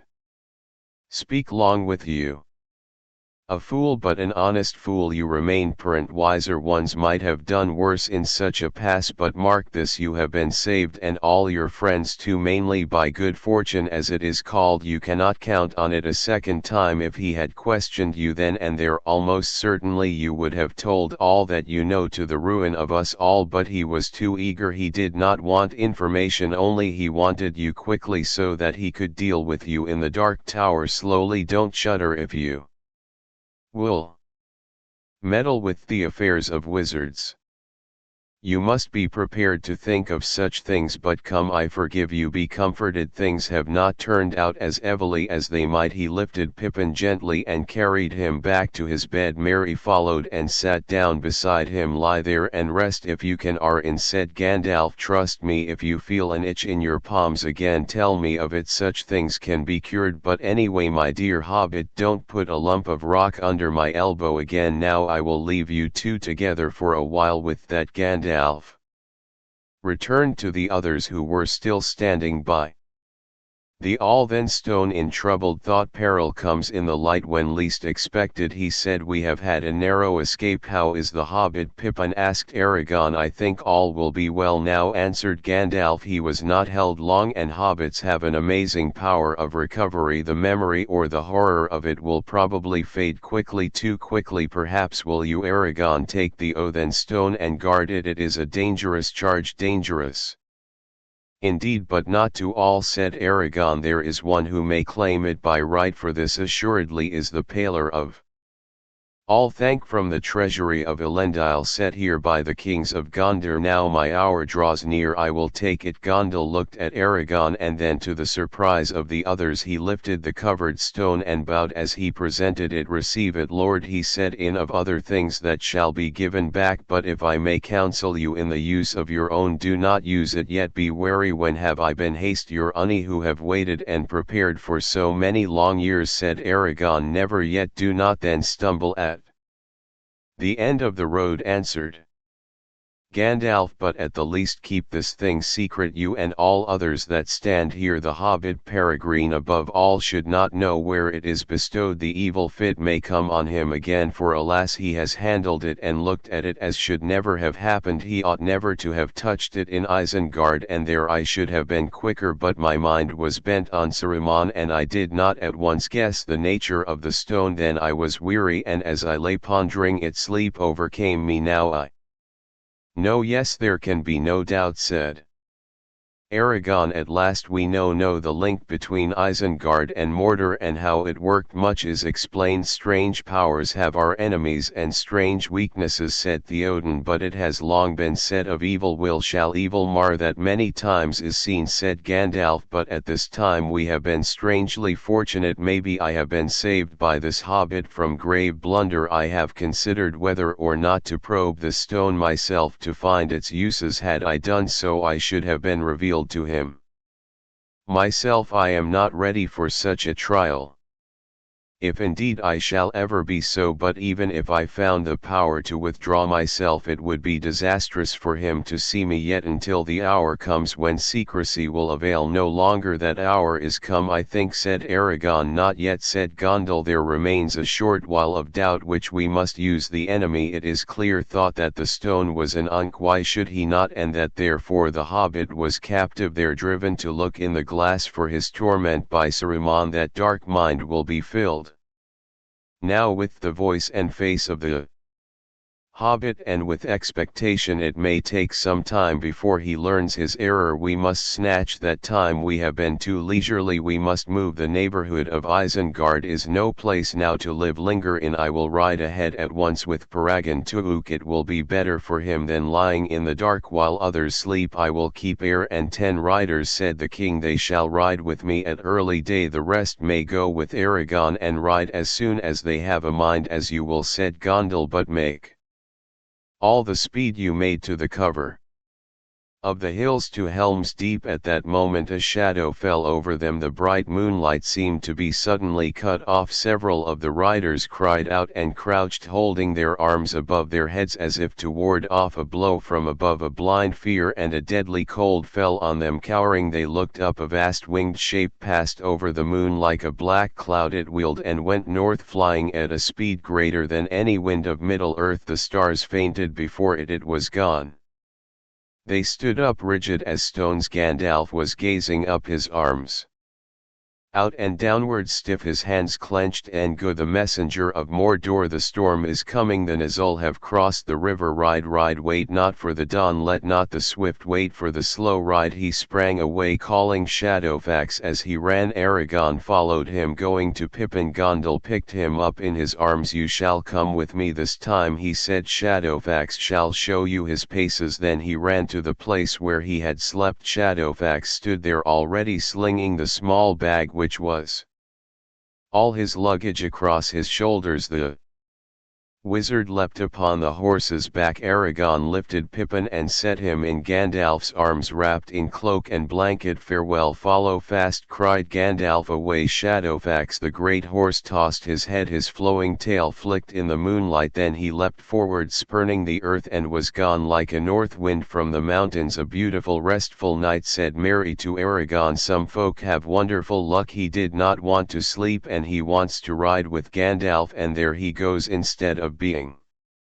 turned into a stone himself, to stand here forever as a warning. If you had been the first to lift the old then stone and not he, how would it be now? Said J.R.R. You might have done worse, who can say? But now it is your luck to come with me. I fear at once. Go and get ready and bring anything that Pippin left behind. Make haste over the plains. Shadowfax was flying, needing no urging and no guidance. Less than an hour had passed and they had reached the fords of Isen and crossed them. The mound of the riders and its cold spears lay grey behind them. Pippin was recovering. He was warm, but the wind in his face was keen and refreshing. He was with Gondal. The horror of the stone and of the hideous shadow of the moon was fading, things left behind in the midst of the mountains or in a passing dream. He drew a deep breath. I did not know you bareback, Gandalf, he said. You have a saddle, Brle. I do not ride elf fashion except on Shadowfax, said Gandalf, but Shadowfax will have no harness. You do not ride shadows. He is willing to carry you or not. If he is willing, that is enough. It is then his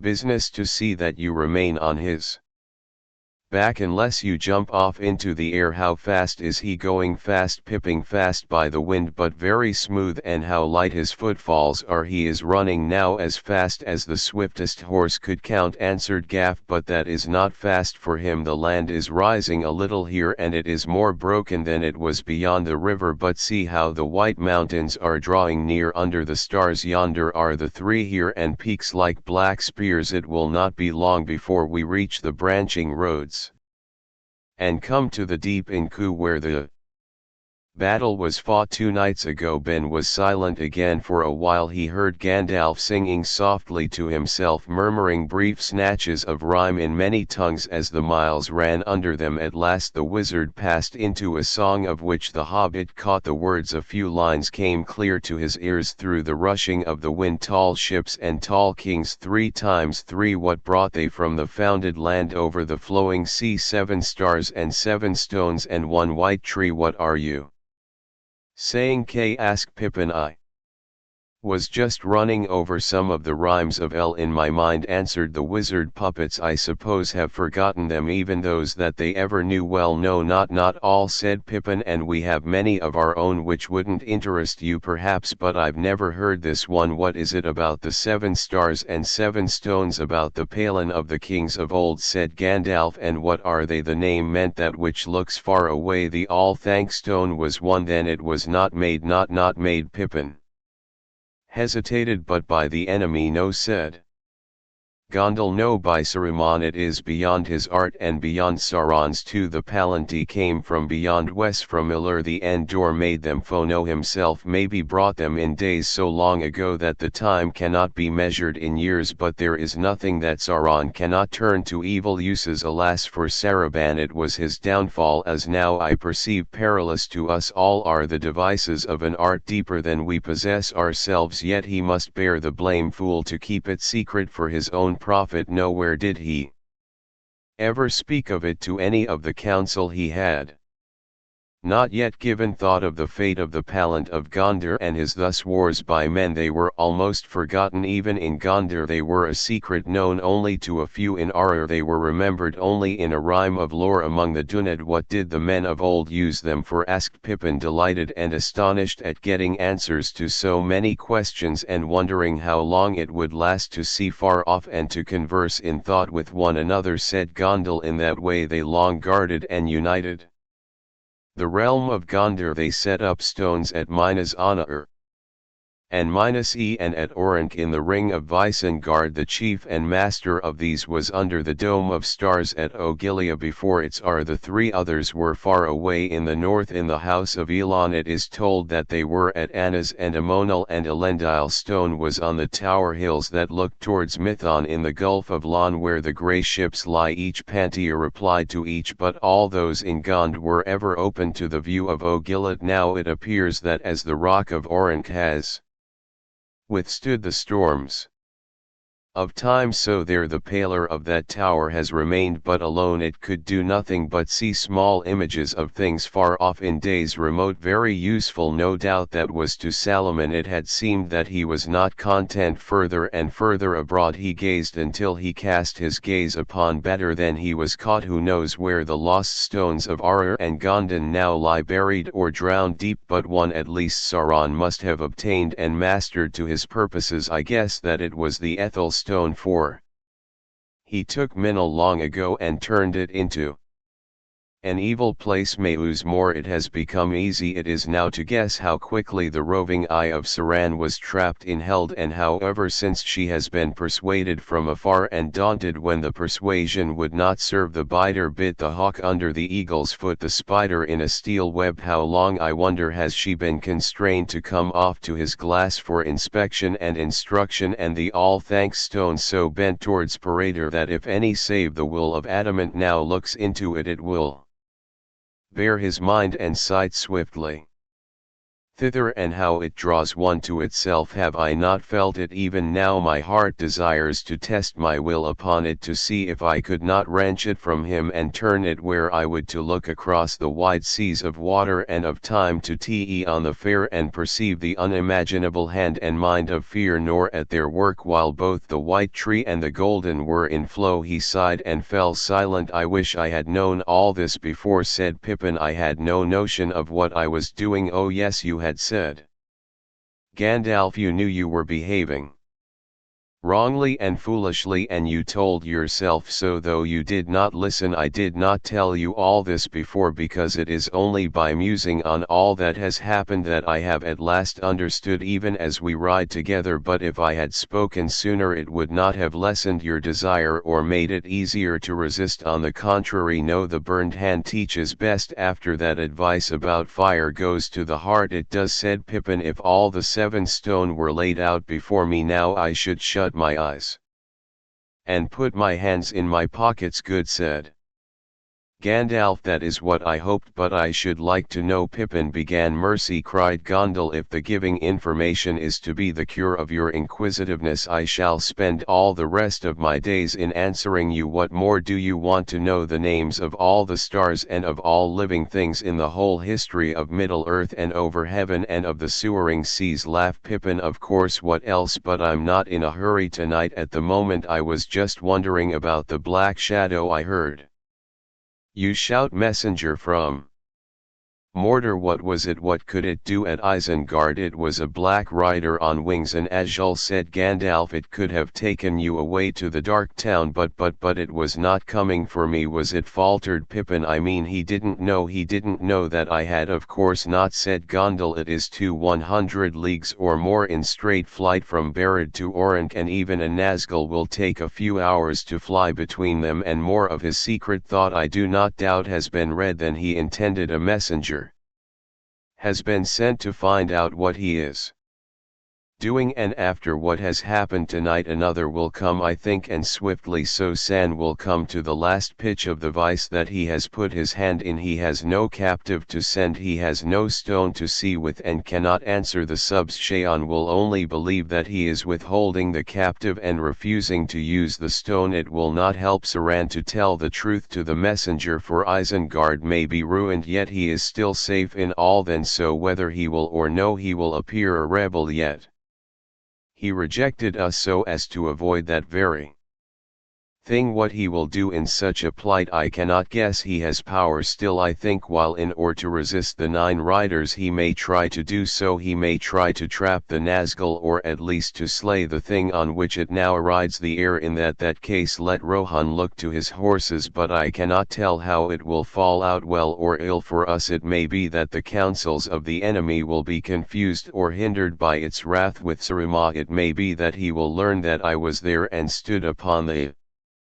stairs of Orent with hobbits at my tail, or that an heir of Elendil lives and stood beside me. If Wormtongue was not deceived by the armor of Rohan, he would remember Aragon and the title that he claimed. That is what I fear, and so we fly not from danger but into greater to danger. Every stride of Shadowfax bears you nearer to the land of shadow. Peregrine Took Ppp made no answer, clutched his cloak as if a sudden chill had struck him. J.R.R. land passed under them. See now, said Gandalf, the Westfold Ds are opening before us.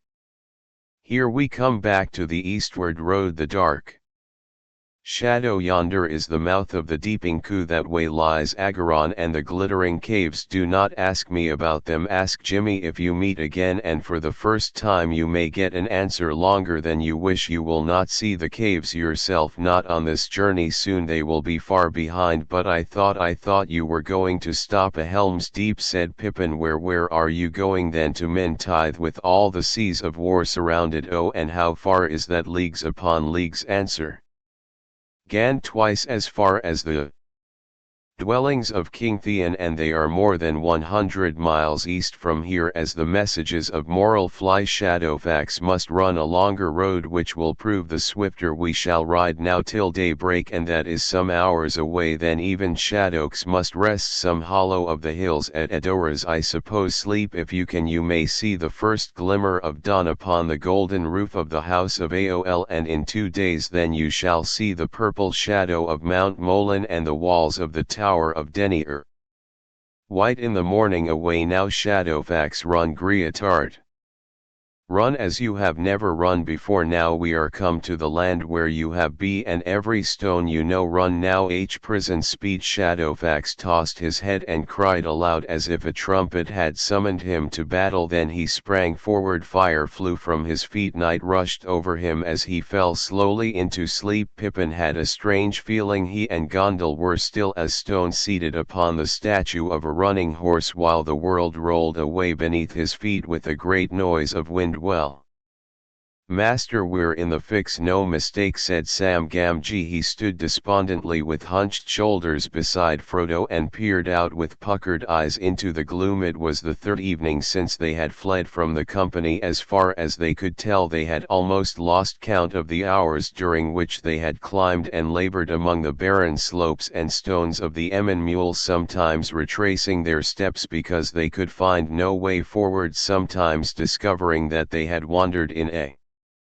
circle back to where they had been hours before. Yet on the whole they had worked steadily eastward, keeping as near as they could find a way to the outer edge of this strange twisted knot of hills. But always they found its outward faces sheer, high and impassable. Frowning over the plain below, beyond its tumbled skirts, lay livid festering marshes where nothing moved and not even a bird was to be seen. The hobbits stood now in the brink of a tall cliff, bare and bleak, its feet wrapped in mist, and behind them rose the broken highlands crowned with drifting cloud. A chill wind blew from the east. Night was gathering over shapeless lands before them. The sickly green of them was fading into a suant brown. Far away to the right of the Anduin, that had gleamed fitfully in sun breaks during the day, was now hidden in shadow. But their eyes did not look beyond on the river back to Gondor, to their friends, to the lands of men. South and east they stared to where at the edge of the oncoming night a dark line hung like distant mountains of motionless smoke. Every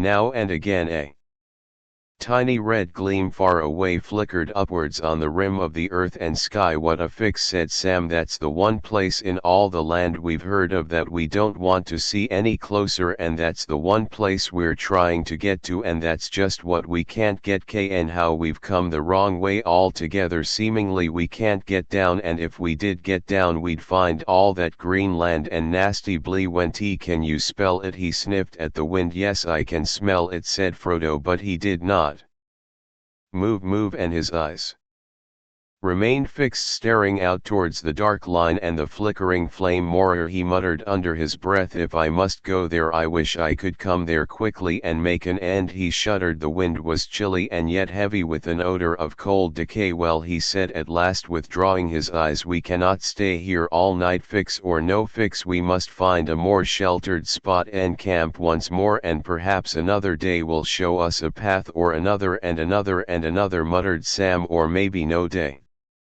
We've come the wrong way, I wonder, said Frodo. It's my doom, I think, to go to that shadow yonder, so that a way will be found. But will good or evil show it to me? What hope we had in speed delay plays into the enemy's hands, and here I am delayed. Is it the will of the Dark Tower that steers us? All my choices have proven ill. I should have left the company long before and come down to the northeast of the river and of the Emule, and so over the hard battle plain to the passes of Moral. But now it isn't possible for you. And Me alone to find a way back, and the orcs are prowling on the east bank. Every day that passes is a precious day lost. I am tired, Sam. I don't know what is to be done. What food have you got left? Only those what you call them lemurs, Mr. Frodo. A fair supply, but they're better than not by a long bite. I thought when I first set tooth in them that I should never come to wish for a change, but I do know a bit of plain bread in a mug. Half a mug of beer would go down proper. I've lugged my cooking gear all the way from the last camp. What use has it been not to make a fire with for a start, and not to cook, not even grass? They turned away and went down into a stony hollow. The westering wind was caught into clouds and night came swiftly. They slept as well as they could, for the cold turn and turn about in a nook amongst the great jagged pinnacles of weathered rock. At least they were sheltered from the easterly wind. Did you see them again, Mr. Frodo? asked Sam as they sat stiff and chill, munching wafers of almonds in the cold grey of early morning. No, said Frodo, I've heard nothing and seen nothing for 2 nights now. Nor me, said Sam. Those eyes did give me a turn, but perhaps we've shaken him off at last. A miserable slinker, Gollum. I'll give him Gollum in his throat if ever I get my hands on his neck. I hope you'll never need to, said Frodo. I don't know if he followed us, but it may be that he has lost us again. As you say, in this dry bleak land we can't leave many footprints nor much scent even for his snuffling nose. I hope that's the way of it, said Sam. I wish we could be rid of him for good. So do I, said Frodo, but he's not my chief trouble. I wish we could get away from these hills. I hate them. I feel all naked on the east side, stuck up here with nothing but the dead flats between me and the shadow yonder. There's an eye in it. Come on, we've got to get down today somehow. But that day wore off on, and when afternoon faded towards evening they were still scrambling along the ridge and had found no way of escape. Sometimes in the silence of that barren country they fancied that they heard faint sounds behind them, a stone falling or the imagined step of flapping feet on the rock. But if they halted and stood still listening, they heard no one, nothing but the wind sighing over the edges of the stones. Yet even that reminded them of breath softly hissing through sharp teeth. All that day the outer ridge of the mule had been bending gradually northward as they struggled on along its print. There now stretched a wide tumbled flat of scored and weathered rock, cut every now and again by trench-like gullies that slopes deeply down to deep notches in the cliff face. To find a path in these cliffs, which were becoming deeper and more frequent, Frodo and Sam were driven to their left well away from the edge, and they did not notice that for several miles they had been going slowly but steadily downhill. The cliff top was sinking towards the level of the lowlands. At last they were brought to a halt. The ridge took a sharper bend northward and was gashed by a deeper ravine on the further side. It reared up again many fathoms at a single leap. A great grey cliff loomed before them, cut sheer down as if by a knife stroke. They could go no further forwards and must turn now either west or east, but west would lead them only into more labor and delay. Back towards the heart of the hills east would take them to outer precipice. There's nothing for it but to scramble down this gully, Sam, said Frodo. Let's see what it leads to. A nasty drop, I'll bet, said Sam. The cliff was longer and deeper than it seemed. Some way down they found a few galed and stunted trees, the first they had seen for days. Twisted birch for the most part, with here and there a fir tree. Many were dead and gaunt, bitten to the core by the eastern winds. Once in milder days there must have been a fair thicket in the ravine, but now after some 50 yards the trees came to an end, though old broken stumps straggled on almost to the cliff's brink. The bottom of the gully, which lay along the edge of a rock vault, was rough with broken stone and slanted deeply down. When they came at last to the end of it, Frodo stooped and leaned out. Look, he said, we must have come down a long way, or else the cliff has sunk It's much lower here than it was and it looks easier too. Sam knelt beside him and peered reluctantly over the edge. Then he glanced up at the great cliff rising up away on their left. Easier, he grunted. Well, I suppose it's always easier getting down than up. Those that can't fly can jump. It would be a big jump still, said Frodo. About, well, he stood for a moment measuring it with his eyes. About 18 fathoms, I should guess. Not more, and that's enough, said Sam. Oh, how I hate looking down from a height, but looking's better than then. Climbing all the same, said Frodo. I think we could climb here, and I think we shall have to try. See, the rock is quite different from what it was a few miles back. It had slipped and cracked. The outer wall was indeed no longer sheer but sloped outwards a little. It looked like a great rampart or sea wall whose foundations had shifted so that its courses were all twisted and disordered, leaving great fissures and long slanting edges that were in places almost as wide as stairs. And if you were going to try and get down, we had better try it at once. It's getting dark early. I think there's a storm coming. The smoky blur of the mountains in the east was lost in a deeper blackness that was already reaching out westwards with long arms. There was a distant mutter of thunder borne on the rising breeze. Frodo sniffed the air and looked up doubtfully at the sky. He strapped his belt outside his cloak and tightened it and settled his light pack on his back. Then he stepped towards the edge. I'm going to try it, he said. Oh, very good, said Sam gloomily, but I'm going first, you, said Frodo. What made you change your mind about climbing? I haven't changed my mind, but it's only since put the one lowest as is most likely to slip. I don't want to come down to top of you and knock you off. No sense in killing two with one fold. Before Frodo could stop him, he sat down, swung his legs over the rink and twisted round, scrabbling with his toes for a foothold. It is doubtful if he ever did anything braver in cold blood or more unwise. No, no, no, no, Sam, you old ass, said Frodo. You'll kill yourself for certain.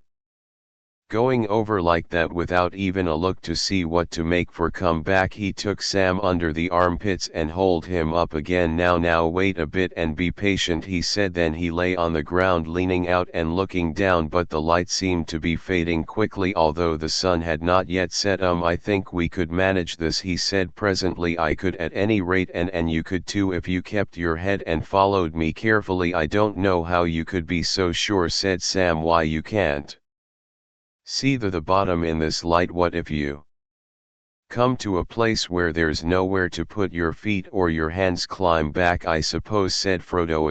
Objected Sam. Better to wait till morning in more light. No, not if I can help it, said Frodo with a sudden strange vehement. I crouch every hour, every minute. I'm going down to try it out. Don't you follow me until I come back or call. Gripping the stony lip of the F with his fingers, he let himself gently down until when his arms were almost at full stretch his toes found a ledge. One step down, he said, and this ledge broadens out to the right. I could stand here without a hold. His words were cut short. The hurrying darkness, now gathering great speed, rushed up from the east and swallowed the sky. There was a dry splitting crack of thunder right overhead. Searing lightning smoked down into the hills. Then came a blast of savage wind, and with it, mingling with its roar, there came a high shore shriek. The hobbits had heard just a cry far away in the marish as they fled from Hobbit, and even there in the woods of the Shire it had frozen their blood.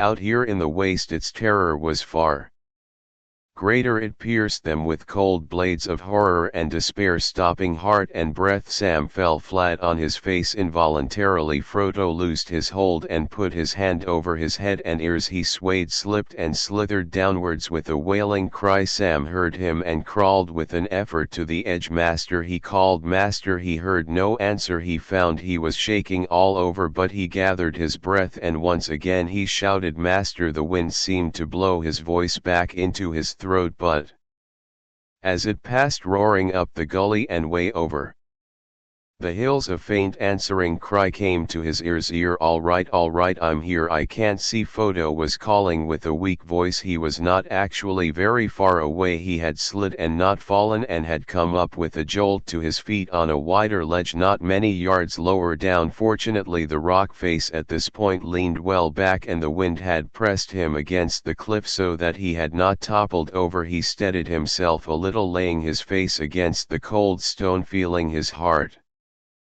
pounding, but either the darkness had grown complete or else his eyes had lost their sight. All was black around him. He wondered if he had been struck blind. He took a deep breath. Come back, come back." He heard Sam's voice out of the blackness above. "I can't," he said. "I can't see. I can't find any hold. I can't move yet. What can I do, Mr. Frodo? What can I do?" shouted Sam, leaning out dangerously far. Why could not his master see? It was dim certainly, but not as dark as all that he could see. Frodo below him, a grey forlorn figure sped against the cliff, but he was far out of the reach of any helping hand.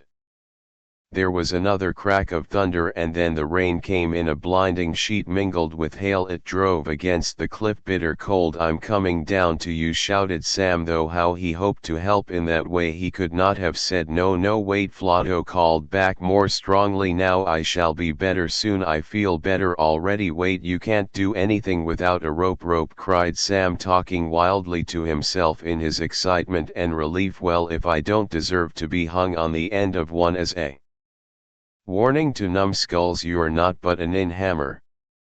Tam Gamgee, that's what the gaffer has said to me often enough." "Being a word of his rope, stop chattering," cried Frodo, now recovered enough to feel both amused and annoyed. "Mind your gappa. Are you trying to tell yourself you've got some rope in your pocket? If so, out with it." "Yes, Mr. Frodo, in my pack and all. Carried it hundreds of times and I can't forgotten it." "Then get busy and let an end down quickly." Sam unslung his pack and rummaged in it. There indeed at the bottom was a coil of the silk and gay rope made by the folk of Glorian. He cast an end to his master. The darkness seemed to lift from Frodo's eyes, or else his sight was returning. He could see the grey line as it came dangling down, and he thought it had a faint silver sheen. Now that he had some point in the darkness to fix his eyes on, he felt less skitty. Leaning his weight forward, he made the end fast round his waist and then he grasped the line with both hands. Sam stepped back and raised his feet against the stump a yard or two from the edge. Half hold, half scrambling, Frodo came up and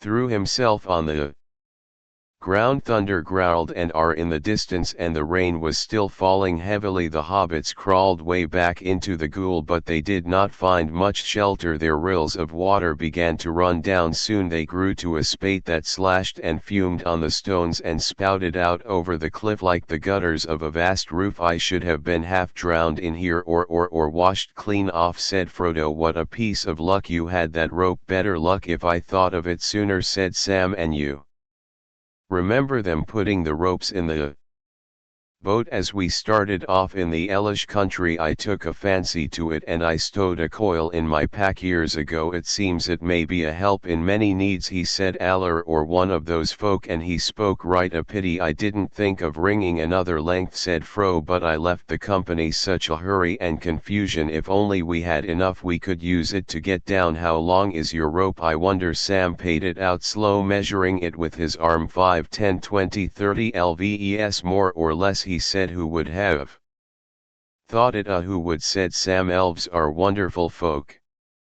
It looks a bit thin, but it's tough and soft as milk to the hand, backs close to and as light as light. Wonderful folk to be sure." 30 Ls, said Frodo, considering. "I believe it would be enough if the storm passes before nightfall." "I'm going to try it. The rain's nearly given over already," said Sam, "but don't you go doing anything risky in the dim again, Mr. Frodo, and I haven't got over that shriek of the wind yet." "If you have, I got the blacks ere it sounded but one up in the air. If they can fly, I'm thinking we best lay up this Crack to the night's over and I'm thinking that I won't spend a moment longer than I need stuck up on this edge with eyes of the dark country looking over the marshes, said Frodo. With that he stood up and went down to the bottom of the gully again. He looked out. Clear sky was growing in the east once more. The skirts of the storm were lifting ragged and wept, and the main battle had passed to spread its great wings over the Emyn Muil, upon which the dark thought of Sauron brooded for a while. Then it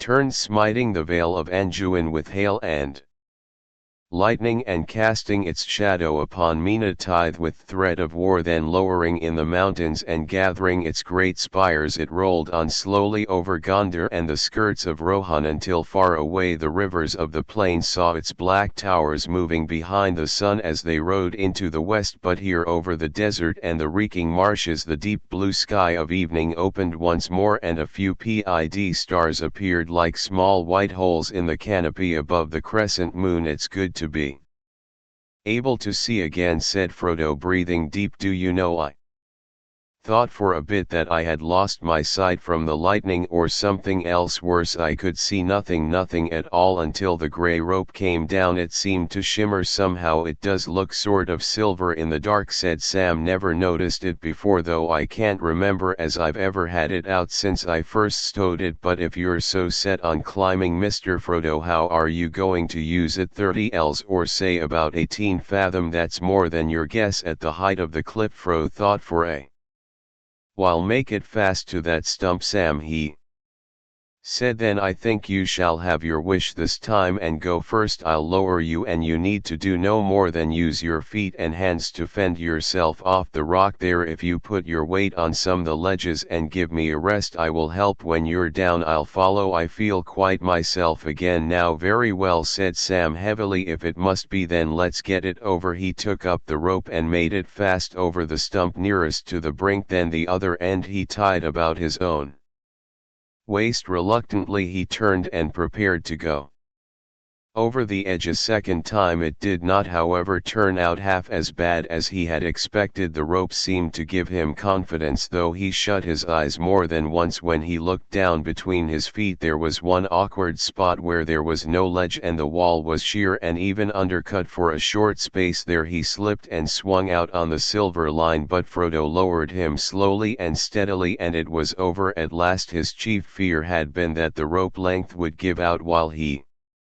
was still high up, but there was still a good bite in Frodo's hands. When Sam came to the bottom, called up, "I'm down." His voice came up clearly from below, but Frodo could not see him. His grey elven cloak had melted into the twilight. Frodo took rather more time to follow him, but he did not want to risk a fall, and he had not quite Sam's faith in this slender grey line. He found two places all the same where he had to trust wholly to its smooth surfaces, where there was no hold even for his strong hobbit fingers, and the ledges were far apart.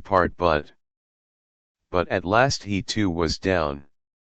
"Well," he cried, "we've done it. We've escaped from the Emyn Muil, and now what next? I wonder. Maybe we shall soon be sighing for good hard rock underfoot again." But Sam did not answer. He was staring back up the cliff. "Oh, in hammers," he said. "Noodles, my beautiful rope there is tied to a stump, but we were at the bottom just as nice a little stair for that slinking golem as we could leave. Better put up a signpost to say which way we've gone on. I thought it seemed a bit too easy. If you can think of any way we could have both ed the rope and yet brought it down with us, then you can pass on to me the Nin hammer or any other name your gaffer gave you," said Frodo. "Climb up and untee it and let yourself down if you want to." Sam scratched his head. "Oh, I can't think of how, begging your pardon," he said, "but I don't like leaving it, and that's a fact." He stroked the rope's end and shook it gently. "It goes hard partin' with anything I brought out of the elf country. May by Gladel herself too." "Maybe Gladel," he muttered, nodding his head.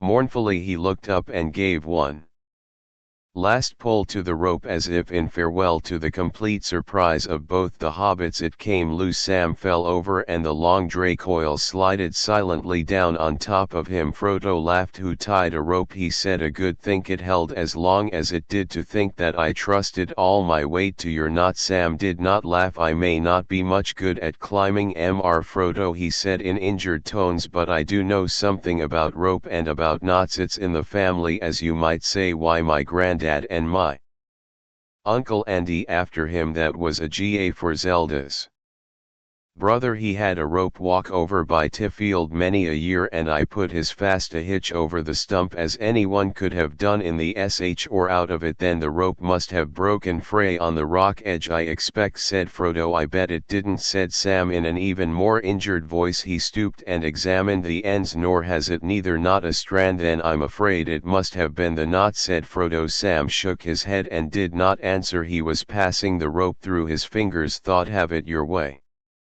Mr. Frodo, he said at last, but I think the rope came off itself when I called. He called it up and stowed it lovingly in his pack. It certainly came, said Frodo, and that's the chief thing. But now we've got to think of our next move. Night will be on us soon. How beautiful the stars are, and the moon. They do cheer the heart, don't they, said Sam, looking up. I wish they are. Somehow the moon's growing. We haven't seen him for a night or two in this cloudy weather. He's beginning to give quite a light. Yes, said Frodo, but he won't be full for some days. I don't think we'll try the marshes by the light of half the moon under the first shadows of night. They started out on the next stage of their journey. After a while Sam turned and looked back at the way they had come. The mouth of the gully was a black notch in the dim cliff. Oh, I'm glad we got the rope, he said. We've set a little puzzle for that footpad anyhow. He can try his nasty flappy feet on those ledges. They picked their steps away from the skirts of the cliff among a wilderness of boulders and rough stones, wet and slippery with the heavy rain. The ground still fell away sharply. They had not gone very far when they came upon a great fissure that yawned suddenly black before their feet. It was not wide, but it was too wide to jump across it. In the dim light they thought they could hear water gurgling in its depths. It curved away from their left northward back towards the hills, and so bar their road in that direction. At any rate, while darkness lasted, we had better try a way back southwards along the line of the cliff. I think, said Sam, we might find some nook there, or even a cave or something. I suppose so, said Frodo, but I'm tired and I don't think I can scramble among stones much longer tonight, though I grudged the delay. I wish there was a clear path in front of us, then I'd go on till my legs gave way. They did not find the going any easier at the broken feet of the Emyn mule, nor did Sam find any nook or hollow to shelter in. Only bare stony slopes frowned over by the cliff, which now rose again higher and more sheer as they went back. In the end, worn out, they just cast themselves on the ground under the lee of a boulder lying not far from the foot of the precipice. There for some time they sat huddled mournfully together in the cold stormy night, while sleep crept up upon them in spite of all they could do to hold it off. The moon now rode high and clear. Its thin white light lit up the faces of the rocks and drenched the cold frowning walls of the cliff, turning all the wide looming darkness into a chill pale grey scored with black shadows. Well, said Frodo, standing up and drawing his cloak more closely around him, you sleep for a bit, Sam, and take my blanket. I'll walk up and down for sentry for a while. Suddenly he stiffened, and stooping he gripped Sam by the arm. What's that, he whispered. Look over there on the cliff. Sam looked and breathed in sharply through his teeth. He said, that's what it is that Gollum, snakes and adders. To think that I thought that we puzzle it with our bit of a climb. Look at him, like a nasty crawling spider on a wall down the face of a precipice, sheer and almost smooth it seemed. In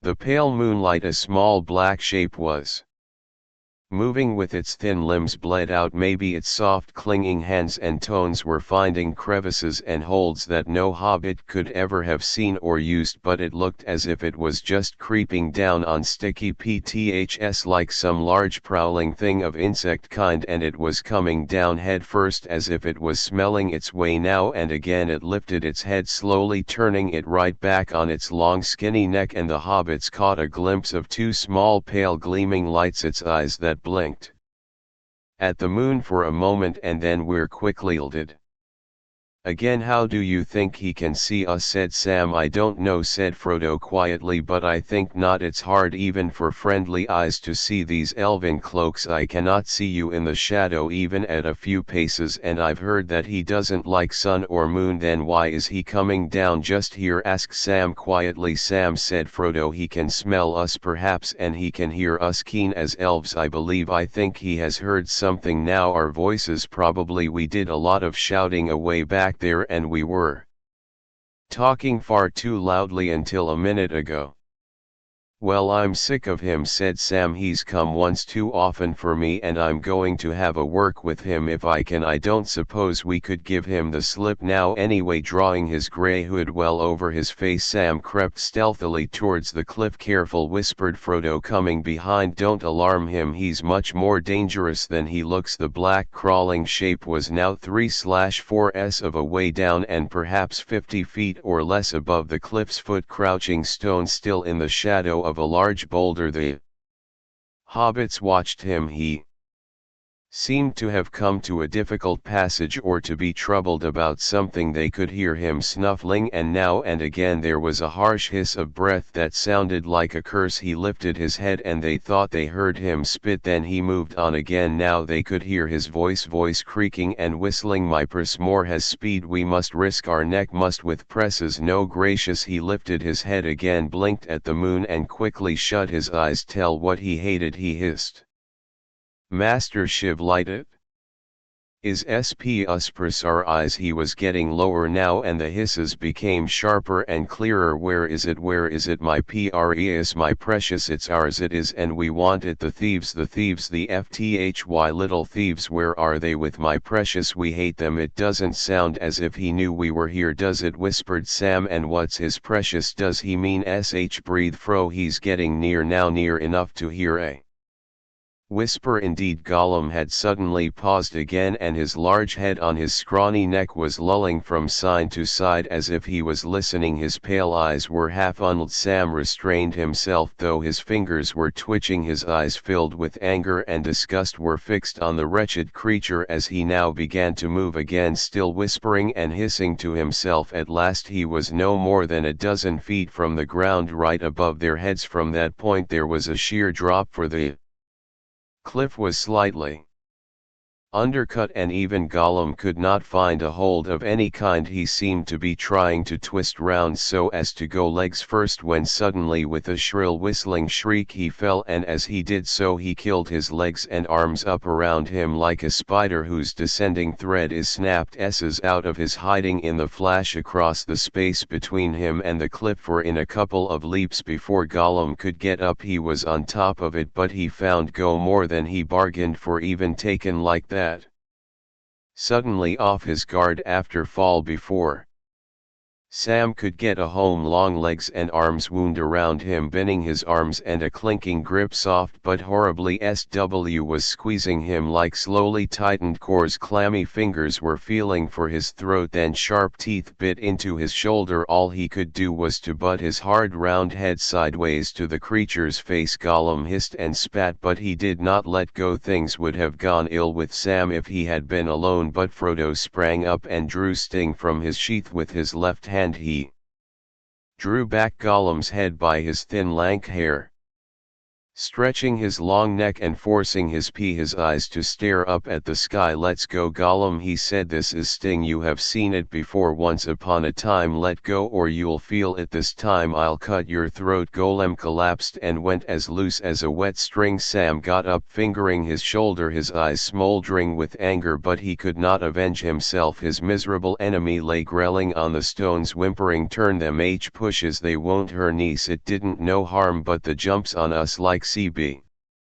They dead precious and so long call him we be nice to them and they be nice to us why well what's to be done with him said Sam try him up so he can't come sneaking after us no more I say that would kill us whimpered Golem tie us up in the cold sobs wet up in his gobbling throat no said Frodo if we kill him we must kill him outright but we can't do that not as things are poor rich he has done us no harm oh hasn't he said Sam rubbing his shoulder anyway he meant to and he means to I'll roar it throttle us in our sleep that's his plan I dare say said Frodo but what he means to do is another matter he paused for a while in thought Gollum lay still but stopped whimpering Sam stood glowering over him it seemed to Frodo then that he heard quite plainly but far off voices out of the past what a pity that Bilbo did not stab the vile creature when he had the chance pity and mercy not so stree without need I do not feel any pity for Gollum he deserves death deserves it I dare say he does many that live deserve death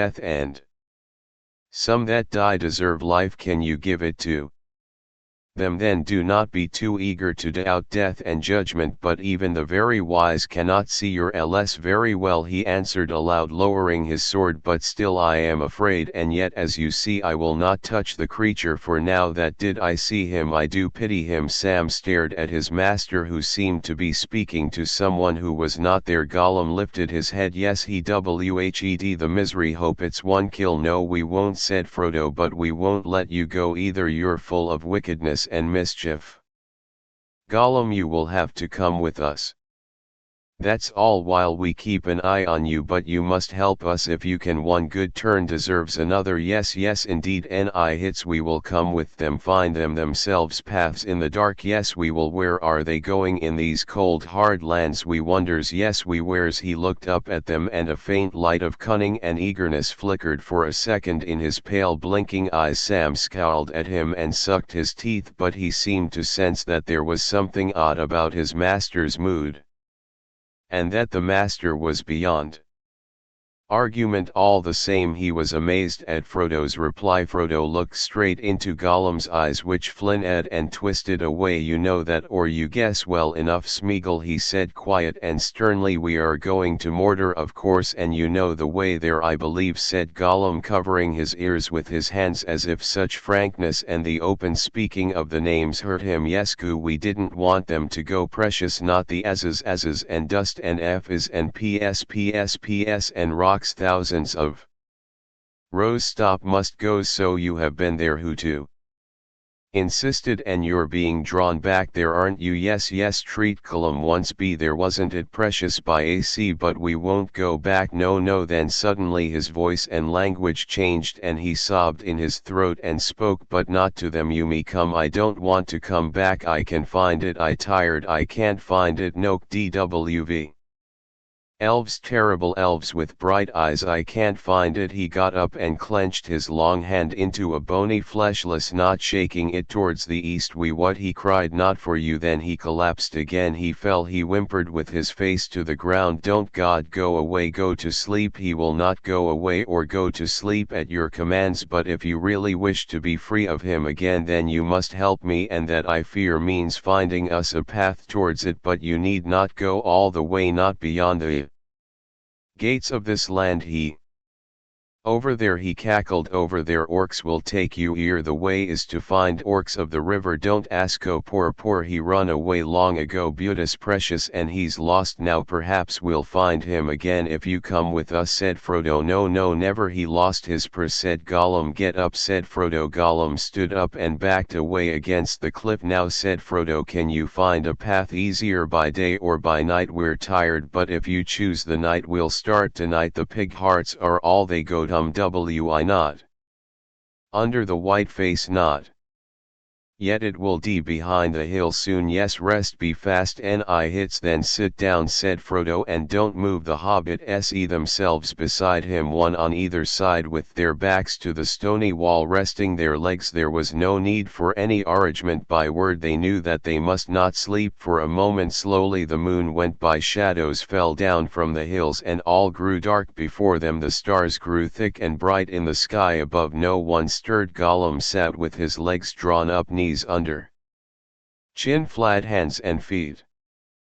Split blade to the ground, his eyes closed but he seemed tense as if thinking or listening. Frodo looked across at Sam, their eyes met and they understood. They relaxed, leaning their heads back and shutting their eyes, or seeming so. Soon the sound of their soft breathing could be heard. Gollum's hands twitched a little, hardly perceptibly. His head moved to the left and the right, and first one eye and then another opened the slit. The hobbits made no sign. Suddenly, with startling agility and speed, straight off the ground with a jump like a grasshopper or a frog, Gollum bounded forward into the darkness. But that was just what Frodo and Sam had expected. Sam was on him before he had gone 2 paces. After his spring, Frodo, coming behind, grabbed his leg and threw him. "Your rope might prove useful again, Sam," he said. Sam got out, "Broke, and where were you?" "Off in the cold hard lands, Mr. Gollum," he growled. We wonders to find some of your friends. I'll warrant you're nasty, treacherous creature. It's round your neck, this robble to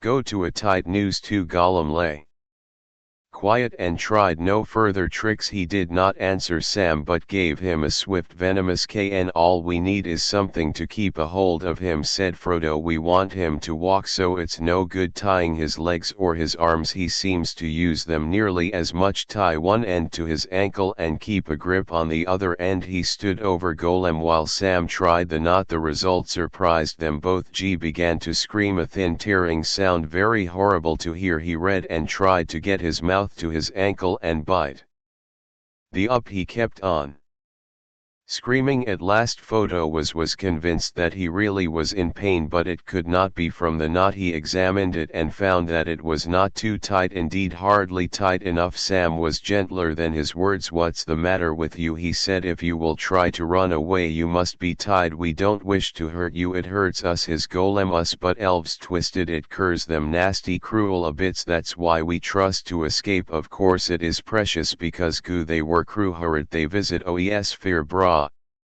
Take it of us." "No, I will not take it off you," said Frodo. "Not unless." He paused a moment and thought. "Not unless there is any promise you can make that I can trust." "He wants." "Yes, yes," said Gollum, still twisting. "Grabbling at his ankle hurts us, swear," said Frodo. "SW," said Gam suddenly and clearly, opening his eyes wide and staring at Frodo with a straight light. "Sleep, we're SW." "Precious." Frodo drew himself up and again Sam was startled by his words and his stern voice on the precious. "How dare you think one ring to rule them all, and in the darkness bind them? Would you commit your promise to that Smeagol? It will hold you, but it is more treacherous than you are. It may twist your words. Beware." Gollum cowered on the precious. "The precious," he repeated. "And what would you swear?" asked Fro. "You be very, very good," said Gollum. Then crawling to Frodo's feet, growl before him, whispering hoarsely. A shadow ran over him as if the words shook his very bones with fear. "Never on the precious." "No, not on it," said Frodo, looking down at him with stern pity. "All you wish is to see it and to touch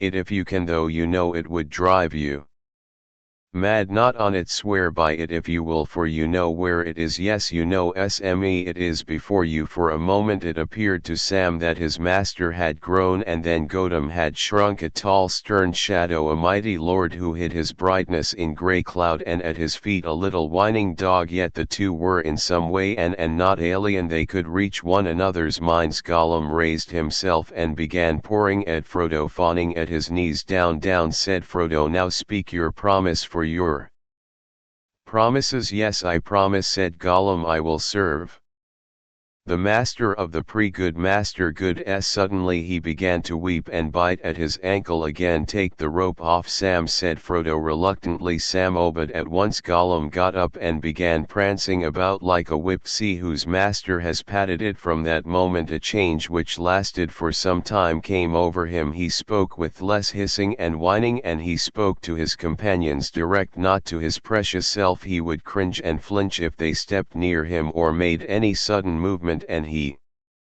avoided the touch of their elven cloaks. But he was Friendly and indeed pitifully anxious to please, he would cackle with laughter and caper if any jest was made, or even if Frodo spoke kindly to him, and weep if Frodo rebuked him. Sam said little to him of any sort, he respected him more deeply than ever, and if possible like the new go the Smeagol less than the oh well Gollum, or whatever it is where we to call you, he said. Now for it, the moon's gone and the night's going, we better start. Yes, yes, agreed Gollum, skipping about. There's only one way across, between the north end and the south end.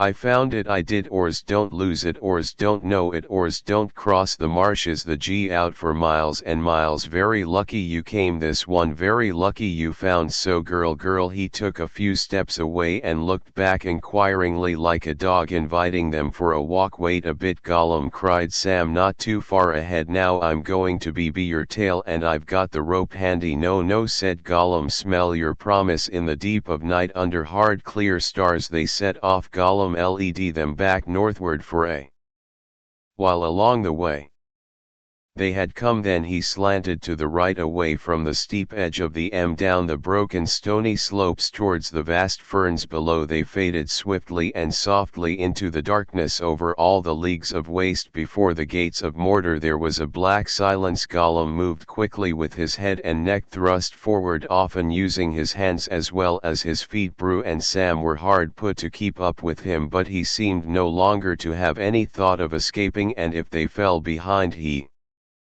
would turn and wait for them.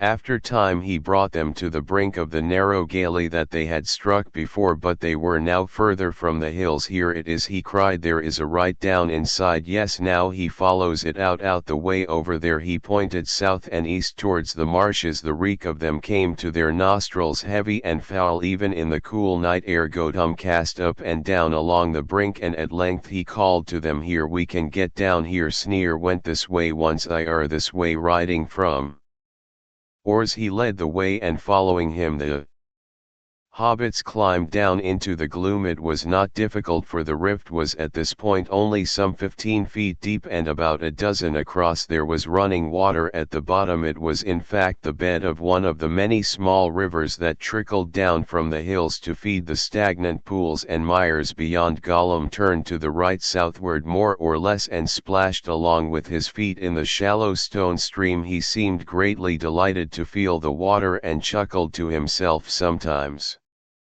even croaking in a sort of song. The card ls the pats are hands, the nos are the rocks and stone, rl earth burns or b of me stream, and p is w and cool to life for it. And now we are, what does r, he said looking sidelong at the hobbits, will tell you, he croaked, he guessed it long ago. B fed, a glint came into his eyes, and Sam, catching the gleam in the darkness, thought it far from pleasant. Alive, without breath, as cured as death, never thirsting, ever drinking, clad in man, never clinking, drowns and Dr. land. Think some island is a mountain, thanks the fountain is a byreth of a so far. What a joy to meet, we only wish to catch a fish. So just as these words only made more pressing to Sam's mind a problem that had been troubling him from the moment when he understood that his master was going to adopt Gollum as a guide, the problem of food. It did not occur to him that his master might also have thought of it, but he supposed Gollum had indeed. How had Gollum kept himself in all his lonely wandering? Not too well, thought Sam. He looks fair famished, not too dainty to try what hobbit tastes like. If there ain't no fish or wager, supposing as he could catch a snapping, well, he won't not Sam Gomri for one. They stumbled along in the dark winding gully for a long time, or so it seemed to the tired feet of Frodo and Sam. The gully turned eastward, and as they went on it broadened and got gradually shallower. At last the sky above grew faint with the first grey of morning. Gollum had shown no signs of Tyra, but now he looked up and halted. Is near, he whispered, as if they was something that might overhear him and spring on him. We stay here, I will stay here, and the yellow face won't see me. We should be glad to see the sun, said Frodo, but we will stay here. We are too tired to go any further at present. You are not right to be GL of the yellow face, said Gol. It shows you up now, he s for it. Stay with sm oars and nasty things are about, they can see a long way. Stay and hide with me, the three of them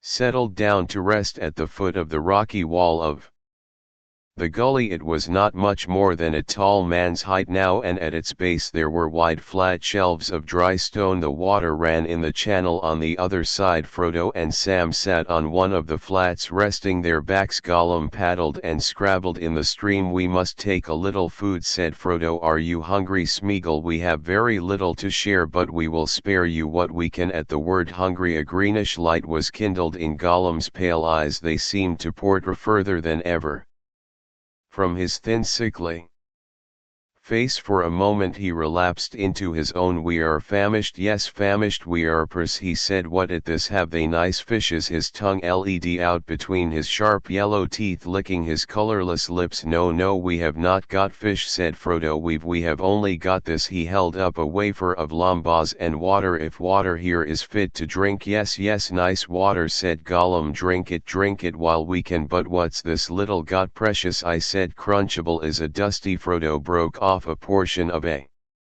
wafer and handed it to him.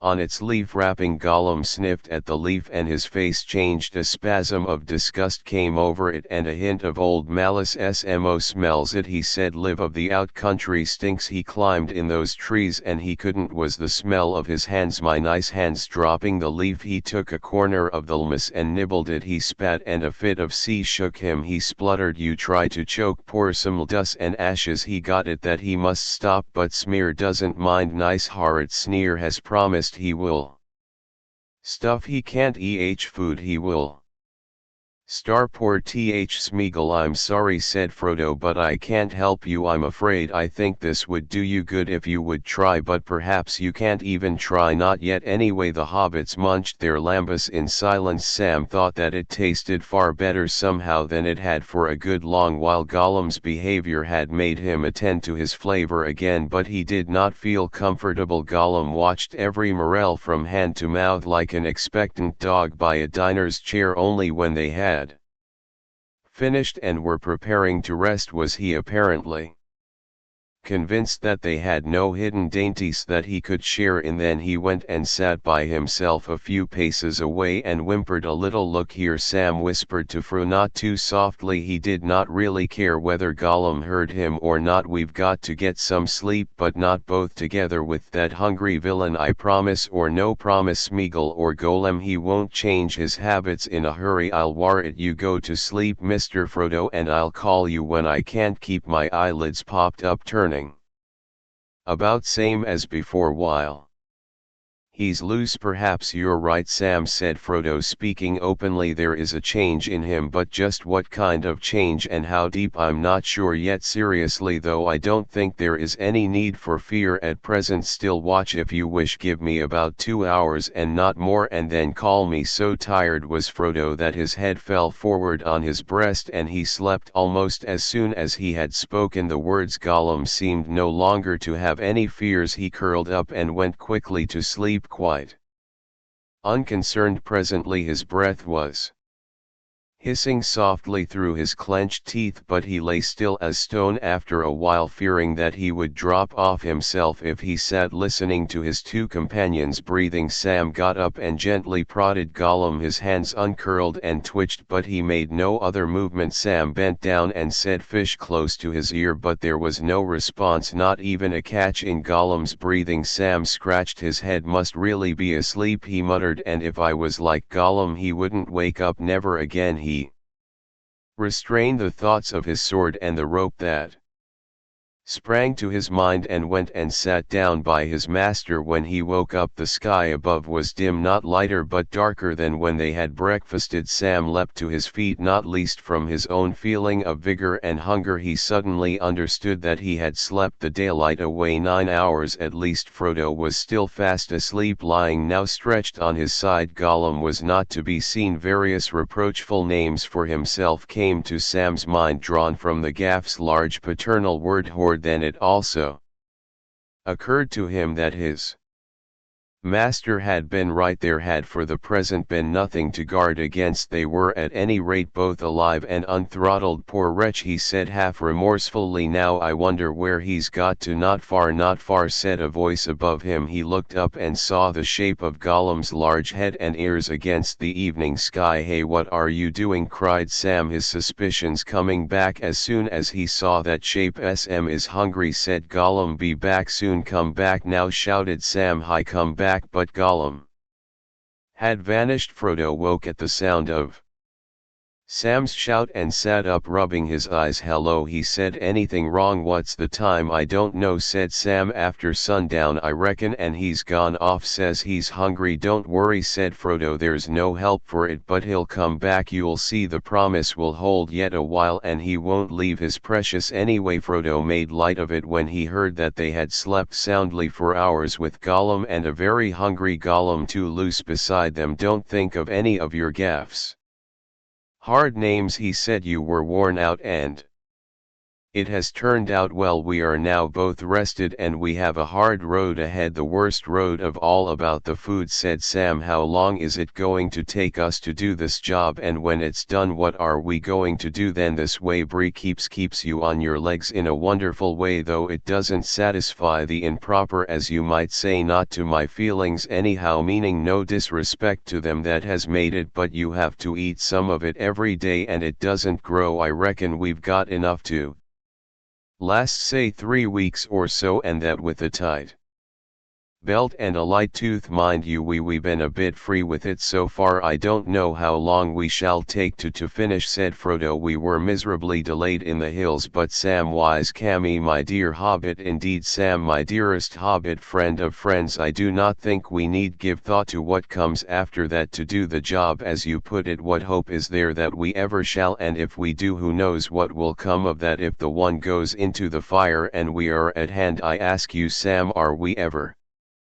likely to need bread again? I think not, if we can nurse our limbs to bring us to Mount Doom. That is all we can do. More than I can, I begin to feel." Sam nodded silently. He took his master's hand and bent over it. He did not kiss it, though his ears fell on it. Then he turned away, drew his sleeve over his nose, and got up and stamped about, trying to whistle and saying between the efforts, "Where's that dread creature?" It was actually not long before Gollum returned, but he came so quietly that they did not hear him until he stood before them. His fingers and face were soiled with black mud. He was still chewing and slavering what he was chewing. They did not ask or like to think. Worms or beetles or something slimy out of the holes, thought Sam. The nasty creature, the poor wretch. Gollum said nothing to them until he had drunk deeply and washed himself in the stream. Then he came up to them, licking his lips. He said, "Are we rested, ready to go on?" "Noit, they sleep beautifully, trust me. J.R.R. now very, very good." The next stage of their journey was much the same as the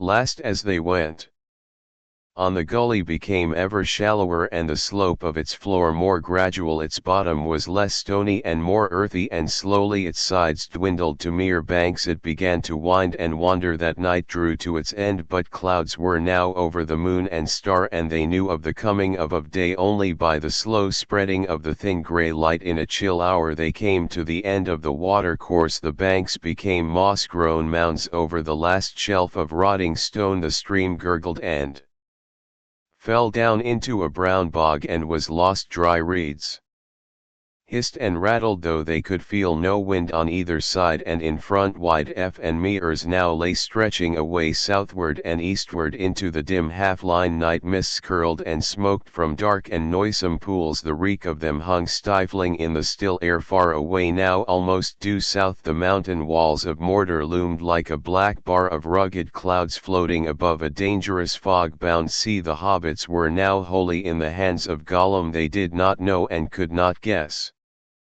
in that misty light, that they were in fact only just within the northern borders of the marshes, the main expanse of which lay south of them. They could, if they had known the lands with some delay, have retraced their steps a little, and then turning east have come round over hard roads to the bare plain of Darad, the field of the ancient battle before the gates of Mordor. Not that there was great hope in such a course. On that stony plain there was no cover, and across it ran the highways of the orcs and the soldiers of the enemy. Not even the cloaks of Lauon would have concealed them there. How do we shape our course now? Smeal asked Frodo. Must we cross these evil-smelling No need at all, said Gollum. Not if hobbits want to reach the Dark Mountains and go see him very quick. Back a little and round a little. His skinny arm waved north and east, and you can come on hard cold roads to the very gates of his country. Lots of his people will be there looking out for guests, very pleased to take them straight to him. Oh yes, his eye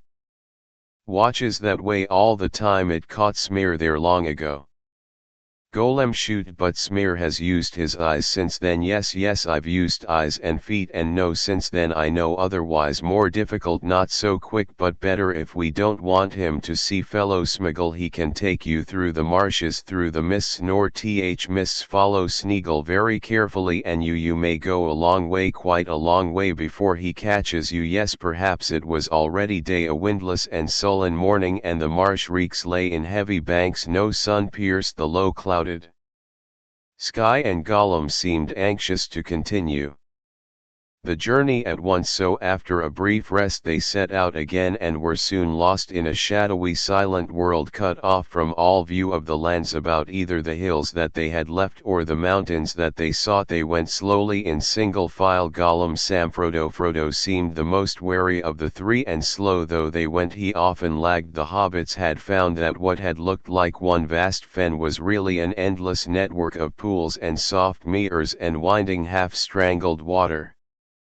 courses. Among these a cunning eye and foot could thread a wandering path. Gollum certainly had that cunning, and needed all of it. His head on its long neck was ever turning this way and that, while he sniffed and muttered all the time to himself. Sometimes he would hold up his hand and halt them while he went forward a little, crouching, testing the ground with fingers or toes, or merely listening with one ear pressed to the earth. It was dreary and wearisome. Cold and clammy winter still held sway in this forsaken country. The only green was the scum of livid wheat on the dark greasy surfaces of the sullen waters. Dead grasses and rotting reeds loomed up in the mists like ragged shadows of long-forgotten summers. As the day wore on, the light increased a little, and the mists lifted, growing thinner and more transparent far above the rotten vapors of the world. The sun was riding high and golden now in the serene country, with flaws of dazzling foam, but only a passing ghost of her could they see below, blurred, pale, giving no color and no warmth. But even at this faint reminder of her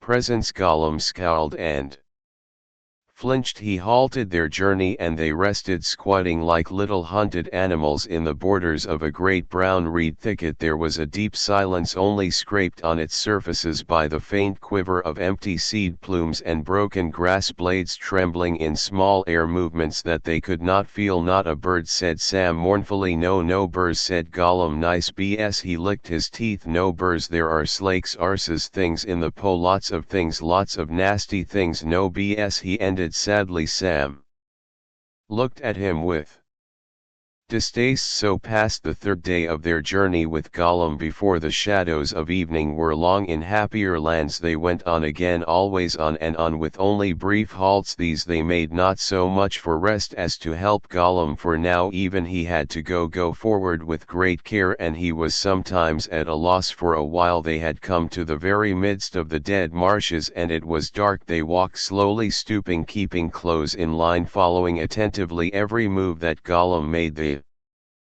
fence grew more wet, opening into wide stagnant mirrors among which it grew more and more difficult to find the firmer places where feet could tread without sinking into gurgling mud. The travelers were light, or maybe none of them would ever have found a way through. Presently it grew altogether dark. The air itself seemed black and heavy to breathe. When lights appeared, Sam rubbed his eyes. He thought his head was going queer. He first saw one with the corner of his left eye a wisp of pale sheen that faded away, but others appeared soon after, some like dimly shining smoke, some like misty flames flickering slowly above unseen candles. Here and there they twisted like ghostly sheets unfilled by hidden hands, but neither of his companions spoke a word. At last Sam could bear it no longer. "What's all this, Gollum?" he said in a whisper. "These lights, they're all around us now. Are we trapped? Who are they?" Gollum looked up. A dark water was before him, and he was crawling on the ground this way and that, doubtful of the way. "Yes, they are all around us," he whispered. "The tricksy lights, candles of corpses. Yes, yes, don't you heed them? Don't look, don't follow him. Or where's the master?" Sam looked back and found that Frodo had lagged again. He could not see him. He went some paces back to the darkness, not daring to move far or to call in more than a hoarse whisper. Suddenly he stumbled against Frodo, who was standing lost in thought, looking at the pale lights. His hands hung stiff at his sides. Water and slime were dripping from them. "Come, Mr. Frodo," said Sam, "don't look at them. Goal says we mustn't. Let's keep up with him and get out of this cursed place as quick as we can, if we can." "All right," said Frodo, as if returning out of a dream. "I'm coming." "Go on." Hurrying forward again, Sam tripped, catching his foot in some old root to a puss. He fell and came heavily on his hands, which sank deep into sticky ooze, so that his face was brought close to the surface of the dark mirror. There was a faint hiss. A noisome smell went up. The lights flickered and danced and swirled. For a moment the water below him looked like some window glazed with grimy glass, through which he was peering. Wrenching his hands out of the BG, he sprang back with a cry. "There are things," he said with horror. "Dead faces in the water." "Dead faces?" Go laughed. "The dead marshes." "Yes, yes, that is their name," he cackled. "You should not look in when the candles are lit." "Who are they? What are they?" asked Sam, shattering, turning to Frodo, who was now behind him. "I don't know," said Frodo in a dreamlike voice, "but I have seen them too in the pools when the candles were lit. They lie in all the pools, pale faces deep, deep under the dark water. I saw them, grim faces and evil and noble faces and sad, many faces, proud and fair, and weeds in their silver hair, but all foul, all rotting. Oh, you dead, I fell. Light is in them." Fro hid his eyes in his hands. "I know not who they are, but I thought I saw their men and elves and orcs beside them," said Gollum. "All dead, all rotten, arves and men and orcs. The dead marshes. There was a great morrow." "Yes, so they told him when Smear was young. When I was young, before the precious came, it was a great battle. Tall men with long swords and terrible elves and orcs.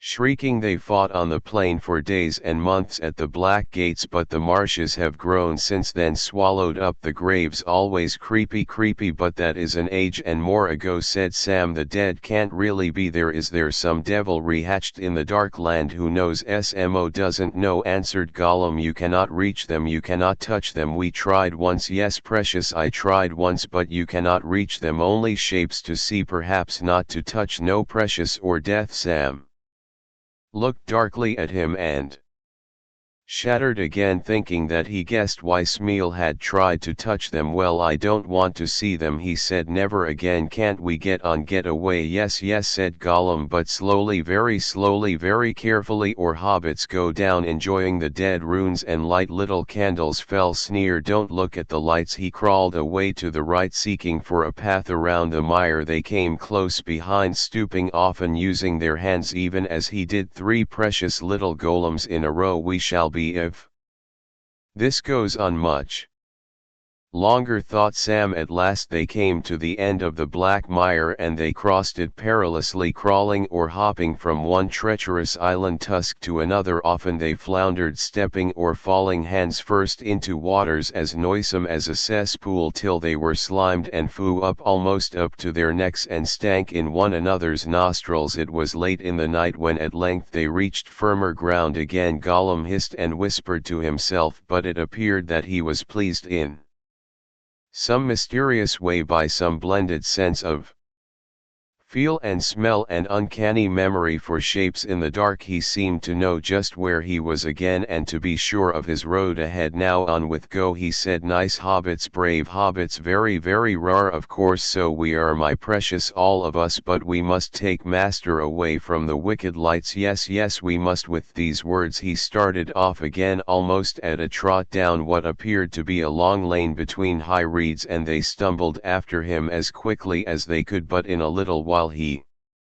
stopped suddenly and sniffed the air, doubtfully, hissing as if he was troubled or disbed again. "What is it?" growled Sam, misinterpreting the signs. "What's the need to sniff? The stick nearly knocks me down with my nose held." "You stink, master." "Stinks? The whole place stinks." "Yes yes, some stinks," answered Gollum. "Poor smear smells it, but good smear bears it." "Helps nice, master, but that's no matter. The air is moving. Chang is coming. Sm wonders he's not happy." He went on again, but his uneasiness grew, and every now and again he stood up to his full height, craning his neck eastward and southward. For some time the hobbits could not hear or feel what was troubling him. Then suddenly all three halted, stiffening and listening to Frodo and Sam. It seemed that they heard far away a long wailing cry, high and thin and cruel. They shivered at the same moment. The stirring of the air became perceptible to them, and it grew very cold. As they stood straining their ears, they heard a noise like a wind coming in the distance. The misty lights wavered, dimmed and went out. Gam would not move. He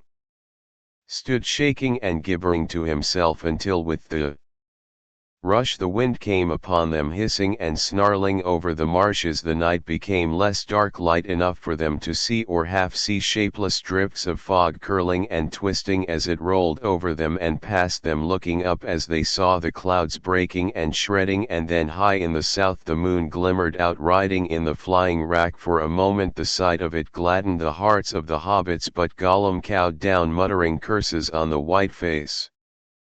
Then Frodo and Sam, staring at the sky, breathing deeply of the fresher air, saw it come, a small cloud flying from the accursed hills, a black shadow loose from Mordor, a vast shape, winged and ominous. It scudded across the moon and with a deadly cry went away eastward, outrunning the wind in its fell speed. They fell forward, rumbling endlessly on the cold earth, but the shadow of horror wheeled and returned, passing low right above him, sweeping the Fenrir with its ghastly wings, and then it was gone, flying back to Mordor with the speed of the wrath of Som, and behind it the wind roared away, leaving the dead marshes bare and bleak, the naked waste as far as the eye could pierce. Even to the distant menace of the mountains was dappled with the fitful moonlight. Frodo and Sam got up, rubbing their eyes like children wakened from an evil dream, to find the familiar night still over the world. But Gollum lay on the ground as if he had been stunned. They roused him with difficulty, and for some time he would not lift his face, but knelt forward on his elbows, covering the back of his head with his large flat hands. "Rights," he wailed.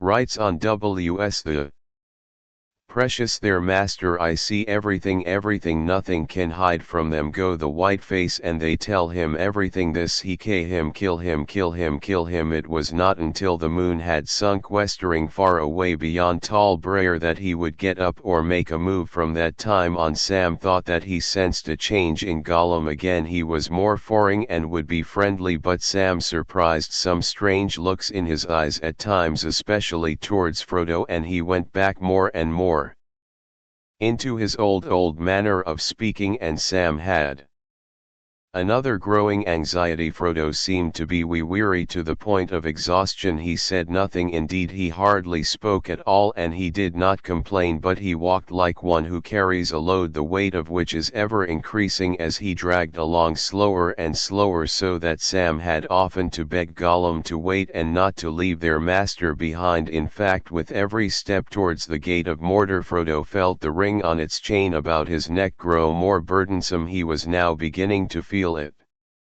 as an actual weight dragging him.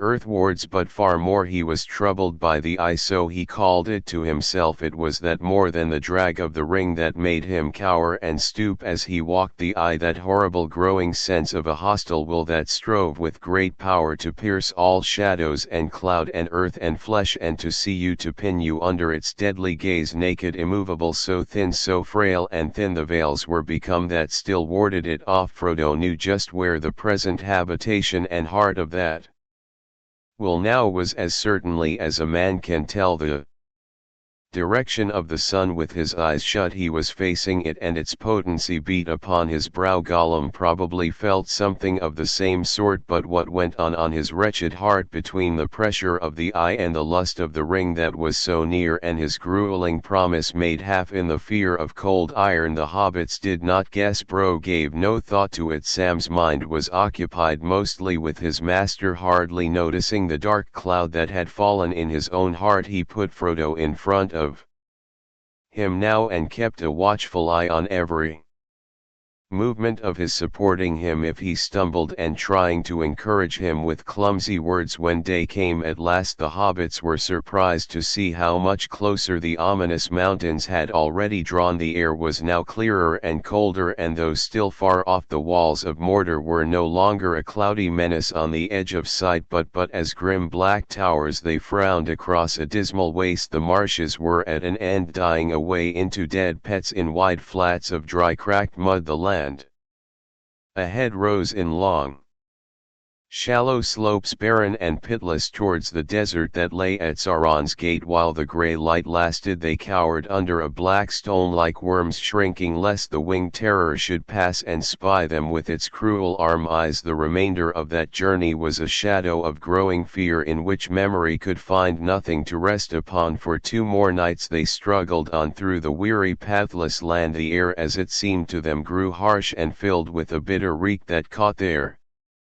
breath and parched their mouths. At last, on the 5th morning since they took the road with Gollum, they halted once more before them. Dark in the dawn, the great mountains reached up to roofs of smoke and cloud. Out from their feet were hung huge buttresses and broken hills that were now at the nearest scarce a dozen miles away. Frodo looked around in horror, dreadful as the dead marshes had been and the arid moors of the Norman lands. More loathsome far was the country that the crawling day now slowly unveiled to his shrinking eyes, even to the mire of dead faces. Some hagged phantom of green spring would come, but here neither spring nor summer would ever come again. Here nothing lived, not even the leprous growths that feed on rottenness. The gasping pools were choked with ash and crawling mud, sickly white and grey, as if the mountains had vomited the filth of their entrails upon the lands about. High mounds of crushed and powdered rock, great cones of earth, fire blasted and poison stained, stood like an obscene graveyard in endless rows.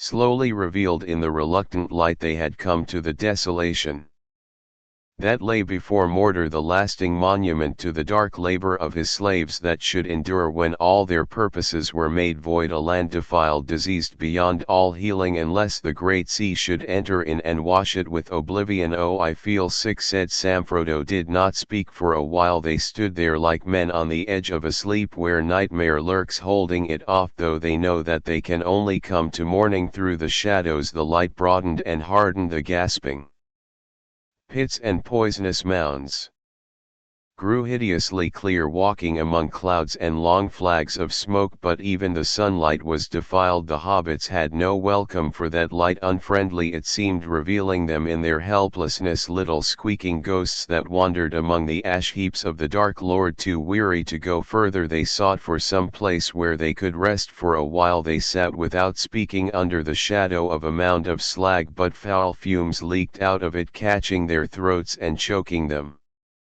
Gollum was the first to get up, spluttering and cursing.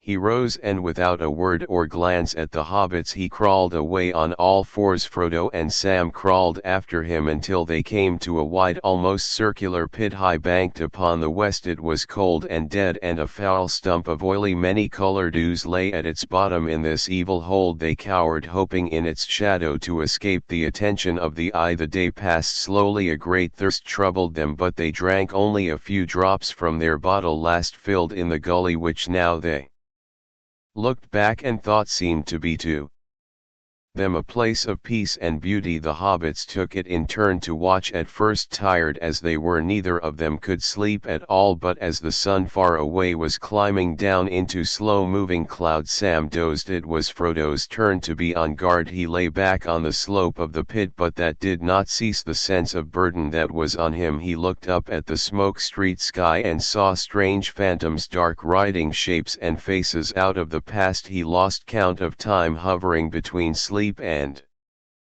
waking until forgetfulness came over him. Suddenly Sam woke up, thinking that he heard his master calling. It was evening. Frodo could not have called, for he had fallen asleep and had slid down nearly to the bottom of the pit. Gollum was by him. For a moment Sam thought that he was trying to rouse Frodo, but he saw that it was not so. Gollum was talking to himself. Smigel was holding a debate with some other thought that used the same voice but made it squeak and hiss. A pale light and a green light alternated in his eyes as he spoke. "Promise, yes, yes, my precious," came the answer. "We promised to save our precious, but not let him have it." "Never, but it's going to him." "Yes, nearer every step." "What's the H going to do with this?" "We wonders." "Yes, we wonders." "I don't know, I can't help it." "Master's got it." "SM promised to help the master." "Yes, yes, to help the master of the precious." "But if he was master and we could help ourselves?" "Yes, and still keep promises." "But Smeagol said he would be very, very good." "Nice hobbit. He took cruel rope off SM's leg." "He speaks nicely to me." "Very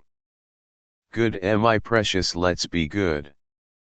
Good us fish, sweet one, but to ourselves, not hurt the nice." "Stow it." "Of course, no, no, but the precious hurts the promise." The voice of Smeal objected. "Then take it," said the other, "and let's hurt it for ourselves. Then we shall be the master." "Kill him." "Make the other hobbit the nasty suspicious hobbit." "Make him crawl." "Yes, but not the nice hit." "Oh no, not if he doesn't please us." "Still, these are Bjins, my precious." "Yes, a Baggin stole it. He found it and he said nothing, nothing. He hates spines." "No, not this spins." "Yes, every pin's all papers that keep the precious." "We must have it." "But he'll see, he'll know, he'll take it from us." "He sees, he knows, he heard us make silly promises against his orders." "Yes, must take it. The wraiths are searching." "Must take it." "Not for him, no, sweet one. See, my precious, if we has it then we can escape even from him. Perhaps we grow very strong, stronger than wraiths." "Lord SM Gollum the Great." "The Gollum he fish every day, 3 times a day, fresh from the sea." "Most precious Gollum most have it." "Are it reruns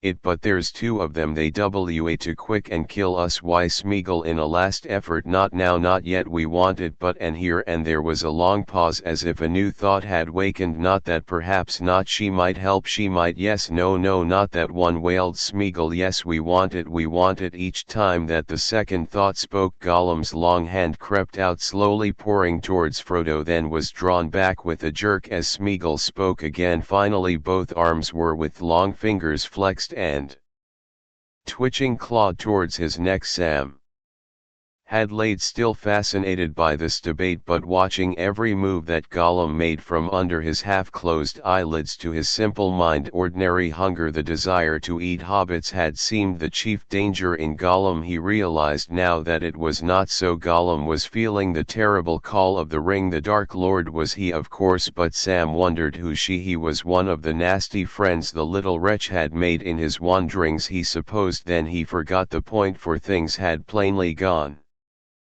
far enough and were getting dangerous. A great heaviness was in all his limbs, but he roused himself with an effort and sat up. Something warned him to be careful and not to reveal that he had overheard the debate. He let out a loud sigh and gave a huge music YW. What's the time? he said sleepily. Golem sent out a long hiss through his teeth. He stood up for a moment, tense and menacing, and then collapsed, falling forward on all fours and rolling up the bank of the pit. Nice bits, nice Sam, he said. Sleepy HS, yes sleepy HS, leave. Good SLE to watch, but it's evening, dusk is creeping, time to go. High time, thought Sam, and time we parted too. Yet it crossed his mind to wonder if indeed Gollum was is not now as dangerous turned loose as kept with them. Curse him, I wish he was choked, he muttered. He stumbled down to the bank and roused his master. Strangely enough, Frodo felt refreshed. He had been dreaming. The dark shadow had passed and a fair vision had visited him in this land of disease. Nothing remained of it in his memory, yet because of it he felt glad and lighter of heart. His burden was less heavy on him. Gollum welcomed him with dog-like delight. He chuckled and chattered, cracking his long fingers and pouring at Frodo's knees. Frodo smiled at him. Come, he said, you have guided us well and faithfully. This is the last stage. Bring us to the gate and you may go where you wish, only not to our enemies, to the death. Gollum squeaked, seeming surprised and frightened. To the death. Master says yes, he says so, and Gudigo does what he asks. Oh yes, but when we gets closer we'll see. Perhaps we'll see, then they won't work nice at all. Oh no, go on with you, said Sam. Let's get it over. In the falling dusk they scrambled out of the pit and slowly threaded their way through the dead land. They had not gone far before they felt once more the fear that had fallen on them when the winged shape swept over the marshes. They halted, cowering on the evil-smelling ground, but they saw nothing in the gloomy evening sky above, and soon the menace passed high overhead, going maybe on some swift errand from better. After a while Gollum got up and crept forward again, muttering and shaking. About an hour after midnight the fear fell on them a third time, but it now seemed more remote, as if it were passing far above the clouds, rushing with terrible speed into the west. Gollum, however, was helpless with terror and was convinced that they were being hunted, that their approach was known. 3 times he whimpered, 3 times is a threat. I feel us, I feel the precious. The pre is a master. We cannot go any further this way. No, it's NS. Baiting and kind words were no longer of any avail. It was not until Frodo commanded him angrily and laid a hand on his sword hilt that Gollum would get up again. Then at last he rose with a snarl and went before them like a beaten dog. So they stumbled on through the weary end of the night, and until the coming of another day of fear they walked in silence with bowed heads, seeing nothing and hearing nothing but the wind hissing in their ears. Thank you for listening to Soul Speak Stories narration of The Two Towers, Book 2, Chapter 2. With each step, the journey grows more dangerous, but the resolve of the fellowship remains unbroken.